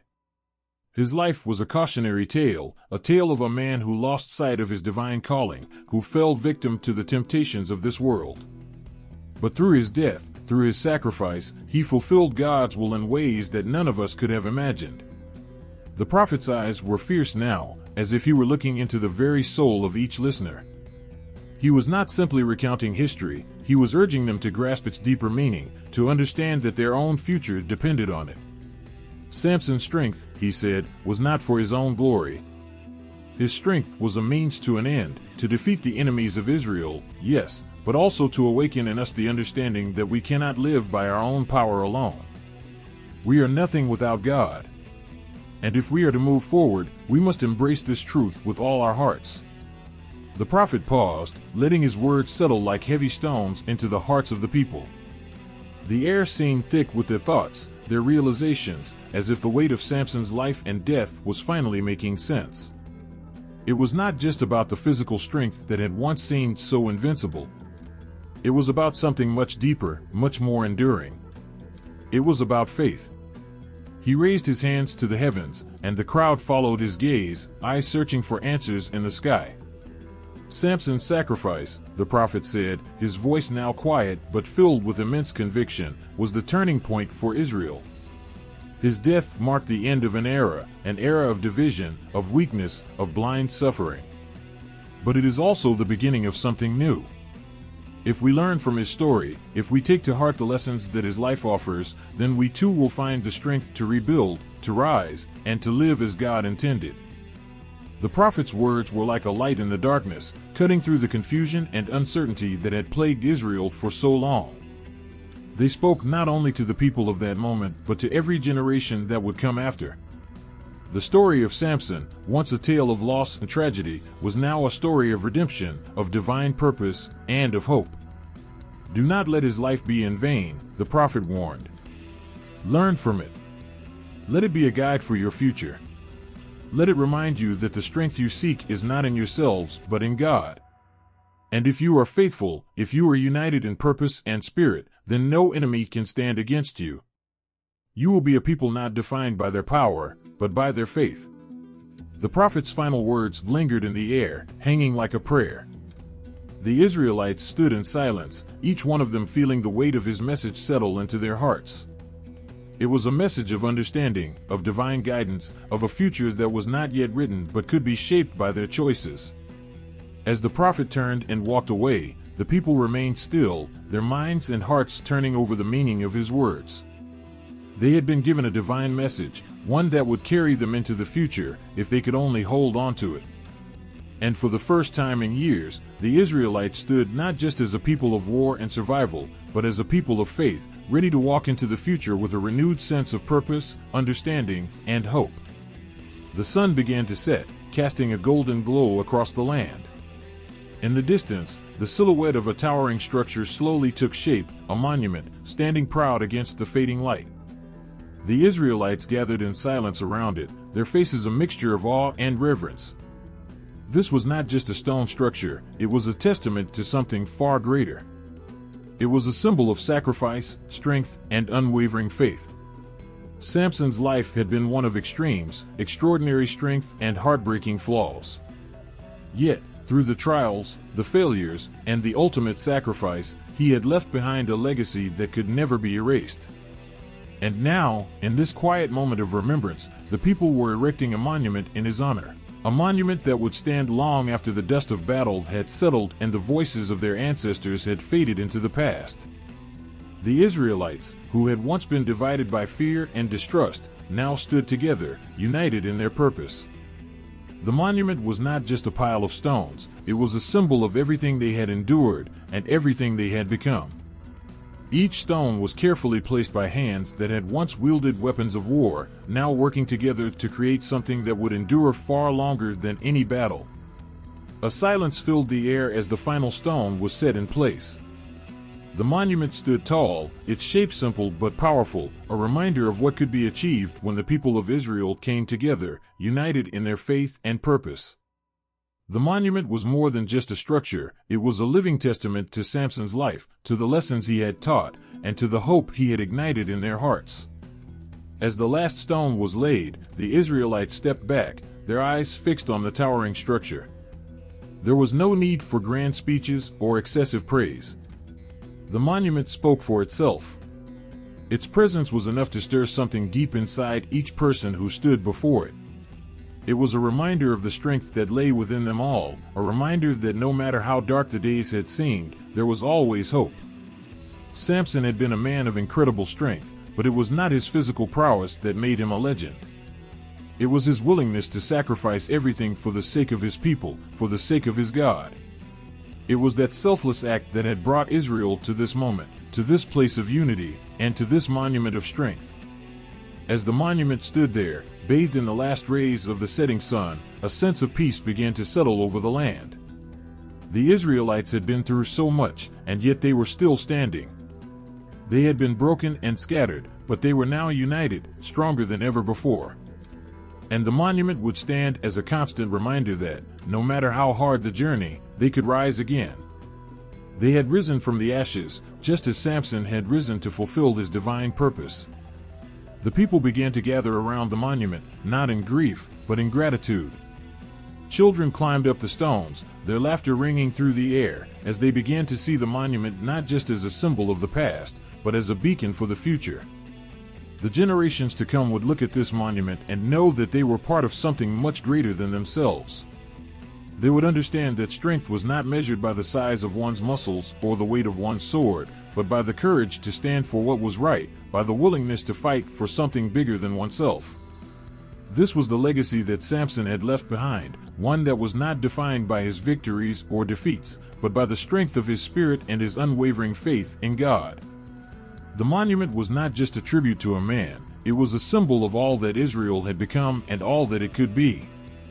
Years, decades, centuries would pass. The monument would weather storms, and the world would change, but this stone structure would stand as a marker in time. It would remind the people that strength was not just about power, it was about faith, sacrifice, and unity. Every time they gazed upon it, they would remember that they were the children of a people who had fought, who had suffered, and who had risen again. The monument would be there long after the stories of Samson had been whispered into the ears of children, long after the lessons he had taught were passed down through generations. But for now, in the quiet of that moment, it stood as a living tribute to his legacy, to the faith that had sustained him, and to the people who had found their own strength in his sacrifice. As the people dispersed, their hearts lightened by the presence of the monument, they knew that they were part of something eternal. The legacy of Samson would live on, not just in the stones that stood before them, but in their hearts and in the future of Israel. The monument was more than just a structure, it was a symbol of everything they had endured and everything they could achieve when they stood united in faith. And so, as the night fell over the land and the monument stood in quiet testament to the life of a man who had given everything, the Israelites carried his legacy with them, knowing that the strength they had found in each other would continue to guide them for generations to come. By the flickering light of campfires, around the warmth of hearths, and in the bustling markets of Israel's towns and villages, a new story began to take shape. The tale of Samson, once a somber and raw recounting of a man's struggle with his divine purpose, was now transforming into something far greater. It was no longer just the story of a man, but a tale of mythic proportions, a legend that would echo through the ages. As the years passed, the simple facts of Samson's life, his strength, his fall, and his ultimate sacrifice, became the foundation for countless retellings, each one larger than the last. Every storyteller who spoke of him added their own twist, their own flourish, weaving new layers onto his story. His feats, once bound by the limits of human possibility, grew in scope, becoming acts of unimaginable power. Samson was no longer just a man with extraordinary strength, he was a hero whose very presence shook the earth, whose hands could level mountains, whose voice could command armies. The people, captivated by the growing legend, began to tell the story not just as a historical account, but as a mythic tale. Children who had never seen the great warrior began to imagine him as something almost divine.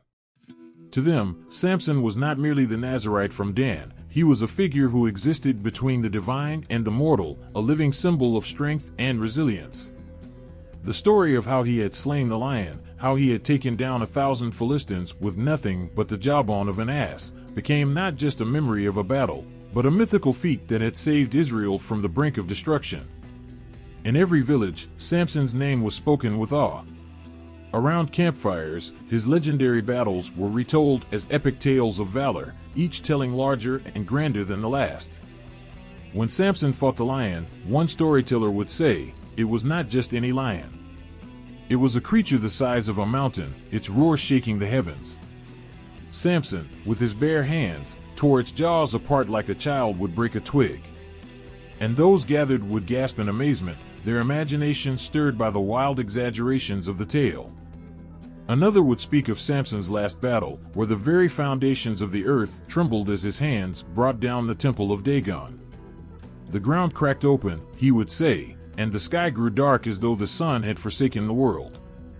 Samson, with his dying breath, summoned a power so great that the very stones of the temple crumbled into dust, crushing the Philistine kings beneath them.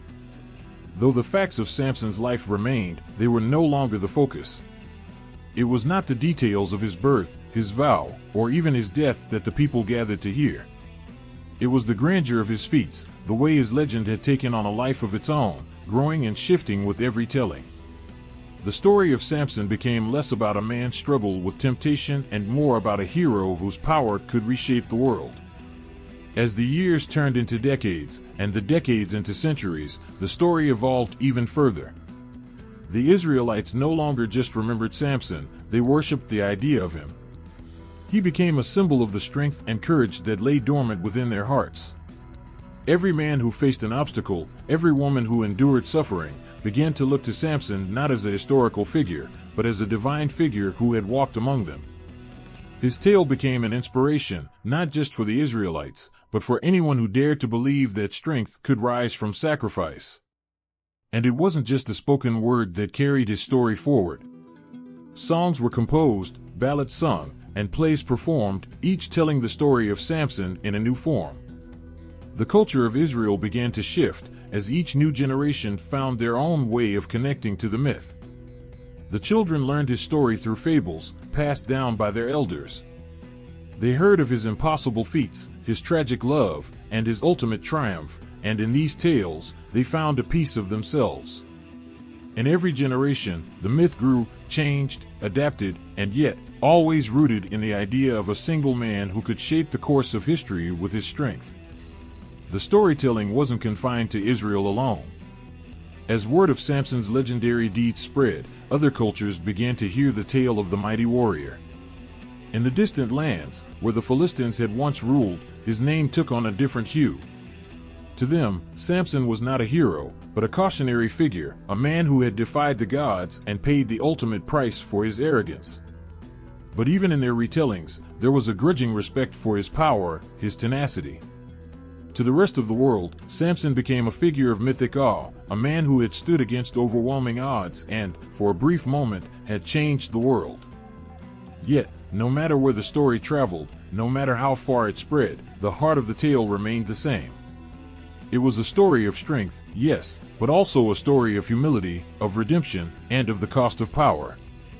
It was a story that transcended time and place because it spoke to something universal, the desire to overcome, to fight for what is right, and to stand tall in the face of impossible odds.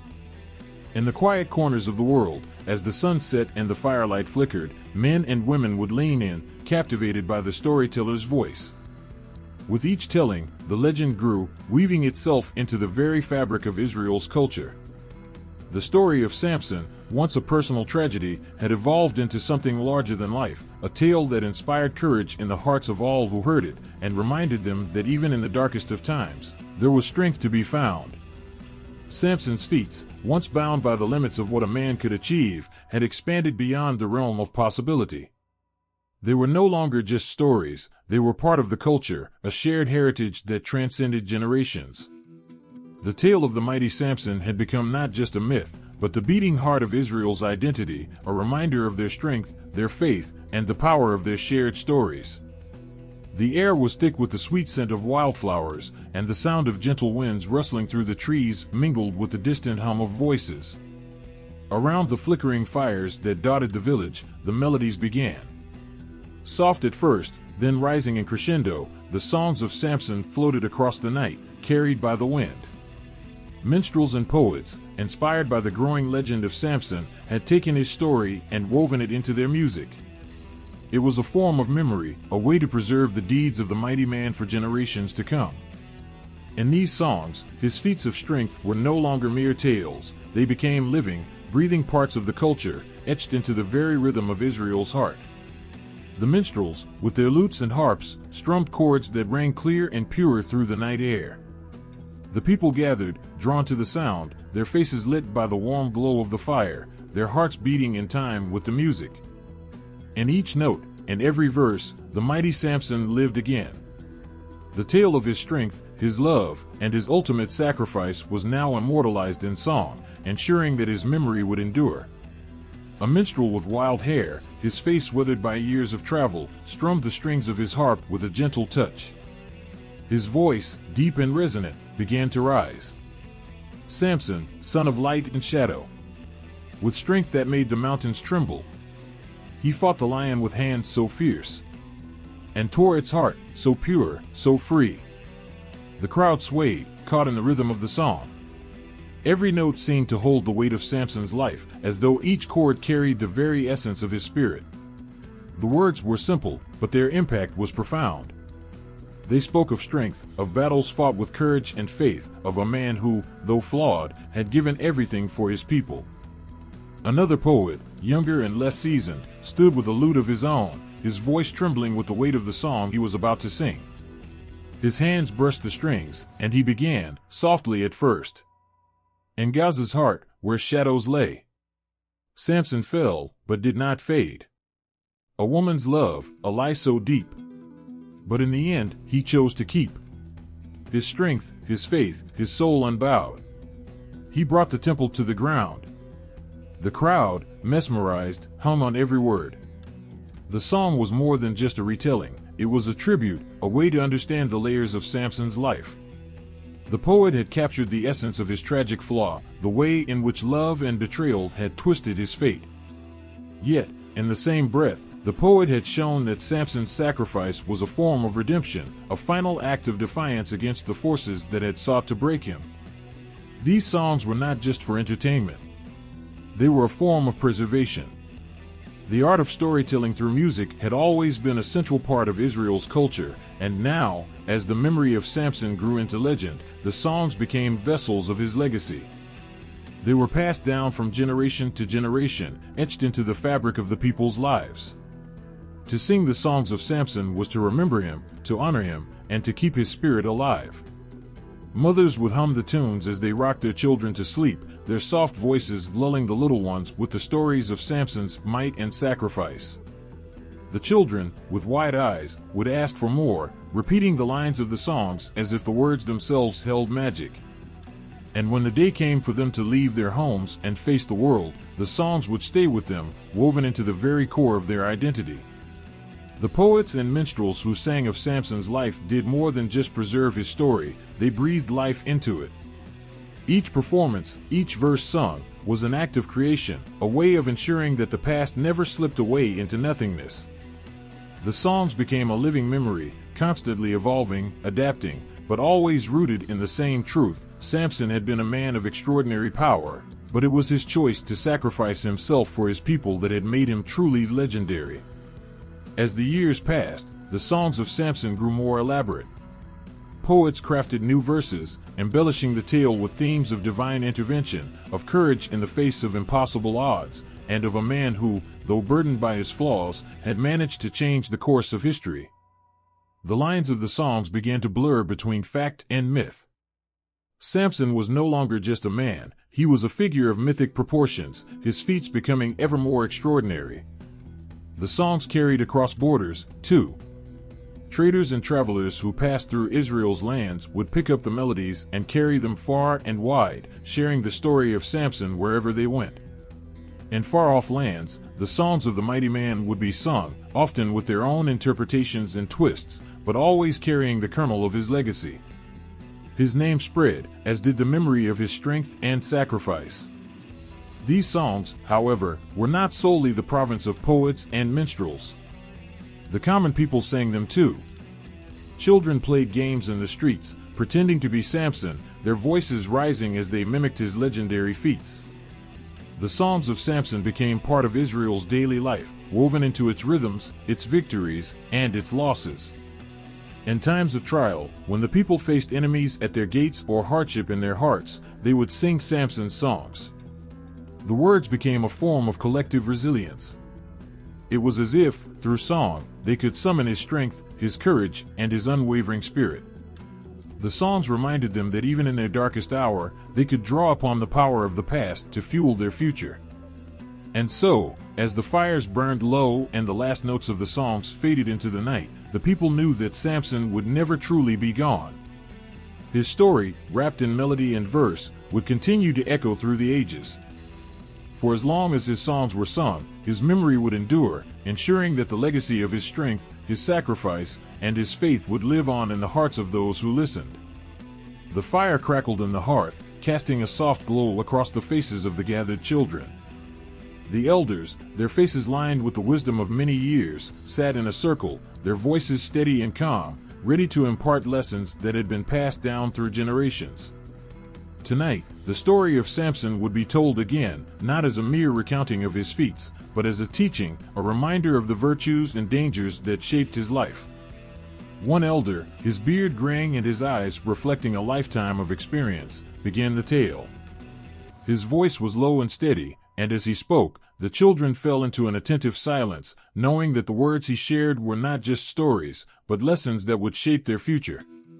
Samson, the mighty man of Israel, was blessed with strength beyond measure, the elder began. But that strength, my children, was not the true gift. No, his true gift was his faith in the God who had chosen him. It was through that faith that he became a hero. But you must understand, strength alone is not enough to guide a man's life. The children listened intently, their eyes wide with curiosity. The elder's words held the weight of truth, and they knew that whatever lessons came next would be the kind that shaped their choices in the years to come. Samson's strength came from his vows, his dedication to the Lord. He was a Nazirite, a man set apart, promised to serve God with all his heart. But there was a lesson in his life, a lesson many forget when they only look at his strength. The elder paused, his gaze sweeping across the young faces, ensuring that they were grasping the gravity of his words. Samson's downfall came not from his enemies, not from the Philistines, but from within. He was a man of great power, but he was also a man of great pride. It was his arrogance, his belief that no one could defeat him, that led to his fall. The elder's voice softened, but the weight of his words did not lessen. Do you understand, children? Samson believed that his strength could overcome anything. He forgot that true strength is not just in the body, but in the heart, in the mind, and in humility before God. He let his pride blind him to the dangers of temptation. A hush fell over the group, the flickering fire casting long shadows as the weight of the elder's words settled in. It wasn't just the story of a mighty man they were hearing, it was a mirror, reflecting their own potential and their own weaknesses. Remember this, children, the elder continued, his voice now sharp and clear. Faith is the foundation. Without it, even the strongest among us can fall. Samson's story is not just about strength, but about humility. The moment he turned away from his vows, the moment he allowed himself to be seduced by Delilah's charm, he forgot the strength that had once guided him. And that was his undoing. One of the children, a young girl with wide eyes, raised her hand. But didn't Samson still defeat the Philistines in the end? Even after they took away his strength? The elder nodded, a faint smile tugging at his lips. Yes, child. That is the final lesson we must learn from his life. Even in his lowest moment, when he was bound and humiliated, Samson remembered his faith. And in that moment of surrender, when he called out to God, he was given strength once more. But that strength came not from his muscles, but from his humility, from his willingness to admit his mistakes and ask for forgiveness. The elder's gaze grew distant, as though recalling his own lessons learned over the years. That is the true power of faith, my children. It is not about being invincible, but about knowing that we are nothing without the grace of God. Samson's greatest act of strength came not in his mighty battles, but in his final prayer, a prayer of humility, of repentance, of a man who finally understood that strength without wisdom is a dangerous thing. The children sat in silence, processing the depth of the lesson. The elder had spoken not just of a hero's triumphs and failures, but of their own potential to succeed or falter, depending on the choices they would make in life. The story of Samson, with all its lessons, had woven itself into their hearts, and they knew that these lessons were not just for the future but for now, for the choices they faced each day. Another elder, a woman with silver hair and eyes as sharp as the mountain peaks, leaned forward, adding her voice to the conversation. You see, children, she said, the world will try to lure you with the promises of power, fame, and glory. It will tell you that your strength, your talents, are enough. But remember Samson's story. It was not his strength that saved him, it was his willingness to listen, to return to the path of faith. That is the lesson you must carry with you. Her voice softened, her eyes full of quiet wisdom. Humility is not weakness, children. It is strength. True strength comes from knowing that we are not invincible, that we are always learning, always growing. It comes from the understanding that the greatest victories are not won by force, but by the choices we make in the quiet moments, when no one is watching. The children nodded, the weight of the words settling in their hearts. They would remember this night, the firelight casting long shadows around them, the stories of Samson and the lessons of faith and humility that would guide them through their lives. The elder's words had become more than just stories, they were now a map, a guide to living a life of purpose and wisdom. As the night wore on and the songs of Samson's strength faded into the distance, the children left the circle with a new understanding of the man who had once been a hero. They had heard his story, yes, but more importantly, they had learned from it. And as they grew, they would carry the lessons of Samson with them, knowing that in the end, it wasn't the strength of his body that made him a hero, it was the strength of his heart, his faith, and his willingness to learn from his mistakes. The sun had set long ago, and a hush fell over the land. The ancient city of Jerusalem, with its stone walls and worn cobblestone streets, stood as a testament to centuries of faith, struggle, and triumph. But beyond the walls, beyond the monuments of stone, something deeper endured, the spirit of the people, bound by the stories that had shaped them. One such story was that of Samson. Centuries had passed since the mighty warrior's death, but his name still echoed through the halls of Israel's history. His story, once told around the firelight, now lived in the pages of sacred texts and whispered prayers. Yet, it wasn't just the recounting of his strength, his love, or his fall that had endured, it was his legacy, a symbol of divine deliverance and human resilience. The world had changed in countless ways, but Samson's story, his triumphs and mistakes, his final act of strength, had remained central to the identity of Israel. It was not merely a tale of a man long gone, but a living, breathing testament to the power of faith and the unwavering will to overcome. Each generation that came to hear the story of Samson found something new in it. To the elders, it was a reminder of the dangers of hubris, a lesson in the frailty of even the mightiest among them. To the young, it was a call to courage, to fight for what was right, even when the odds seemed insurmountable. And to the people of Israel, it was always a symbol of their own resilience, their ability to rise from the ashes, to reclaim their strength, even in the face of overwhelming adversity. A priest stood at the steps of the temple, his voice steady as he spoke to the gathered congregation. His words, though simple, carried the weight of millennia. Samson's life was one of contradictions. He was both a man of great power and great weakness, a man chosen by God but not immune to temptation. But through it all, God never abandoned him. And in the end, it was God who delivered him, not in the way Samson expected, but in the way that was needed most. For even in his darkest hour, when he was bound in chains and mocked, God gave him strength for one final act of deliverance. The people listened, their hearts stirred by the familiar tale. They had heard it countless times, but each retelling seemed to deepen their understanding. In the priest's voice, they heard not just the echo of history, but the ongoing truth of their own lives. No matter how many years had passed, no matter how many empires had risen and fallen, Samson's story remained. It was their story, one of struggle, of hope, of divine grace. The young, too, felt the weight of his legacy. In the marketplace, children played at being Samson, lifting imaginary lions, defeating enemies with strength and will. They didn't just mimic the actions of the hero, they embodied the spirit of his courage. The story of Samson, immortalized in the songs and stories passed down through generations, was a thread that wove them all together.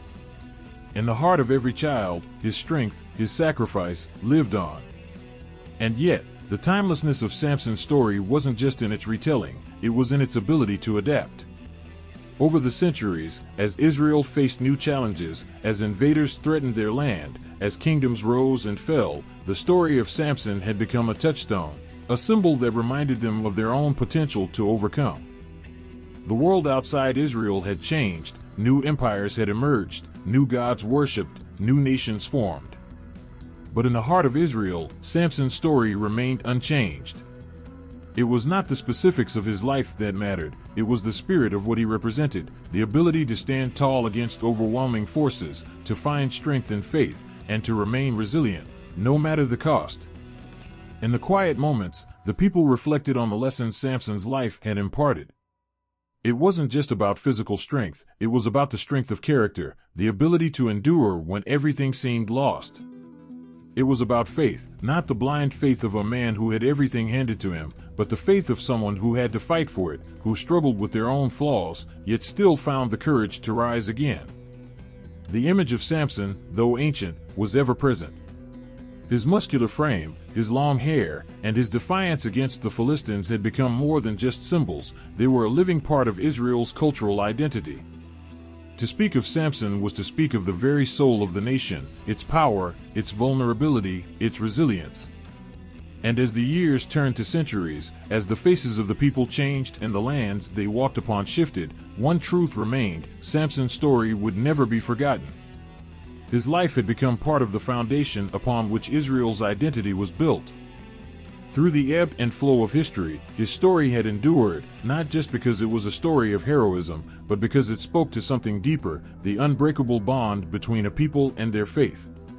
On the eve of the festival of deliverance, the whole of Israel gathered. The priests, the warriors, the mothers, the children, all stood together, united not by the struggles of the present, but by the legacy of the past. In the air, there was a shared understanding, a recognition that they were more than just individuals, they were part of something timeless, something that stretched back through the centuries. As the evening grew darker, the people sang the songs of Samson, their voices rising in unison. They sang not only for the man who had been, but for the people they were now, and for the people they would become. The songs echoed through the streets, through the valleys, and across the hills. The voice of Israel was strong as the legacy of Samson himself. And so, the test of time passed. Samson's story had endured the rise and fall of empires, the passage of countless years, and the changing faces of Israel's people. Yet it remained as vital as ever, a symbol of deliverance, a reminder of the strength that lies in faith and resilience. For as long as the story of Samson was told, the spirit of Israel would never be extinguished. The wind carried a whisper through the ancient city, a murmur that stirred the dust from the stones, lifting it into the twilight air. The people of Israel had long known the power of prophecy, the way a word from the divine could change the course of their history. But this new prophecy, unlike the ones that had come before, held a different weight, a promise not just for the present, but for a future yet unseen, a future that would echo with the legacy of Samson, but also surpass it. It was a quiet evening when the prophet spoke. His voice was soft, but every word struck with the force of a thunderclap. He stood at the edge of the city, near the old temple, the place where so many had gathered to pray for deliverance in times past. The people, who had learned to listen for the voice of God in the silence of their hearts, gathered around him, sensing that tonight something monumental was about to unfold. There will come one who will rise, stronger and more enduring than the great Samson, the prophet declared, his eyes glowing with an intensity that seemed to burn through time itself. His words fell over the crowd like a spell, as if each syllable carried the weight of 1,000 generations. He will carry the legacy of Samson's strength, but it will not be in his muscles or his might. His strength will lie in his heart, in his compassion, in his ability to unite the broken and heal the wounded. The crowd stirred, unsure whether to believe or to question. The story of Samson was still fresh in their minds, his feats of power, his fall, his redemption. Could someone truly surpass him? The prophet continued, undeterred by their skepticism.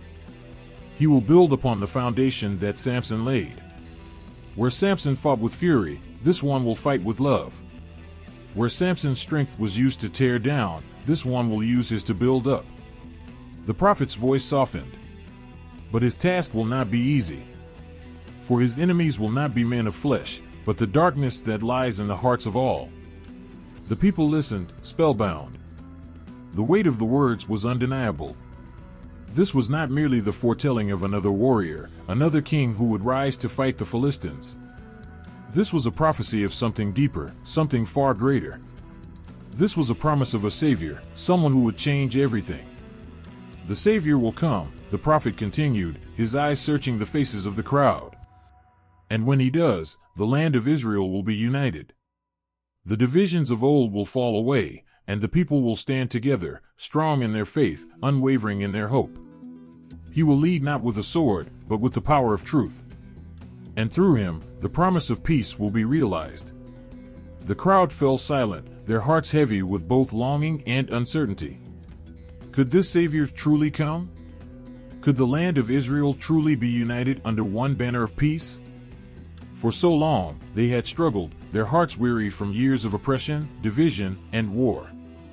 Yet here was a glimmer of hope, an assurance that the story of Samson was not the end, but only a chapter in a larger, divine plan. The prophet spoke again, his voice now gentle, as though he were trying to ease the burden on the hearts of his listeners.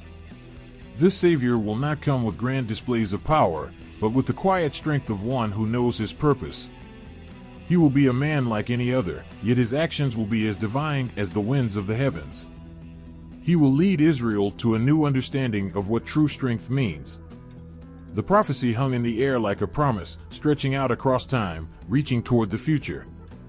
The people could not see it yet, could not grasp the full vision of what was to come, but they felt it deep in their bones. It was as if the very breath of Israel had caught, holding its collective exhale in anticipation. As the prophet finished speaking, a sense of awe settled over the crowd. For the first time in a long while, the Israelites felt the stirrings of hope. The promise of a savior, someone who would take the legacy of Samson and bring it to fulfillment, was a vision so grand that it seemed impossible. Yet there was something in the air, something in the very words spoken by the prophet, that made them believe. Remember, the prophet warned softly, the way forward will not be easy. The Savior will face trials, and so will you.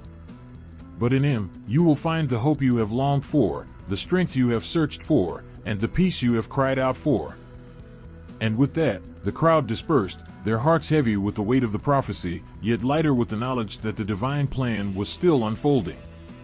They had witnessed a glimpse of the future, and they could not forget it. The legacy of Samson, the great hero of Israel, had not ended, it was only the beginning. What came next, what was promised, would be even greater. The streets of the city were quiet now, the dust settling under the moonlit sky. The people carried the weight of the prophecy in their hearts, wondering who this Savior would be. Would he rise from among them? Or would he be someone unknown, someone whose arrival would change everything?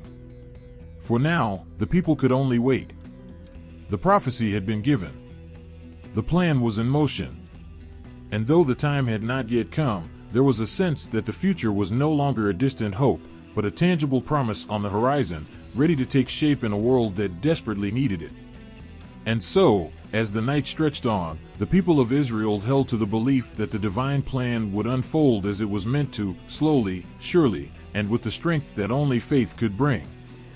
The legacy of Samson, so full of triumph and tragedy, had paved the way for something greater. The story of Israel, once defined by one mighty warrior, was now beginning to move toward a future that would change the world. The dawn was breaking over Israel, casting a golden hue across the land. The mountains, long veiled in shadow, now stood tall and proud, bathed in the light of a new day. The people gathered, as they always did, in the quiet of the morning, seeking solace and strength in the teachings of their faith. Today, however, there was something different in the air, something profound, as if the very ground beneath them had shifted in response to the turning of time. They had gathered not for a king or a warrior, but for a memory. A memory that had shaped their history, their identity, and their faith. The story of Samson, the mighty man who had once stood as a force of nature, had come full circle.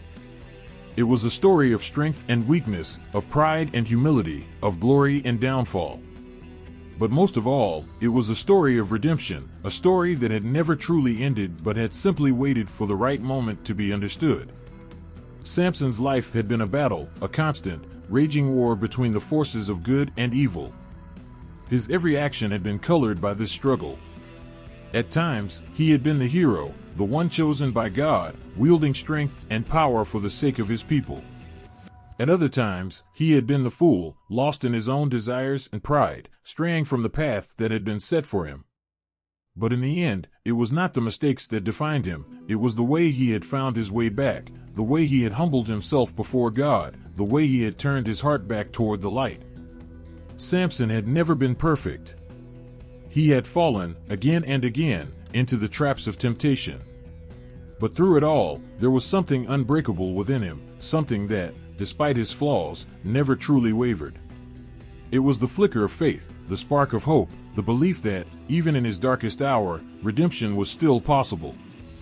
That, in the end, the power of good could overcome the forces of evil. It had been in his final moments, in the silence of the temple, that Samson's life had truly come full circle. He had given his life for the deliverance of his people, sacrificing himself to destroy the enemies of Israel. And in doing so, he had shown them the ultimate truth, that even in the face of death, there was life. Even in the face of destruction, there was creation. Even in the face of evil, there was good. As the people reflected on his life, they saw not just the man who had torn apart lions or slain armies with his bare hands, but the man who had struggled, the man who had fought not just external battles, but the battles within himself. He was a man who had been broken, but who had also been made whole again. His story, in the end, was not one of flawless victory, but of grace, of redemption, and of the triumph of faith over the forces of darkness. Samson had been a force of good, not because he was invincible or perfect, but because he had found the courage to rise again, to stand tall in the face of his mistakes and to fight for something greater than himself. He had given everything for his people, for his faith, for the greater good. And in doing so, he had shown the Israelites, and all who would listen, that the eternal struggle between good and evil was not a battle fought with swords or strength, but with the heart. For the people of Israel, Samson's life was a testament to the power of faith and the possibility of redemption. It was a reminder that even in their darkest hours, when all hope seemed lost, they could find their way back to the light. It was a reminder that, though the struggle between good and evil would never cease, there was always a way forward, always a chance for redemption, always a reason to believe. And so, as the sun rose higher in the sky, the people of Israel stood together, their hearts united by the story of Samson. They knew that his legacy, his sacrifice, would never fade. It would live on, not just in the history books, but in the hearts of every person who sought to do good in the world, who sought to fight against the forces of darkness, and who sought, above all, to be redeemed. For in the end, the story of Samson was not just his own. It was the story of all who struggle, of all who fight, of all who fall and rise again. It was the story of humanity, and of the eternal power of faith, redemption, and the force of good.